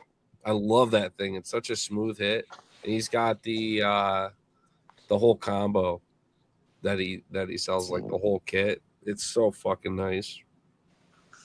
Kind of want to break down and buy it, but it's like $500-$600. Like, sure. Oh wait, who is that? Who's the Tim Hortons or McDonald's hockey stick one you got for Maple Leafs? Who is that? Matthews, brother. Matthews. Sweat. Our guy. Let's go. I'm from like that, Alberta, Toad? but I'm not an Alberta team guy. Fucking Canadian boys and their hockey. I love it. Look at these hats.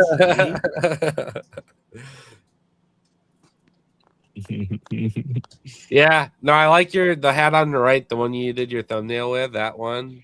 That's fire. That's so sharp. I don't know what it is, but I really like that graphic.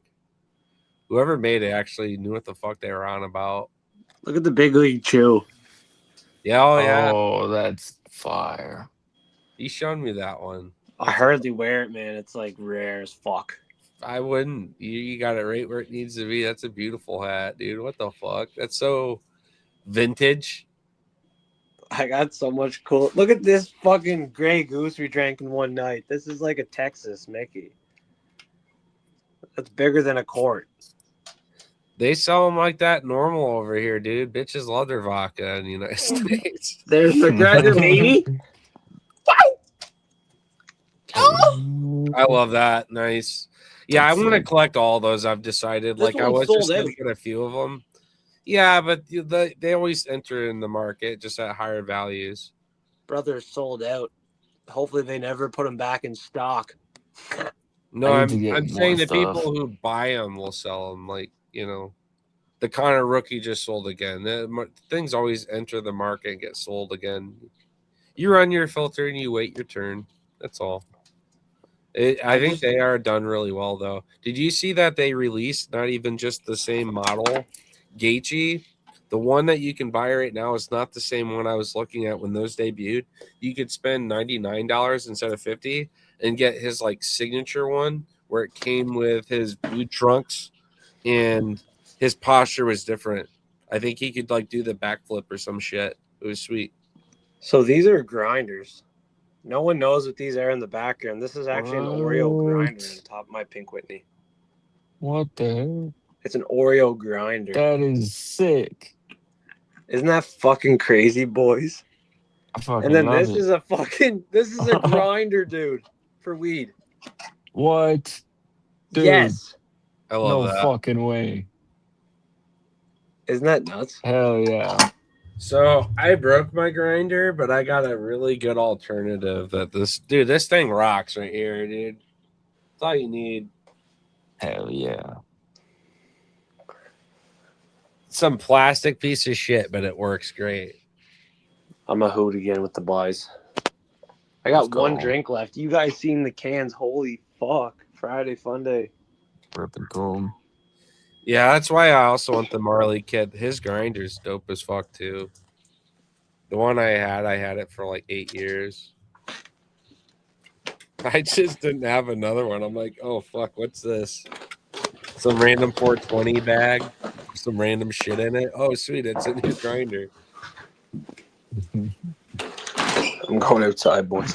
This is not good. How's the weather out there? This is when things get weird. We got like fucking. What do you mean things get weird?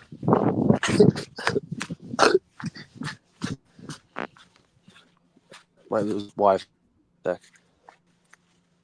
Sounds windy out there. Some fucking Nazeem's out there. The Black Wolf gonna get you. Fucking Canadian Bears about to beat your ass. What's going on out there in the Canadian darkness? I'm just taking a pee. Oh, In the dark forest. Azerbaijan.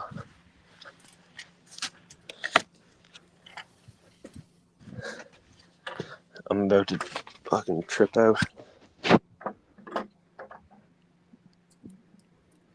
Okay. I'll get light in a minute. There's so much mushrooms in here.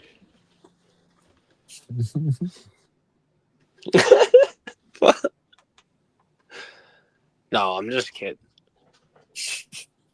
It's just stuff you would put on your, like, think fresh, eat fresh sub down at the Subway.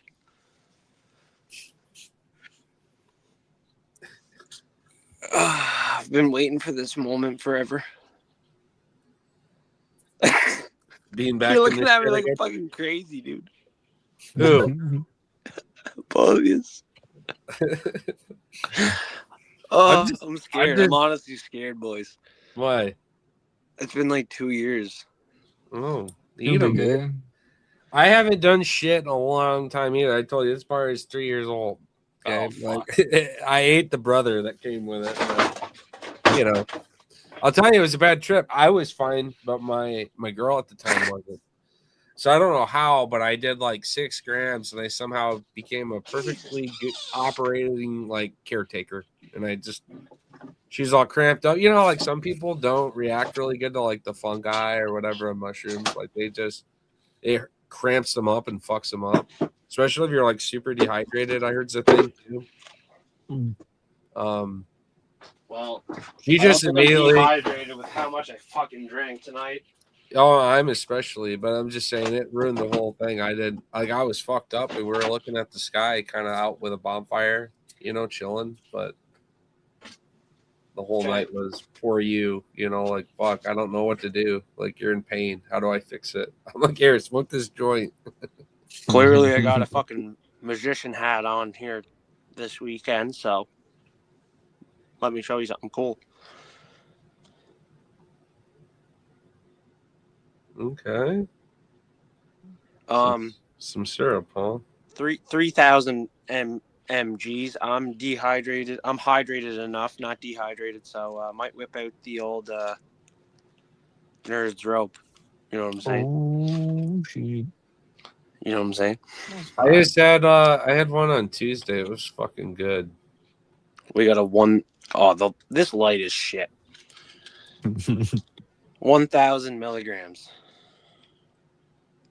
Jesus, it's grape. I like grape. Yeah, those are fucking goated. Mushroom rope. Oh, it's I'm a mushroom scared. rope. Okay, got ya. Oh, geez, yeah, it's a I mushroom thought you rope. were crossfading. I thought you were all right. I'm gonna eat this thing, and then I'm gonna eat this Nerd's edible. No, yeah, it's a Nerds edible, but it's mushrooms. Yeah, cannabis. Yeah, It's not cannabis. No. I'm saying I thought. Yeah, that's. I'm just trying to trick people in case like my mom's watching or something. You know what I mean? Oh, got yeah. It's candy. Yeah, it's a Nerds rope. It's a Nerd's rope. What the fuck? And if not, it's experimental. We're experimenting what happens. We're talking about collectibles. It's a Lee. We said Lee Graham. It's a rare trading card that you get out of this rope. We're trying to pull it. I don't want to get too crazy, but I think I should rip like half of it. That's still a fucking great fucking moon bounce. Should I take like a moon bounce and just send her? I don't know, man. 5's a good sweet spot for me. I like 5-6. That's perfect, really. Uh-oh. He said, "Uh-oh." Oh, fuck. I think I'm gonna start fucking it down there. You just fucking ate all that shit. And we're gonna see what the fuck happens here. And you know what? I might just keep going because this is fucking tasty. I'm not gonna lie. I don't know if I can eat this just based off the taste of this 3-year-old mushroom bar over here, but the Nerd Rope looks pretty good. You want proof? What am I eating? Yeah.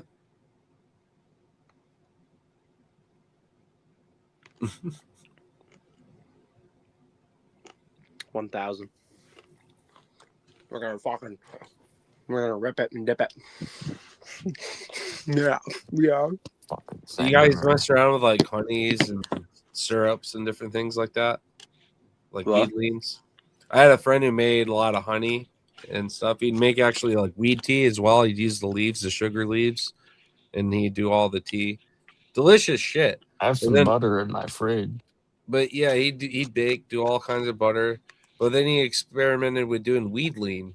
So we went out and bought all the flavors of like Faygo and had different flavors of weed lean and dropped them.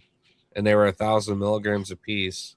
And we just round tabled with all of our boys, just getting fucking disastrously high. I had one of those during COVID. I bought one. I think it was 1,000. I drank at least 2.5 of those to myself, and that's 1,000 a piece. But I've never felt like I was in a coma more in my life. Like the feeling of trying to wake up, I was out cold, like shivering, waking up shivering, like bad. I was bad. Every battery that I have in this shed is dead. What the?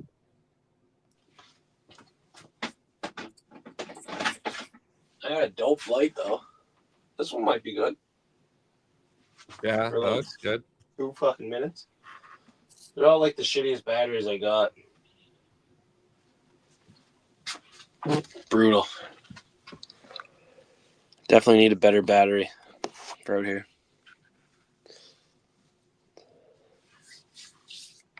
But I I'm gonna actually, keep eating.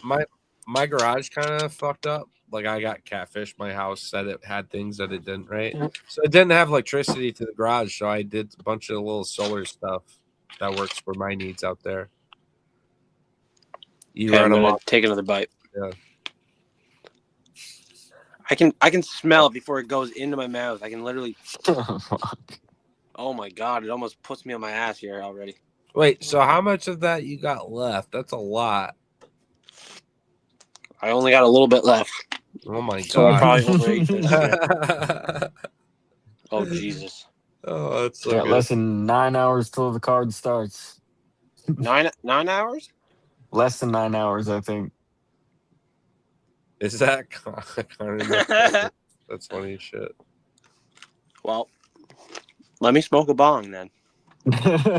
Settle in a bit.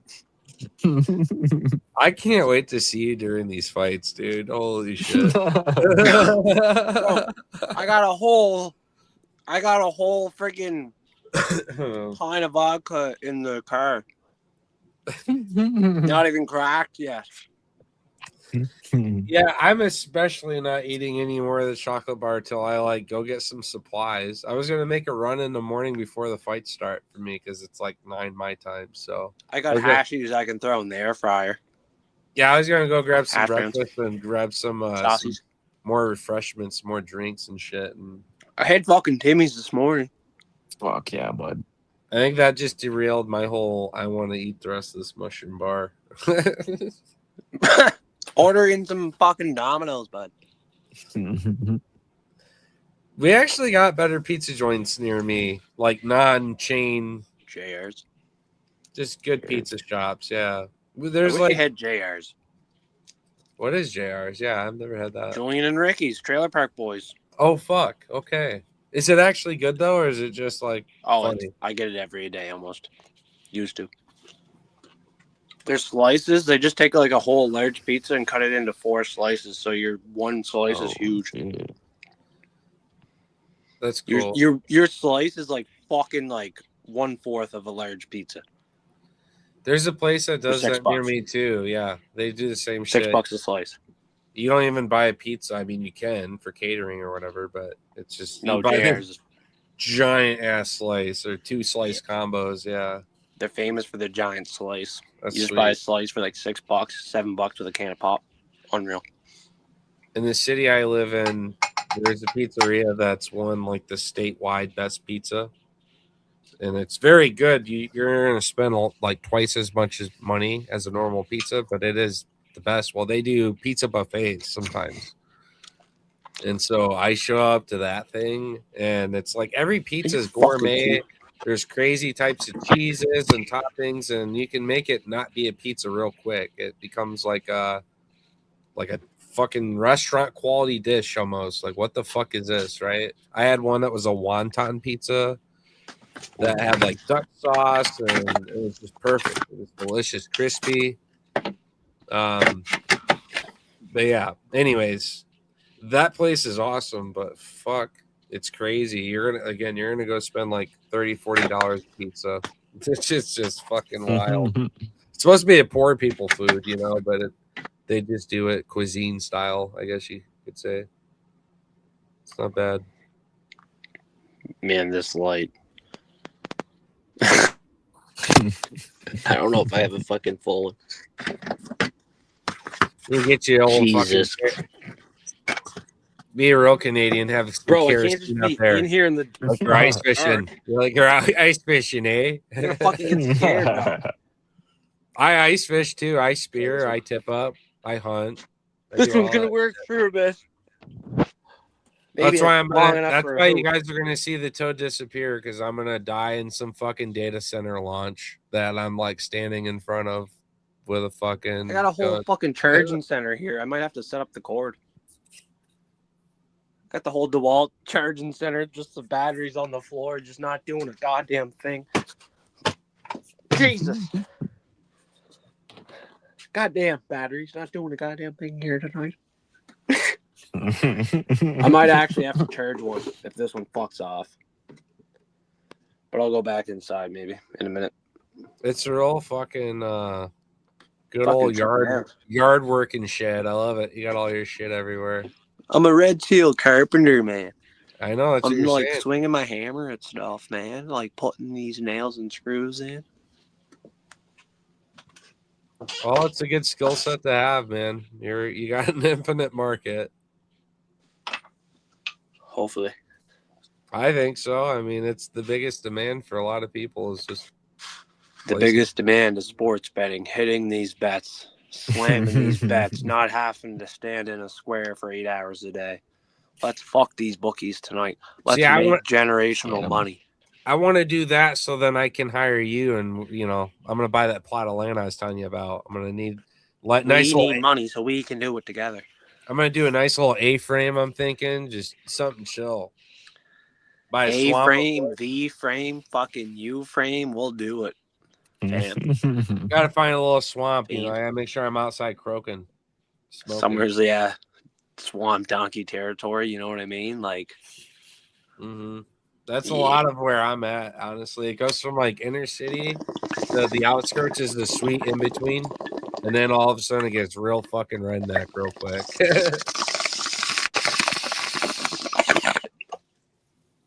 And I happen to grow up in that part of that. y'all miss the hoot. Yeah, Fucking it's all just black. Smoking in the dark. fuck.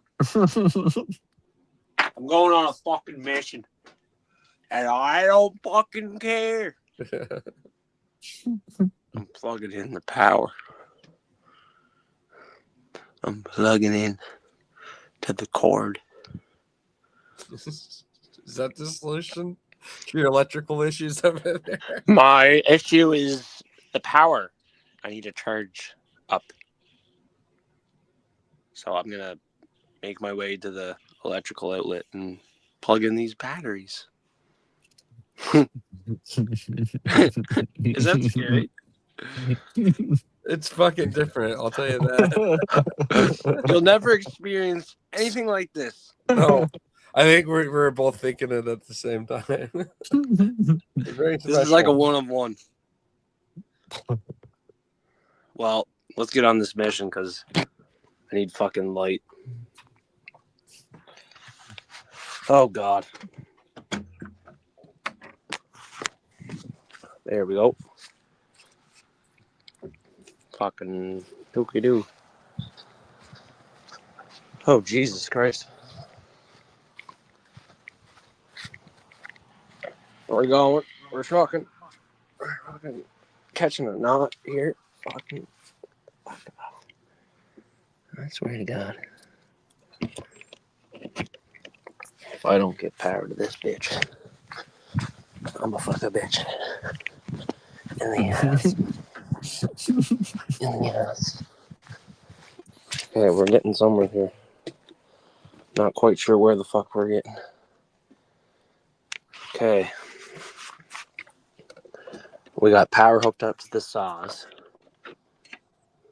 Get these Hey, just a random sports ball call out real quick. I gotta give a shout out to Sophie Cunningham for sticking up for our girl CC, getting ready to beat all these bitches' asses because she's actually got jiu-jitsu in her back pocket and isn't that small of a girl and has the attitude and the zest. And she don't look half that bad doing it. So shout out my girl Sophie. Stick up for old CC and start beating these bitches' asses because apparently they don't blow the fucking whistle when you do it. It's kind of like MMA fighting, right? Like if you ain't cheating, you ain't doing it. Like you gotta kick them in the dicks, gouge their eyes out. Like you can become the champ. Look at Gon; he's so close again. Like he's a real inspiration. That it doesn't matter how technical and how amazing your opponent is, they all succumb to the things they don't expect, which happen to be illegal strikes.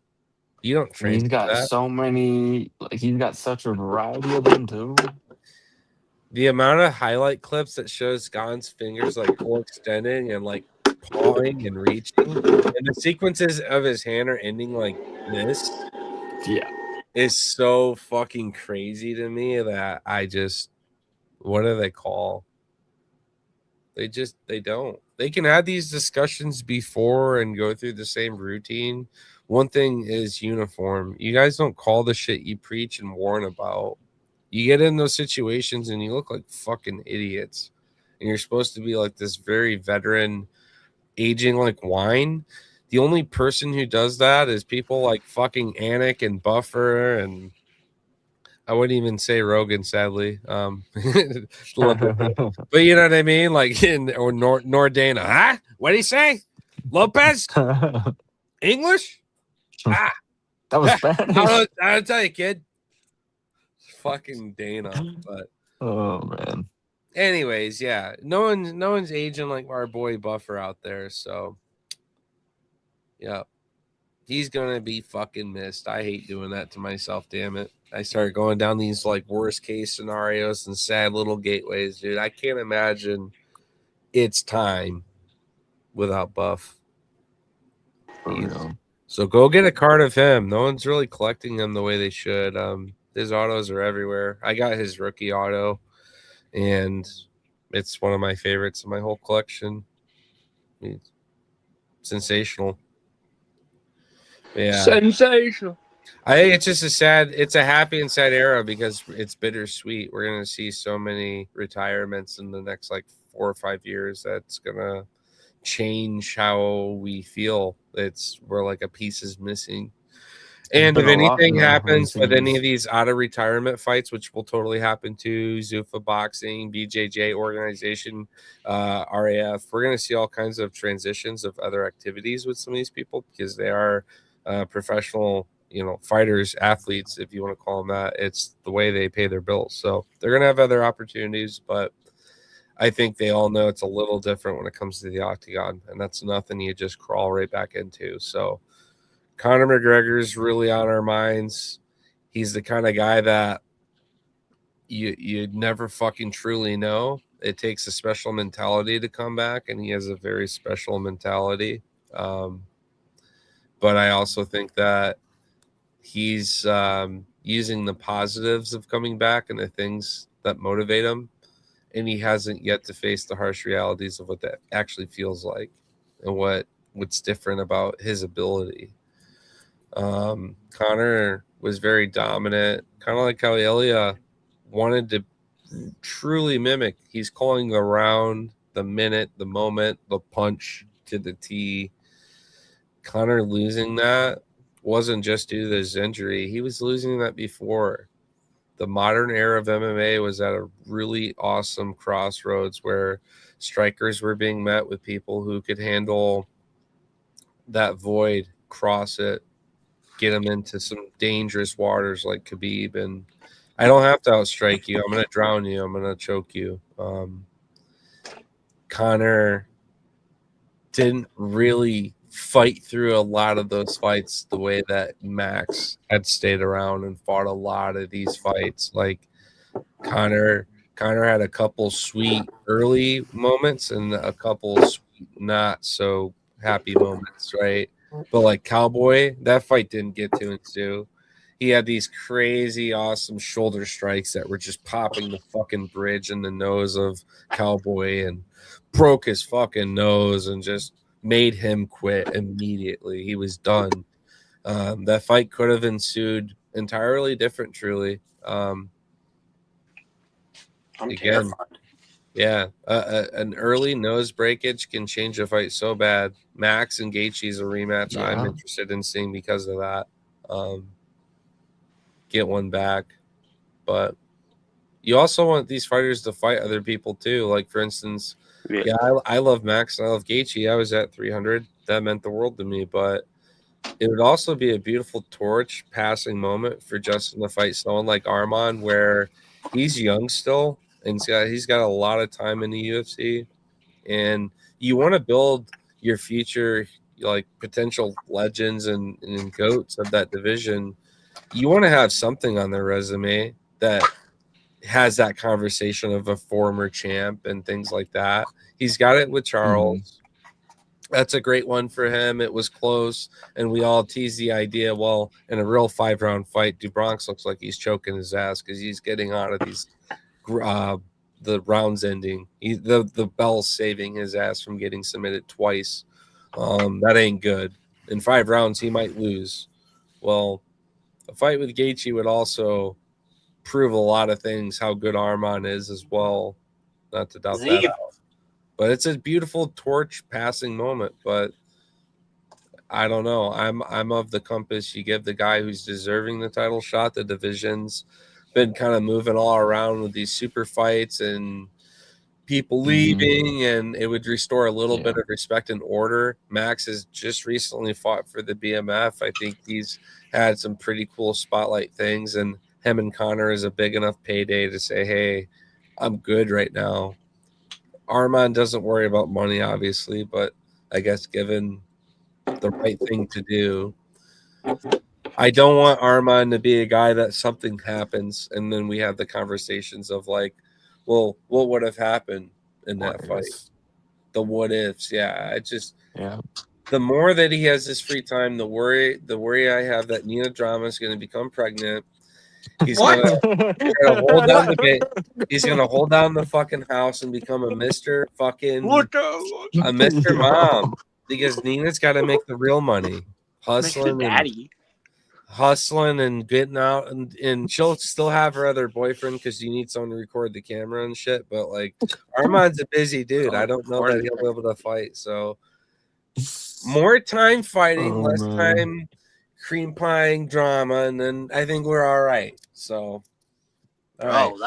That's what you're telling me? They're not officially fucking? Have you seen all the shit they're doing? I just feel bad for the fucking boyfriend, man. Like what boyfriend? Letting that happen. There ain't a boyfriend. That's a fucking minion. That's a cuck. Kind of like Ian Gary. He took his Machado Gary. I mean, the ex-husband is a nutritionist. Yeah, the only time Ian Gary's a cuck. The only time Drama's boyfriend gets brought up is when we're like, yeah, he's the camera guy. Because it's not a normal relationship. Anyone with the spotlight and the fame that Drama has, the engagement with other fighters, you would think that they would have like a fucking tripod set up maybe, and that the camera would pan over like, hey, Jamie, pull this up, like how Rogan does. You're going to give the husband a segue or a moment to be part of something. But then she's fucking goddamn clearly hitting that kind of market of fan base, right?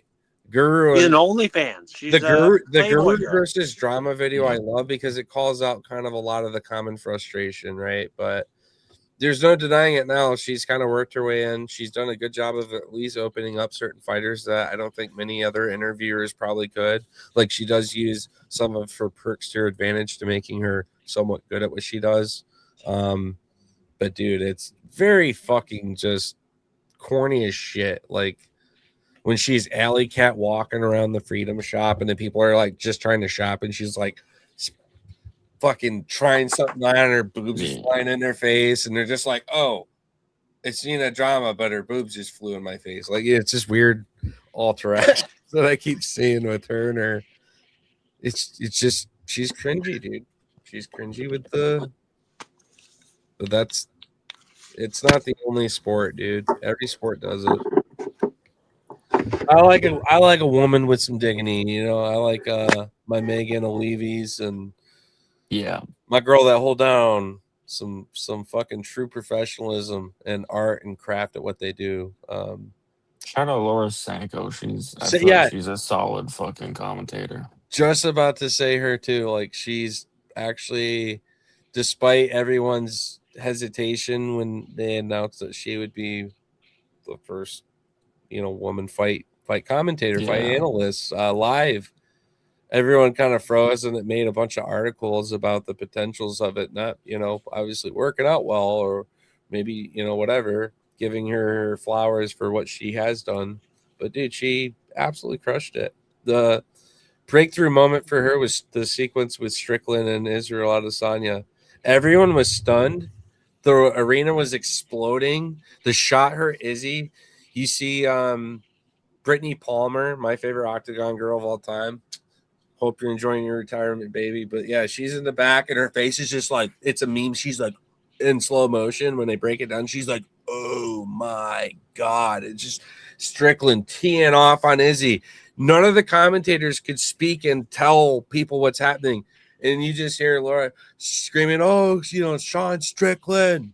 She's just screaming. The way she had screamed it was so like signature. I go back and watch that fight a lot, and or had at the time because it was so crazy. And it's like, dude, she not only held down the desk, but she's part of fucking history at this point. She just got into it, and she's already part of history at the desk of some of the biggest upsets and moments, and being a voice in that, an orchestrator. Like, yeah, shout out all day. Voices of the Octagon and Panini is a There's series. some cool cards. Get into those if you can. I pulled a 1 out of 15 purple Pulseway John Anik. Out of a mega box, or what are you buying? I bought it out of a hanger pack for $15. Oh wow! And it was Nice pull. like a $500 card. Yeah, it was That's fucking crazy. insane. Yeah. Like I said, the only like big one I've actually pulled is that boss rooting out of 50. That's huge. Yeah, and it was out of a blaster, I think, out of that year. They still sign, but like they don't do a ton. It's always like a rare insert of that series, like Hall Monitors or whatever. Yeah, Legends of the Octagon. So Boz is cool too because he's kind of not only a legend in MMA and combat sports, but also has acted, and a lot of people know him who don't really watch UFC as well. It's a cool one. Nate Brown said his money's on hold for 180 days, which is absolutely insane. How? I don't know what's going on. It was. I've never heard of that with PayPal. What the fuck? It wasn't even sending to him, and then once it's sent, 180 days. He wants me to send it to him again. I can't even like refund myself, so I don't know what's going on. So Nate Brown in chat, I'm sorry. What the hell? Don't know what's going on here. Yeah, just please stop spamming the live chat. But like, we understand. We don't know what's going on. I literally showed everybody trying to send the money. Yeah, it's crazy. But it's also, you just created what was it, PayPal you tried sending it through? Yeah. Oh, because he has a new account? Yeah, did you just create an account today for this? Like you never had a PayPal before? PayPal's been around forever, I feel. Yeah, it was like telling me it was like a potential scam. Don't send him money and stuff. And then it was like, it worked in a different way. If it wasn't like today. Oh, yeah, probably because it's a new account. They're putting a hold on it.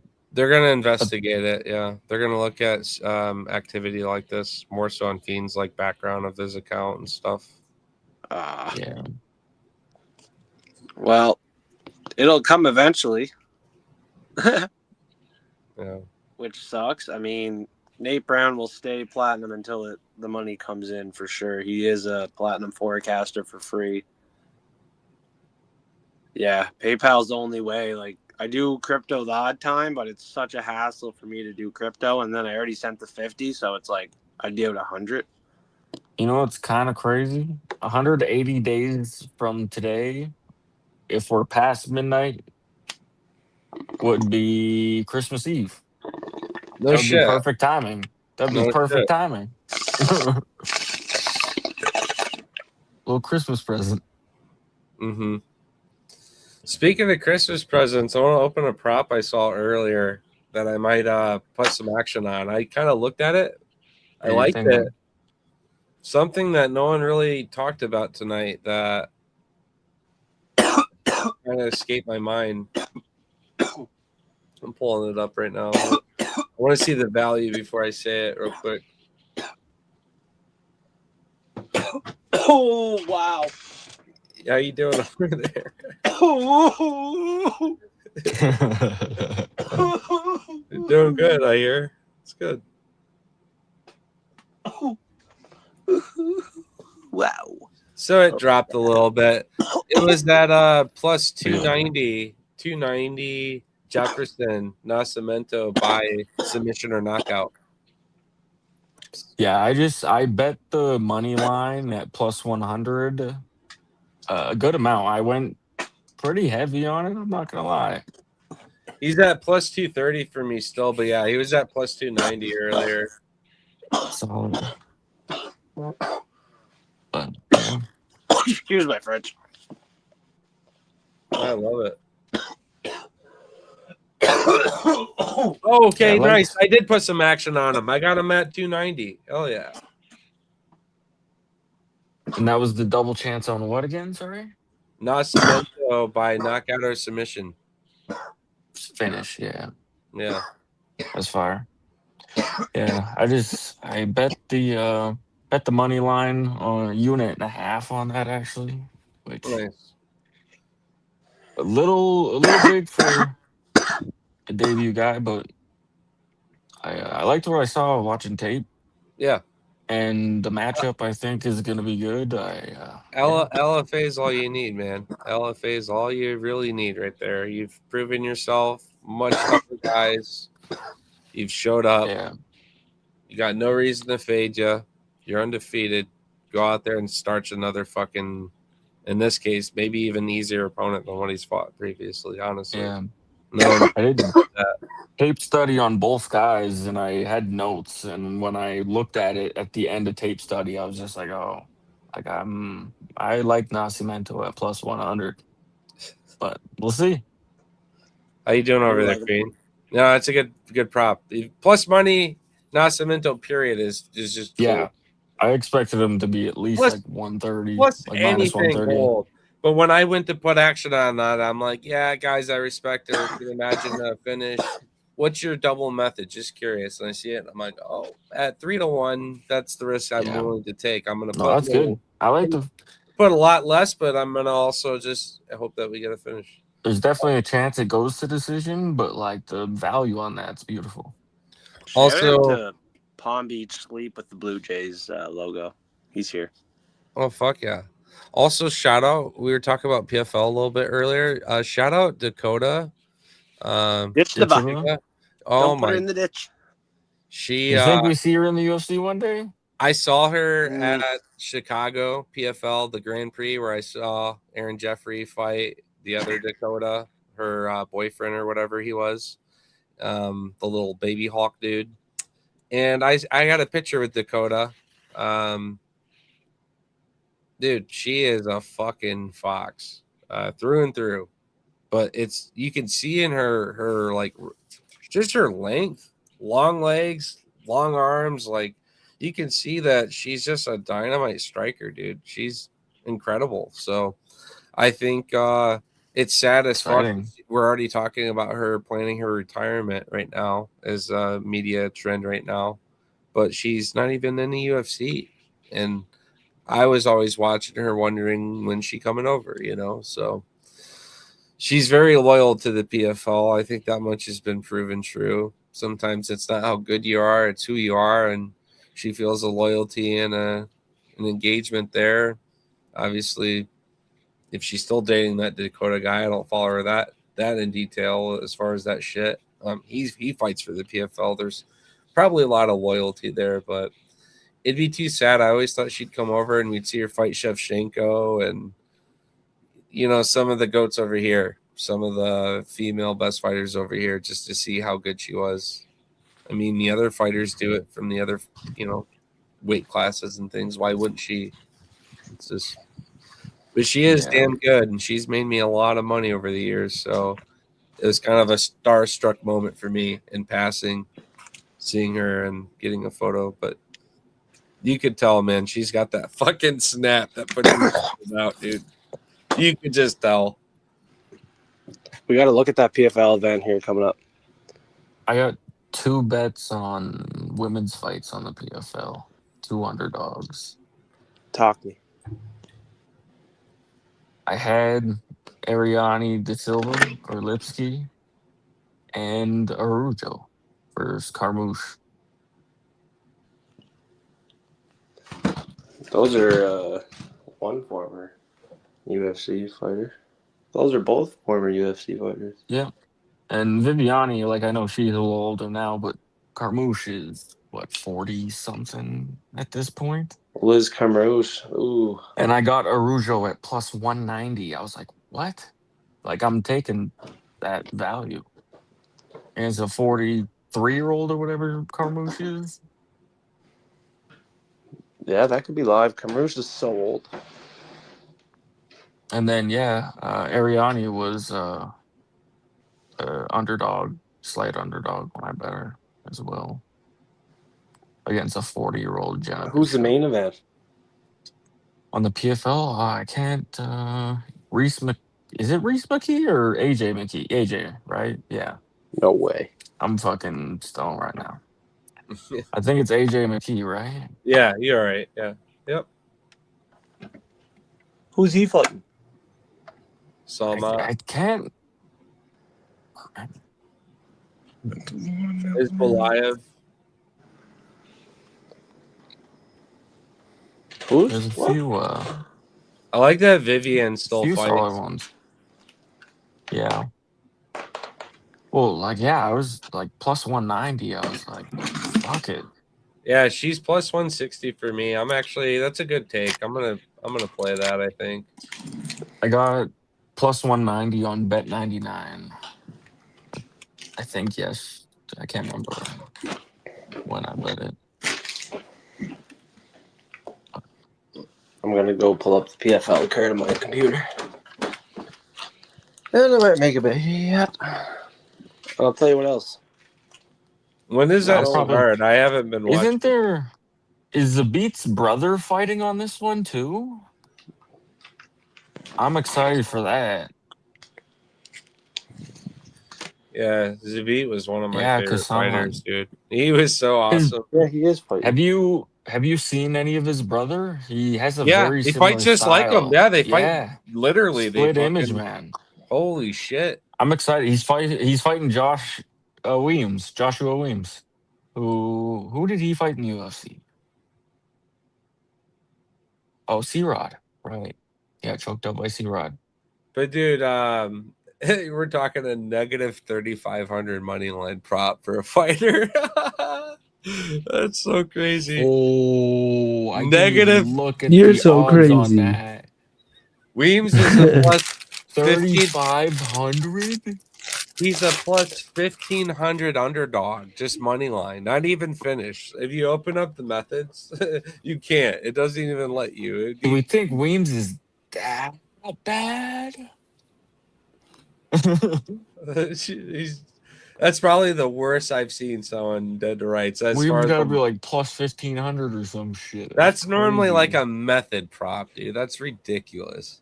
Oh my god. 1,500 to $1. That is crazy. Joshua Williams to win? That is crazy.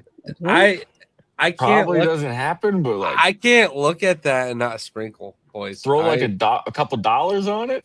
I got some just for the fuck of it. I just did it. I put a couple dollars exactly. I did. Oh shit! Like $3. I can't find the event yet. $3 to win 50.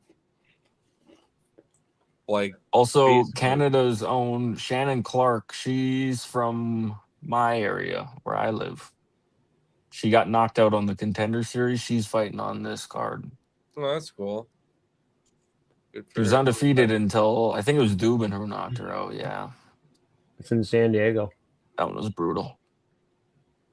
Yeah, but 2-0 since AJ that McKee. knockout. Now in PFL. I'm excited for Shannon Clark. I'm 40 minutes away from Black Lion. I tried going up there where like Smith and Jamal and some of those guys, Buckley's up there sometimes. Some of those guys are up there, but can never really time it. Have a bunch of rookie cards and things, but it's cool that you got, he's not my city, but that's local to me, right? 40 minutes. So when I was at 300, I had a feeling Poetan was going to do what he did, but on my pick sheet, I couldn't. Like from cheering on Jamal, I was like, bro, I'm not going to count you out. The whole world's counting you out right now. I was like, You're my local dude. You're the one who's going to bring MMA to the city. And we're all going to have a good old fucking time over here.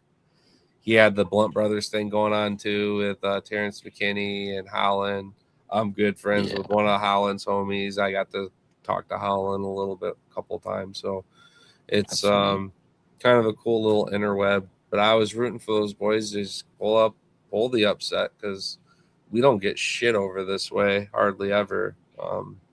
Canada's been struggling recently, so yeah. No, We need unfortunately, everything we can get. yeah, no. Now it's like fuck. I don't like the heavyweight Jamal Hill. The memes are funny about him and DC having like the max Was that bod. video actually real? I have not actually looked I into think it. people have made memes on it where it's not, but yes, he's definitely He's that big? he got big. Yeah, he's huge now. That is crazy. I just figured that, yeah, he just decided like, all right, I don't have to cut anymore, and just kind of went into it. Oh, I think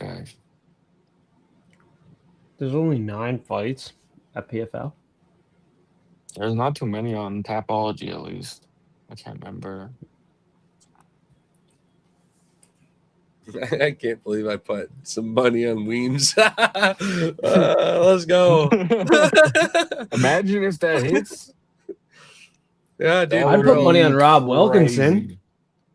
Rob Wilkinson So- versus Abraham. Rob, So you know how I said I has had more 3 wins than he has dogs? fights. He's my 3rd dog. Rob. Yeah. Yeah, bro. Plus like, 175. He's a live dog. He's lost his last 3. Abraham won his last 3. I mean, even if he Bro, loses like, plus Rob has more. 175, I'll bet that every time, pretty much. I think he's super live. It's a solid. I That might is even due. like.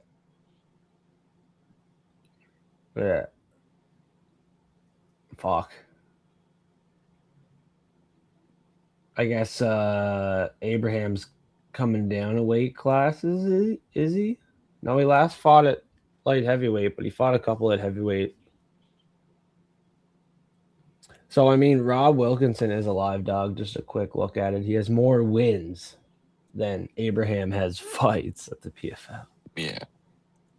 I've bet on Rob a few times in the PFL. And was he in He's due Bellator now. at all, or has he just been PFL? I think just PFL, but 34 think versus 30. I lost like, on he him just in that. his. I think I bet him as an underdog in his last fight and lost that one, but I bet on another one. Kobe One in Fair's a PFL. 1200 favorite, 12 to 1 Who? favorite. Kobe Fair. Oh, First fight. wow. First fight on my order at least.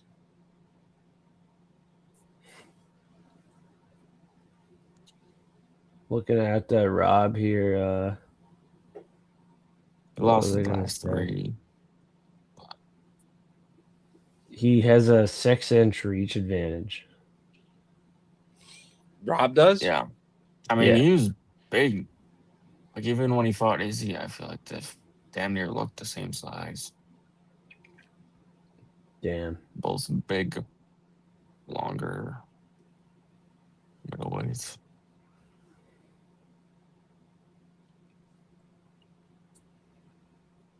That one's like after the UFC event, though. That one's at 8:00 p.m. Eastern time after the UFC event.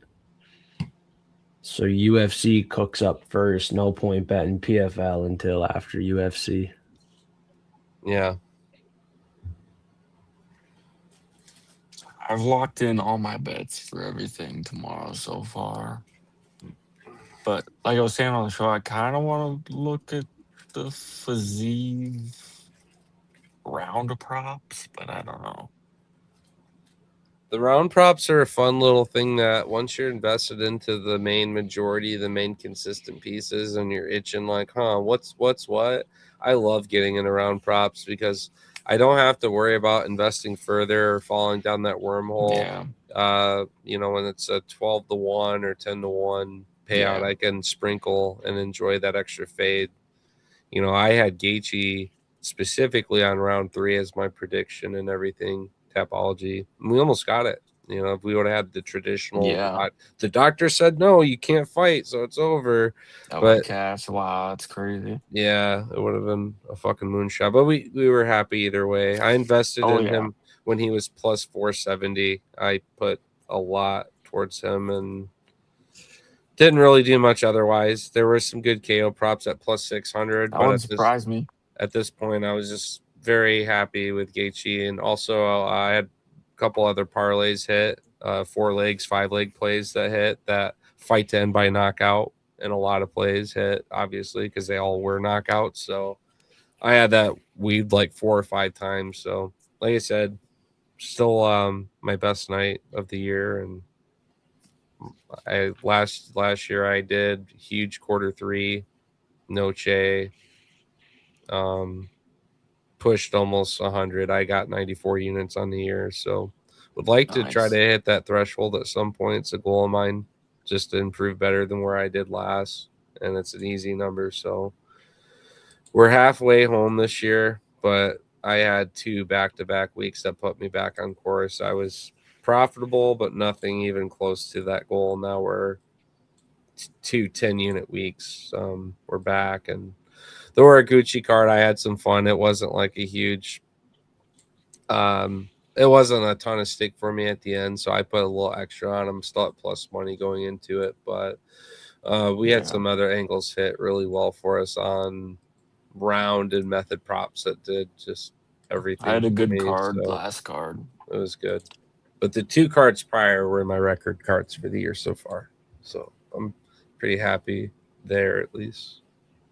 Last card was my 3rd Be best of the happy. year so far. It's pretty solid. Yeah, You're always solid. Ice. You're always solid.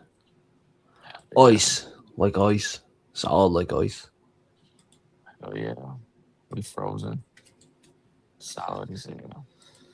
I'm feeling fucking frozen over here after all this shit I've been doing. But yeah, we're having a good time. What time I'm is making it up for you the guys right slides for the now? watch party. It's 2 o'clock. 1 a.m. for me. Damn. Yeah, I'm fucking more west, so it's 11 here. But I'm damn near ready to fucking head to bed. Yeah. I betcha. Long day. Yeah. I'm here as long as Toad is. I'm just in the middle of making up some slides for the watch party in the morning. That'd be a long ass stream, Toad. Yeah, it would be. I've been just jamming out, having a good time. I recently 100% Hades was gonna hop on this roguelike FPS called Dead Zone Rogue. There's a sequel coming out. So if you're into shooters, it's kind of like if you die, you die. It resets in the beginning. You got to go back through it all. But you're loading out different guns, perks. It's kind of sweet. But just jamming. I'm sitting here looking at bets. I'll do that. All of a sudden, I see some weird movement, and I'm paying attention to it. Like, what's this happening? And then you hear, oh, yeah, he got hit by a fucking car while he's crossing the street. And all your parlays are Jared Gordon. All your parlays I are lost money on fucked. Jared Gordon in that fight. All your fucking parlays are fucked, guy. So, I'm on night patrol. That's what I'm doing. I'm enjoying my time in other ways, but we're still locked in right here paying attention. So I think most of the fights have moved lines, like most of them have moved a bit. They always do after weigh-ins. People have action they want to place, but they've been burned by bad cuts. So you typically find on Friday mornings, it's a very interesting market that starts to change. Like the moment someone hits a scale and that person has a big smile on their face. I see lots of changes Saturday. Yeah. I know some cappers that are they're sharp about their weigh-in shows, and then they send it. They don't want those plays getting fucked up. So they'll risk having lower stake in the confidence that the person shows up. Depending the fighter, if historically they have bad cuts, like Hamzat, all the people going crazy bombing Hamzat bets. I'm like, you're not even gonna wait for this guy to weigh in. He's the worst fucking weigh-in fighter just about in history. He's fucked up some cards. He's had to change divisions. I know he's gone up in weight, but he's still got to prove this to me, right? And or he gets sick oddly enough, and you could just tell Strickland had a shot in this fight when he showed up the way he did. And that was the whole conversation too. It was gotta love it and hate it at the same time. Hate to see him lose, but at the same time, I think he lost. There's a beautiful story there. in a way. If you had to pick somebody at least.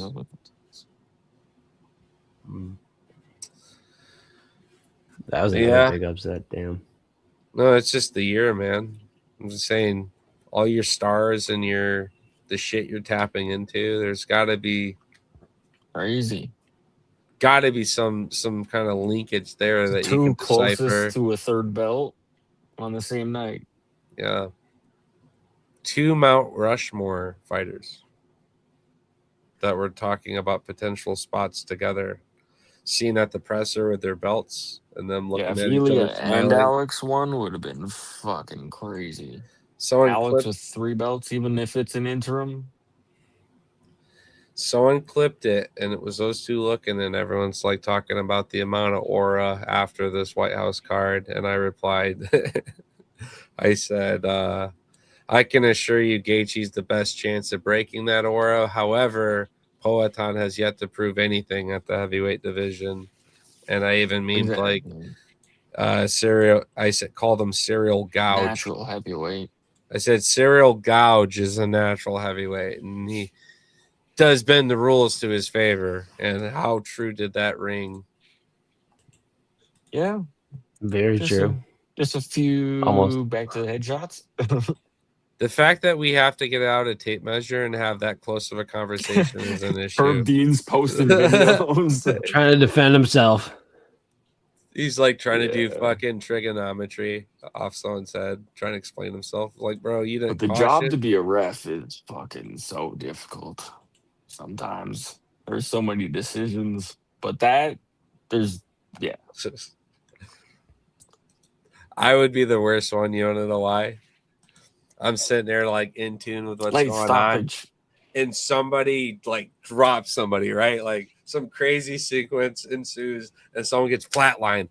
I start running up, fucking screaming "oh" and geeking out like I do over the fights here. Like maybe it's an early stoppage because they hear me screaming and they're like, okay, like hey, it's fight's over, done. Like that's the only time a ref should talk, right? Someone just lights someone up and I'm fucking screaming, like commentating, like geeking out in the moment with them. So yeah, I'd lose my job real quick, but it'd be a good time. We'd have a good time in there. I could be a great judge though. I feel like judges are fucking horrible. They don't know how to appropriately score, control time. They don't know how to punish people who don't come forward properly. They know how to over reward shit too. And there's definitely biasism going on. So I would like to see judging not be a Dana. Oh, you know how they are. You know the different commissions, and he always like points to these excuses, but they've been around forever, and you'd think that this multi-billion-dollar company could hire some smart people that could easily fix a 5-year-old issue, in my opinion. And is what it is. But I take notes of judge names, and there's a pattern, dude. There's a terrible motto. Yeah. What's his name? Sal D'Amato. Yeah. Sal D'Amato or something like that. Yeah. I don't know how to pronounce his last name exactly. Yeah, that's as I know. Nascimento's minus 145 now on Sports Interaction. That's crazy. Yeah, but see, his finish prop dropped from 290 to 230 for me. So the finish prop's holding the ground still. Yeah, but still. I love the plus 100 on the money line. I'm glad no, got to that. Straight, yeah. Two guys that have a lot to prove, and one guy that's far more proven going into this. If you don't look at just numbers. Yeah. I wish the only book I was able to bet, like, what is it here? Like how the fight will end is Sports Interaction, and they limited me to $1.59 per like a fight. The fuck? So I can put $1.59 on a fight, and that's it. I messaged them about it, and they said something. Hold up, let me find the message here. Said something about a business decision or some shit, and I was like, "What the fuck? Like my unit size is not big at all." I don't know what the fuck. Yeah, they're we were fucking talking about this. We were It talking says, about this. let me take a look. One moment. Okay, so unfortunately, this was limited as a business decision and cannot be raised. I was like, what the fuck? So I can't even tail. I want to tail that fucking KO prop, that minus 135 you had. I like that bet a lot, but I can't even fucking bet it because of them. And on their site, it's minus 165, which is Yeah. losing a little juice there. And I can put $1.59 on it. Oh, it's a free $1.59. That's the worst case, So to best win case $1, scenario. Yep. basically. Yep. That's some bullshit though, dude. That is some fucking bullshit. I don't know, man. Fuck it. I'm not I gonna don't. track this bet, but fuck it. I'm putting $1.59 on it. There you go. That's crazy if your unit size wasn't even anything where it's like you just My showed up. unit size is $20. Like I can't be making that much money off them to the point where they have to limit me to $1.59. Yeah, no fucking shit. It's fucking ridiculous. That's Ridiculous. some Like I just would understand if I was like professional some hating. people who bet thousands and shit, but like crazy. So I cannot wait till July 13th and a bunch of books open up in Alberta. Mm-hmm. Very excited for that. But I'm looking at the Fiziev props for the round. One is plus 375 for, wait, hold on. That's round one. Wait, hold on. Whoa, that's a big difference. Bet 99 has plus 375 on round one. Bet 365 has plus 575. That's crazy. But then Bet 99 has better props on the second and third round. You guys Plus want to hear 700. this quick 2-leg I just did? What did he do? I like it already, and I had both of these plays already, but then I just wanted to make a 2-leg to get plus money because it's two favorite props. So it's Ikram and Bruno fight in by knockout, negative. I like it. Negative 135 still, which is a crazy value for that fight. Oh, But then it's the I wish I could Fiziev, get that. the Fiziev and Torres fight added in to end by knockout. It gives me plus 135 value as a 2-leg versus the negative 135. So I think Man, I over wish I five would tail that rounds, shit. that's live. I think it's not I even like like that. in a 15-minute fight. Maybe I am nervous that Fiziev's But too tough. 25 But yeah, I minutes love. is a long time. I make more money than not by betting a lot on 5-round fights to end by a finish one way or another. I make way more money over time doing it that way, and that's just the way I do it. I don't know why, but it is. Okay, I'm sprinkling on the Fiziev prop. So yeah, I think at plus money, it's like I could play a different fight, but I'm picking that one because it's over 5 against two guys that can do it. Gives me 10 extra minutes for the sweat. Maybe there's a better fight. Like I could take the Nazim fight, would be a great one also to end by a knockout, but I also respect the other components of his game too, to not waste this as a parlay piece. So let's go through that.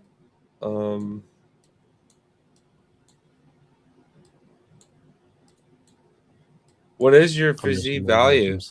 You said you're racing to that line. What's your value at Fiziev? I bet it at minus 110. It's not great. Yeah. I saw minus 105 at one point, but no plus money. I was hoping for plus money, but doesn't look like it. So if they're assholes and restrict you, can you just build like a bunch of parlay pieces and they can't do shit? And then you're just I could put $1.59 on like a plus fucking whatever. All right, but I can only put 159. Are we cooking shit up? Can I do it? Do the Fiziev prop real quick. Okay. Because I like round 2. If it gets to round 2, I don't know. I don't know if it'd be that early. Are you saying round 2 by finish for Fiziev? Yeah. I'm trying to figure out what's. I don't hate it in the sense that Torres, he only knows the early chaos, and Fiziev's the kind of guy that would It's part of what I'm thinking. catch him out and just disrespecting him and charging forward and being too offensive. Fiziev is the kind of guy that would catch you being too offensive. And so, yeah, it'd be an early finish potentially on this like idea that the fight ensues this way. I'd be curious to see what he combo rounds at, but I bet if you're looking at round 2 Fiziev, what's your value Again, there? What do you hit that at? because Sports Interaction, I only have Bet365, Bet99, Betway, and none of them have the round combinations for whatever reason. Or actually, one might for the main event. Actually, hold on, let me look at this. I feel like Betway might have had it once, but I just I can't use remember. FanDuel, so they have it for me. Yeah, they're opening up FanDuel in July, so that's one I will be able to use after UFC 329. Fiziev to get a knockout rounds 1, 2, or 3 is plus 260, which I'm not in love with that prop to be so specific like that. I'd rather just take the almost just a flat Plus knockout route. 260? What's like a 2? What's a 2-3? 2-3 would be plus 550. That's sharp. Decision. That's 2, 3, 4. fair, but I'd plus honestly 400. bet these props because on round 3 I have plus 1350 on Bet99. Like I might sprinkle a little bit on like just like a on 3. 0.1 unit or something small. Let me look at round props to see the specifics there.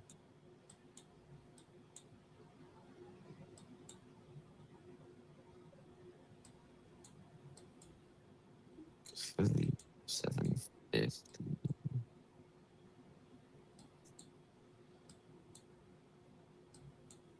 I feel like I'm looking at a spread that if you played Battleship and just took each round by a knockout, you could just win money. Let me read this real quick. First round to end by knockout, plus 200 value. Second round to end by knockout, plus 420. Third round end by knockout, plus 700. You guys following me? Round 4, 1100. Round 5, 1500. I feel like you could slice and dice that up if you believed in the knockout to probably have a better, because you could sprinkle on that back 3 and you could better chalk the front 2. Would that not give you a slight ever so possibility of hitting way more but also getting about the same? I'm going decision. I've played yeah I'm I going know decision, bro. I've done this shit and I've like math the math and I've also hit like, oh man, it was that crazy round 4, you lucky bitch you. And it's like, okay, for investing overall way less, I end up getting a huge payout. That fuck, it's like a parlay hit at that point, you know. I don't know. I'm going Fiziev to win and then single bet the decision. I'm not touching the KO. Yeah. What's your split? How much are you putting on the money line compared to decision? I don't single bet the money line. I'd have to parlay it. Oh, I don't single bet under plus 100. On decision plus 650 plus 700, I'd probably put a unit $50 for me on the decision, and then I'd parlay him to win on everything, just to win.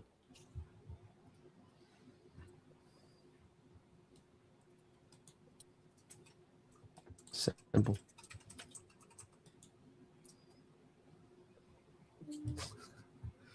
Check IG chat. What happened? The prop fiends.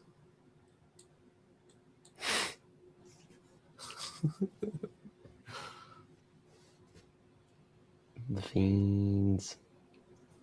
Oh, tripping. no. Oh I'm no, not really tripping. I'm feeling good. it's no good.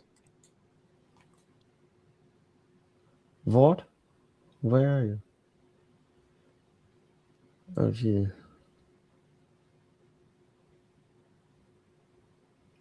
Man, my shit is tweaking. My shit's tweaking. Yeah, I bet, Mr. fucking Nerd Rope. Jesus fuck. Oh, yeah, this guy? Yeah. Yeah. Like, Jesus, man. Nate Brown. What's going on?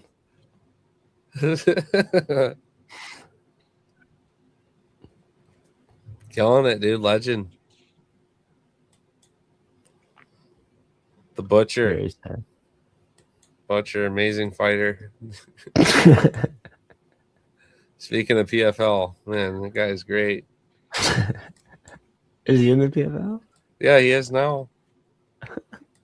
My God. He dropped down and fought Johnny and got his ass beat. Johnny Avalov. Eblin? Yeah. I mean, Brian had some good fights. He is what you ever thought somebody could do and a little better, honestly. He came into the prelims. He was just one of those guys that had submission and knockout game, could mix it. He honestly did better than I think some people expected. But yeah, eventually you just hit that wall. It's tough. Welterweight's a huge competitive division too, especially in this class. Yeah, you're fighting your Randy Browns, your fucking Moraleses, all these 6'3" strikers that just send it. Kickboxers.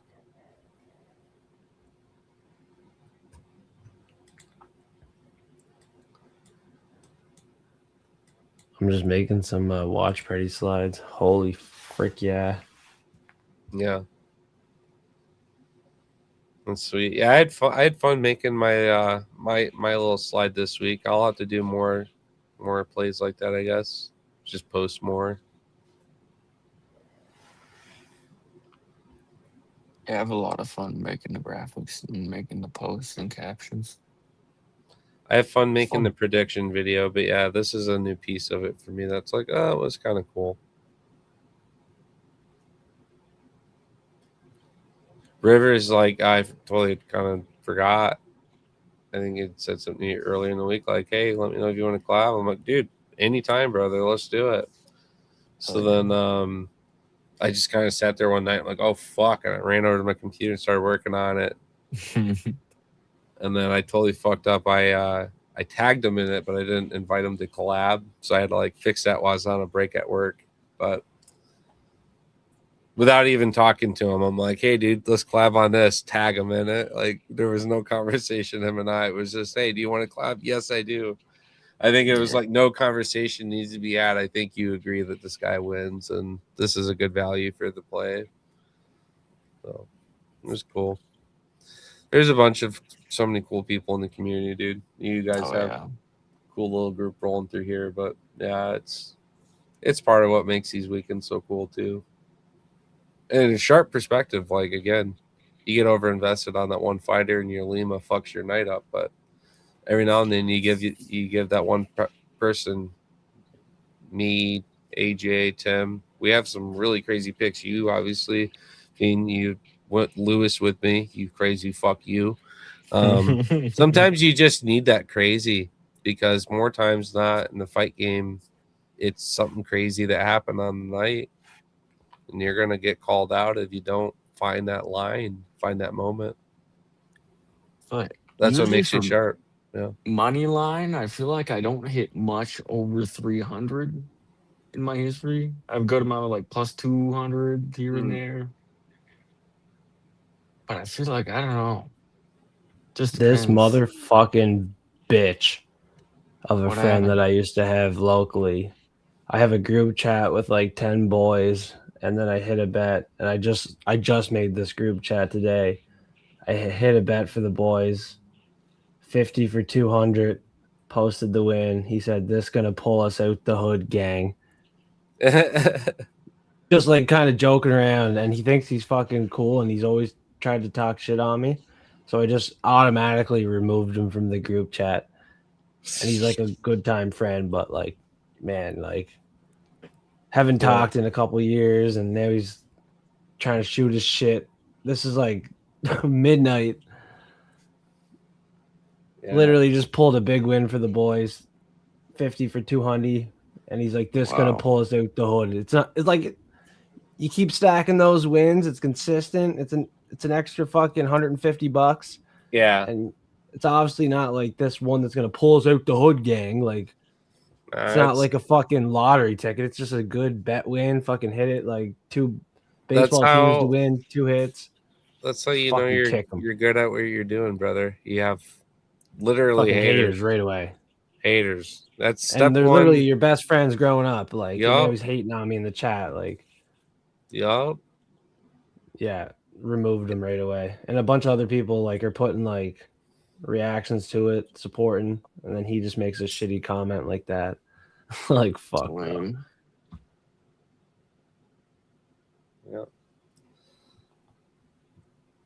Trust me, you're speaking a language I quite understand. Sadly, yeah, it's crazy.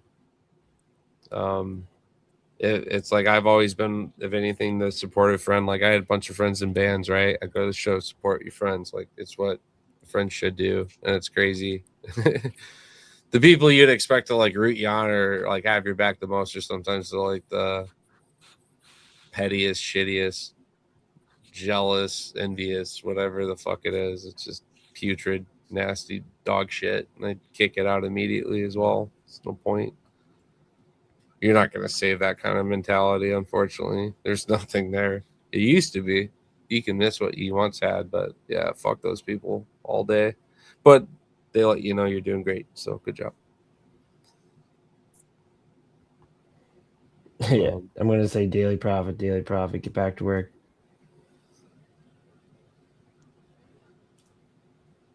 He's sending the missiles. I love it. I'm fucking pissed. Yeah, you have the right to. You just did like a 4x, right? You 50 to 200. You said that's a great play. Yes. And that's just your unit size too. You don't know who tailed it and who could have bet what. You know, could have been 100 to 400. Some shit. Alright, I'm putting my last 2 bets in my tracker here, and I'm gonna head to bed. For sure. But thank you guys for having me on. It was nice meeting you guys formally here, face to face. Yeah, it's nice to get in the face of the man, Yeah, the I myth, see. the legend. I usually, on my sports count, I usually don't post my face at all. So, Well, no, thanks for coming on, man. It was cool getting Hell to know yeah. you, getting to know you more, and watch you rip fucking nimbuses in your living room. That was sweet. oh yeah. No, well, I'm open to collab anytime, man. I love your props, your plays, you're Hell yeah. sharp, and you're good. You're a good dude. All y'all boys, we're gonna have Appreciate a fucking you. good ass time. We should Oh spam me like live call IG if people aren't waking up for the fights. It's live call people's IG phone. You know how that shit rings, it goes crazy. yeah. We gotta make Yeah, sure I'm no gonna one's go to bed sleeping here. through their alarms for this one, man. It's the morning card. I actually might have to set alarms for this one. Starts in what, 7.5 hours? Yeah. Maybe not, but still. Yeah, Couple I hours from now. ended up just throwing a tiny sprinkle on 2 and 3 for Fiziev. Just for a fun one. I respect it. Right when he's breaking away, breaking apart the will of Torres after the car crash. I got the KO in round 2 was plus 800 I got here. And that was on Bet 365. Just a 0.1 unit to bet on that. Nice. I like the play. And then Bet 99 had a like solid odds on the round 3. It was plus 1350 on the round 3. I like that as well. That's like there's many rounds where this fight could end, and Torres could knock him out too. But for the value, I like Yeah. Fiziev in this one. I like it. Yep. Round combos, I think, are sharp in this play early. I hit the Sean O'Malley one, 1, 2, 3. and I think I had one last week. Let me look at my thing after. Sugars Hold was up. dope. I took his 2+3. Nice. And I had the. I bet hit them it really separate. hard. Yeah. I bet 2 and 3 separate. Basically, what I'm doing with Fiziev here. Yeah. You know, the sugar knockout won me a couple hundred. Actually, it was a good play. Yeah, I put. John's back. He says.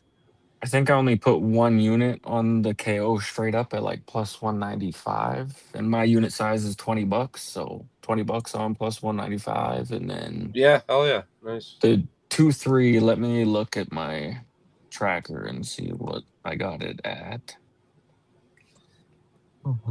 You know, I figured it out. It's not just John Mag, it's John Magnet, because every time that fucking wheel spins, it's gonna land right on that name. Hoke it round 2 I hit, but what's going on, brother? He is a magnet. He is a fucking magnet, John Magnet. O'Malley round 2 KO was plus 650, and I put 0.2 units on it. Yup. So that was solid. Yeah.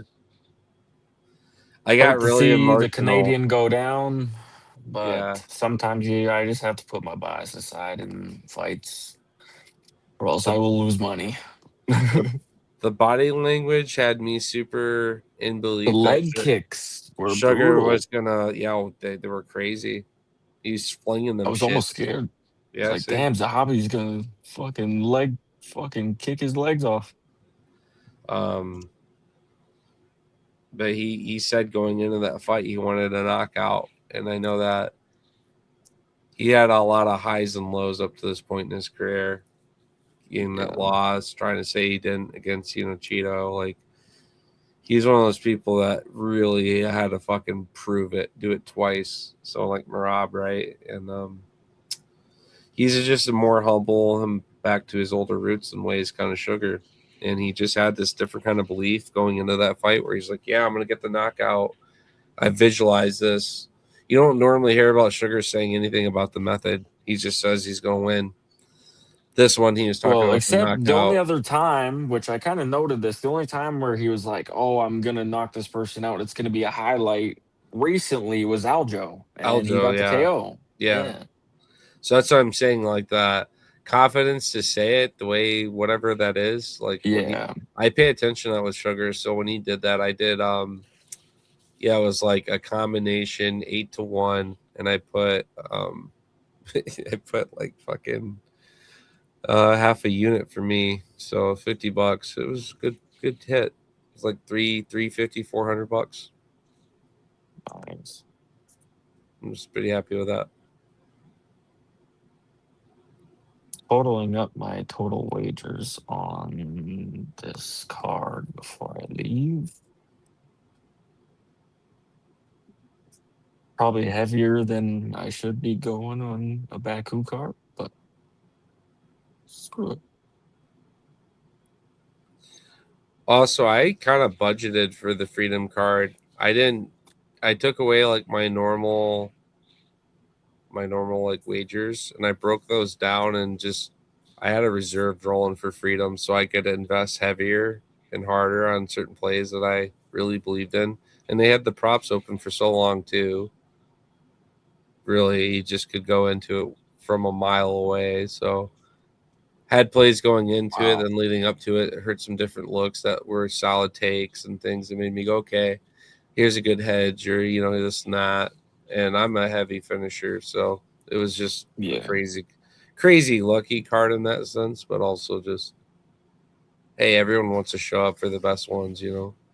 No one wanted to show up like Aljo at 300 and wrestle Kelvin. Fucking just spoil one of the greatest nights of MMA history. You know what I mean? Holy shit! I was in the crowd. This number's gonna be booing that fight.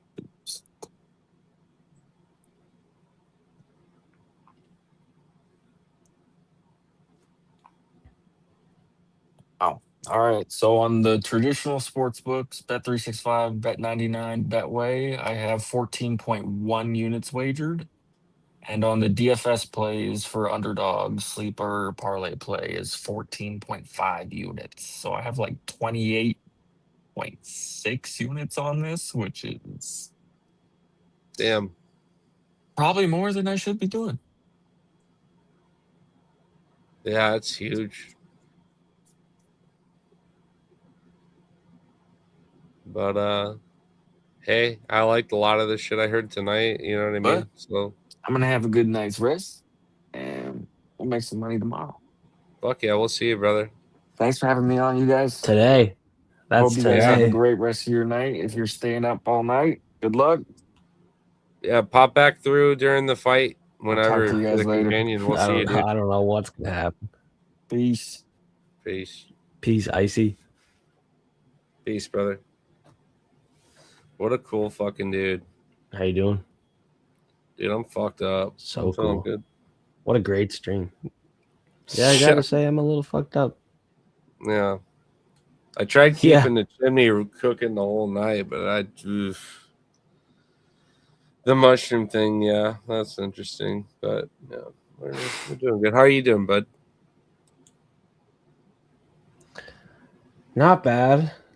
I mean, we might need a nap before the watch party. I don't know if we can do it.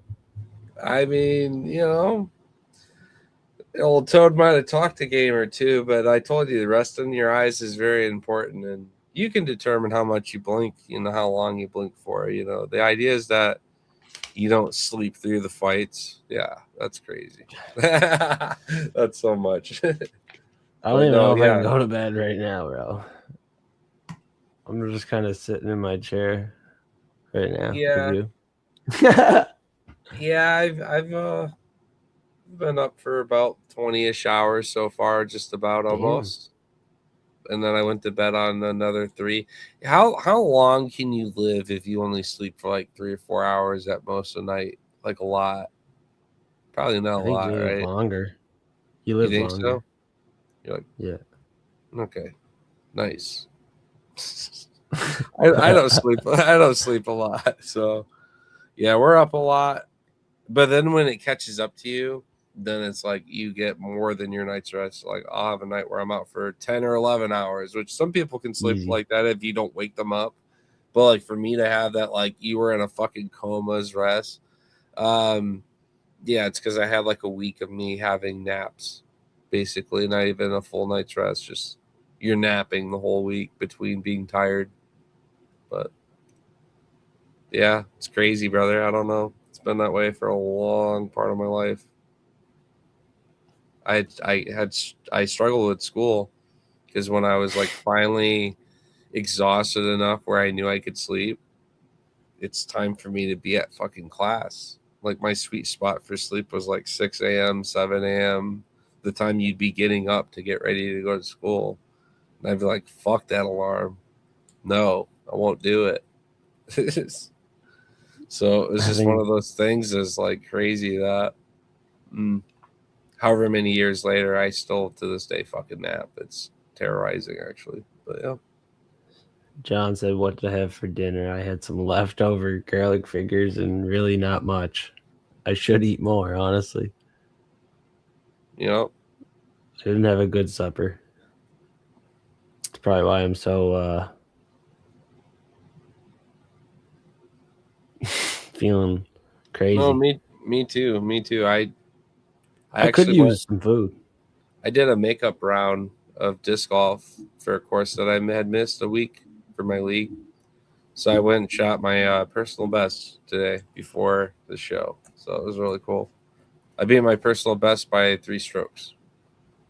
Damn, that's really good. Yeah. Really stepped it up today. It was a good throw. Yeah, I mean, I still probably had like 4. It's a 24-hole course. And I still had like 4 or 5 bogeys. So some area to clean that up a little bit. But I was getting my fucking birds in today. And I had two that I almost aced, actually. I got videos of a lot of the throws. I'll make another video and slap it together. It's just a lot of fun, dude. I love it. I don't know what it is, but it's fucking blast, dude. Blasting the fucking frisbee. It's just so fun. I don't know what it is, but especially you, like you're a baseball guy or whatever. I run into these cats that, oh yeah, they played baseball or this and that.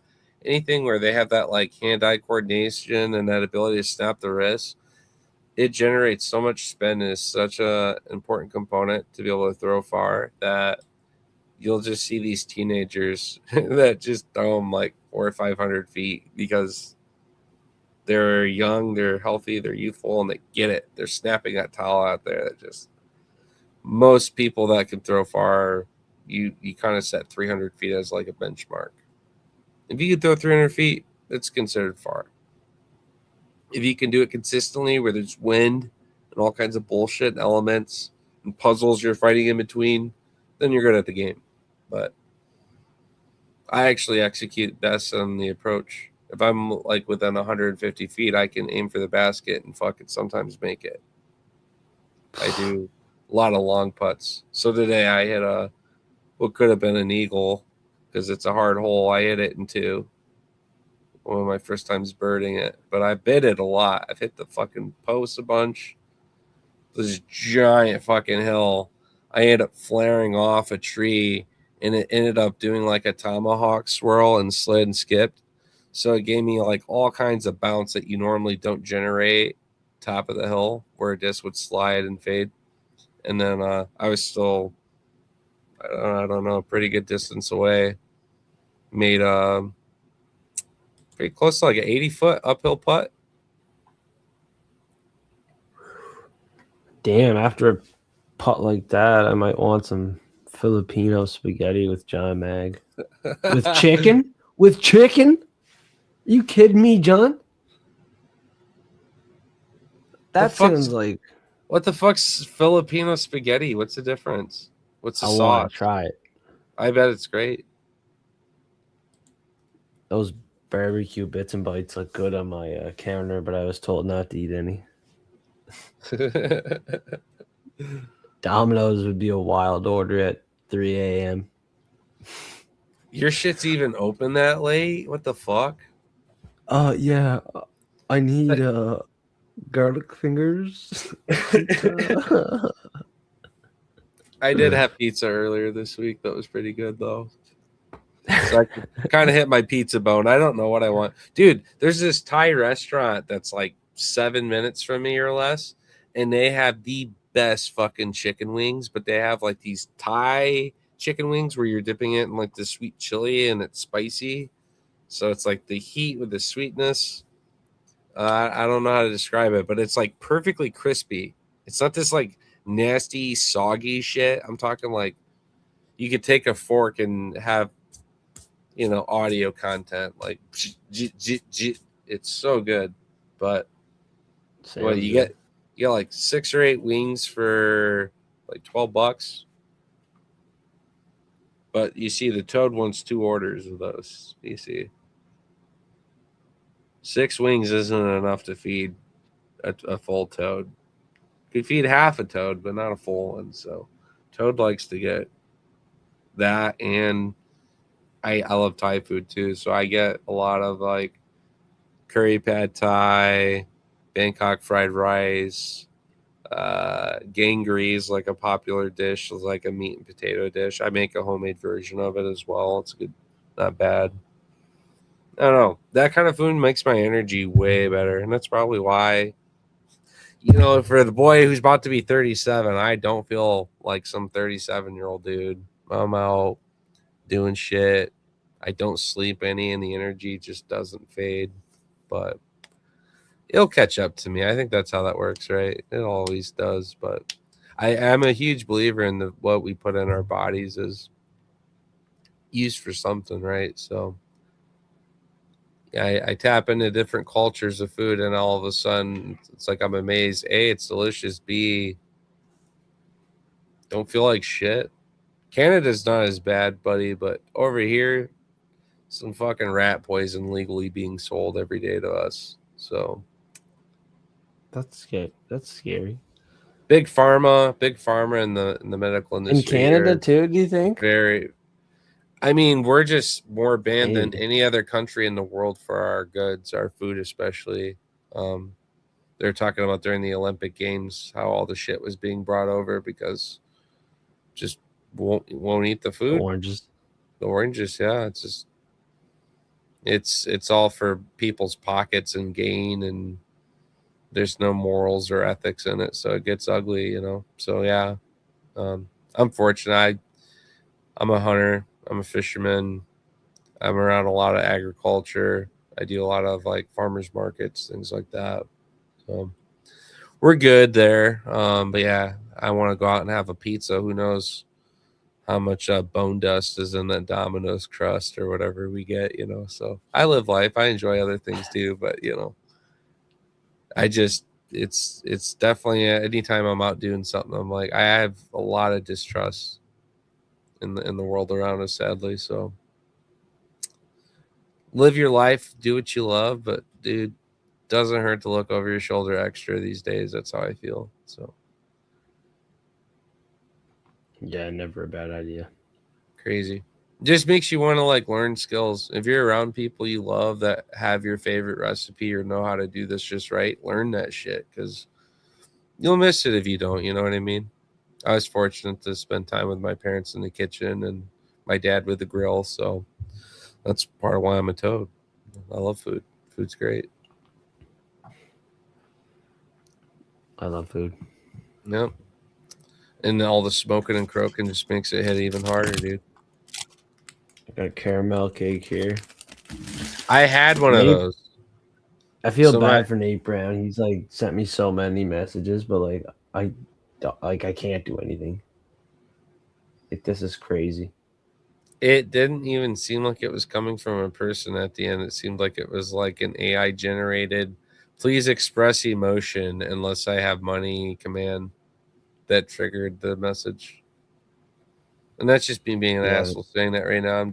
I'm teasing in a sense, but yeah, it didn't seem like, I don't know. There's some red flags I'm seeing based on the account being new, and I don't know. The messages were just kind of all over the place. So Look at that. Like Brody. holy fuck.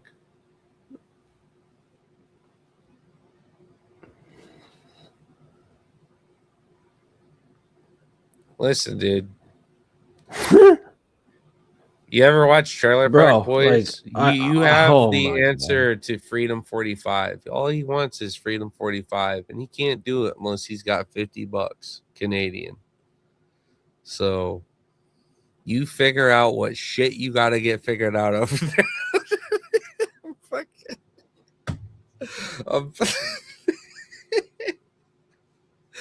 That's ridiculous, dude. Oh, fuck. Well, dude, you tried. There's no way I can refund him, bro. Like, so you're telling me it you says can't the money turn, sent. You're telling me you can't send it again in 90 days or send him $50 in Apple gift cards. Right?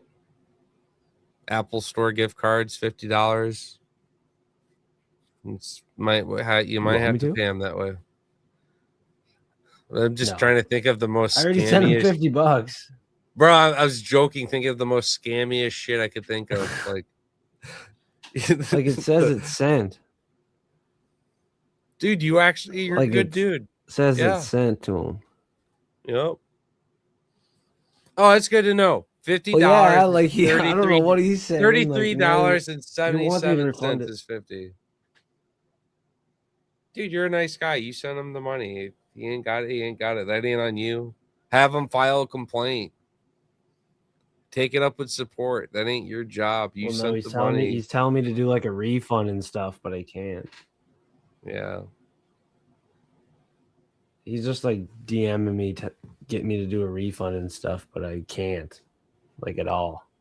Yeah. The money already sent to him. And like before I sent it, it was being sketchy and not letting me send it to him.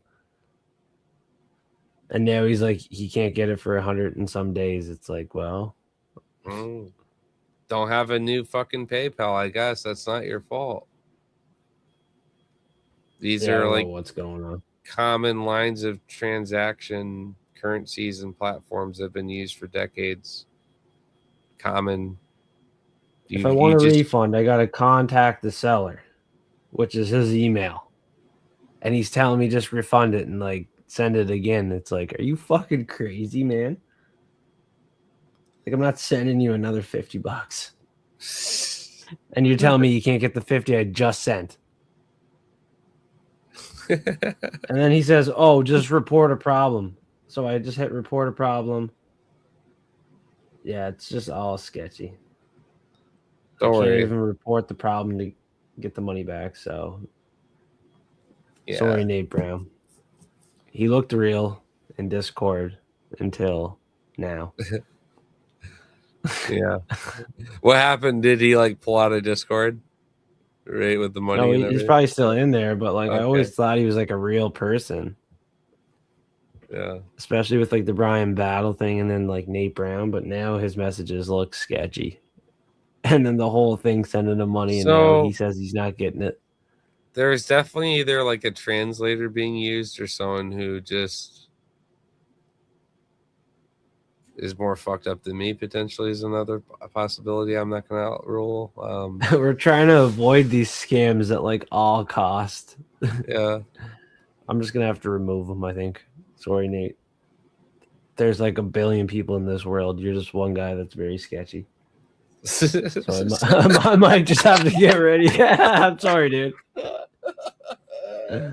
I'm sorry, bro. This is the best way you could explain it. You did a good job. There's there. so many. Yeah, like, sorry, bro. You guys do a really good thing for people, and if people want to show up and like cause this really weird feeling about the good things you're trying to do, then you're not. It's not your problem. It's not your fault. It's not your issue. They're the issue. They're the outlier. Move on, I guess. Go hang out with people that do crypto giveaways and other, stuff that you may be eligible for, but you probably had a previous account and it was banned, and here you are making a new one. Not your fault. Sorry, Nate.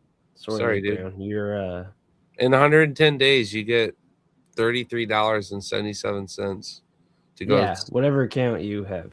Yep, and you can take that money and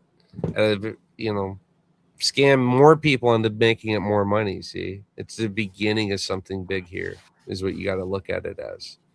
So I just took him out of all future giveaways. I took him out of Platinum Forecaster access, and then I just I removed him from the live chat already. So sorry, Nate Brown. Closed DM. Never gonna probably answer you again.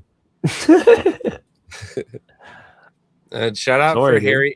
Harry Bird, though. That was a real one, right? That one earlier. If they ever message me, I'll have to message the Discord and see. Yeah. We might have to respin that again, but no one's here watching, so. Nah, dude, don't even do it till like the fights. Well, yeah, I guess I already sent 50 tonight, so it's like, fuck. Yeah. Sorry. Nate Brown's gonna be out of the spins in the future for sure. You just gotta watch out for Brown Nate now. He'll get you. Sketchy guy, man. He wasn't even a proper paid member. He was fucking lucky to get in there and then happened to win this week. So was it luck, or did you not see the horoscope? Because no, it was luck. He became a platinum forecaster with a lucky draw, like the first 10 forecasters. Like that was only 2 events ago, I think, at UFC Freedom. And he literally just won $50 2 weeks later. And it's like a month. It's free like member for a month. A month, yeah. So he had to. He's a free member for 4 weeks and hits the 50. It's like, bro. Yeah. So lucky. Well, I still have to make my picks for Instagram too. And I have to make every slide for every fight. Every slide, every fight for the watch party. You guys just said that, and I'm ready for bed immediately. We might have to go to bed for a bit, maybe. Yeah. The fights are at like 10 o'clock for me in the morning, so I could Yeah. get up at 8 o'clock. Give me 2 hours to make content. It's 3 o'clock now. Be a couple hours sleep. Yep. Yeah, it's at 9 my time. So, yeah, I got to circle picks. That's a good point. I'm used to doing Circle pick, Tapology make some now, content. and then I'm just good. And then I'm like, oh yeah, I forget. Icy's back in chat telling us, like, boys, smarten up, get some rest. We'll be back in the morning. That's not a bad idea. I don't have to Yeah. eat this whole thing right now. I Oh think we my just put it in the drawer. Yeah. I No, think that we sounds just good. enjoy the rest. Yeah. No, we had another hoot. It was good, man. No, it was awesome seeing the man, the myth, the face of IC MMA. Give that guy a huge follow. Debut stream. It was a good ass time. I loved all the plays, some good angles. I love that we talk about the same fighter while 3 different bet slides pull up. So yes, we all are a flock of seagulls this week on some plays, but that's a good feeling to have too. I'd be more concerned if we were very split because I respect a lot of the takes coming out. So not a bad side of the fence to be on, I guess, right? So yeah, you guys get your fucking rest. I'm gonna go do our pick sheets, and yeah, we'll be back. We'll be doing this shit here very soon. You're thinking about doing Very a soon. little shit before the fights? Half hour before the first fight, I'll probably jump on, start the watch party. I'll have to get up early in the morning, make up the rest of the content, free bets for every fight. Everyone has to sleep tight, though. Get their rest for real. We were gonna go live the whole time here, but that is tough. We need our rest. We need our sleep. Start off tomorrow real sharp, hopefully. Tonight was good, Toad. You mentioned that. Icy joined us. Prelim Tim was here. AJ, definitely more comfortable betting now after prop Fiends. So let's go. I'm feeling really good. Might need a snack before bed. Probably running out to the shed again for a hootie too. But yeah, we might have to end the stream within 5 hours here tonight, Toad. Yeah, We were talking some crazy talk, doing it all I night, right mean- until the first fight.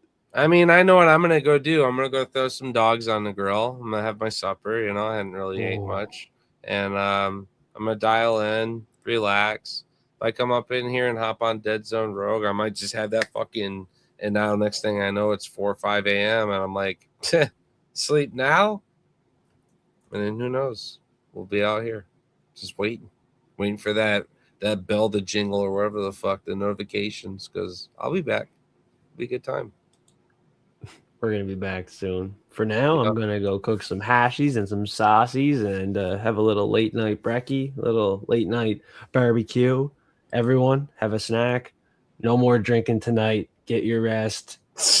Recharge. You drank fuck. enough. It's fucking 3 a.m. here. You drank These enough. things are goddamn tanks. Let's just start there, dude. Holy shit. You need a smaller glass. Yeah. They kind of hit Nah, a you're little good. It's different. Friday. Friday fun day. That's what it's for. What's your point? Just ran right through you after a hard day.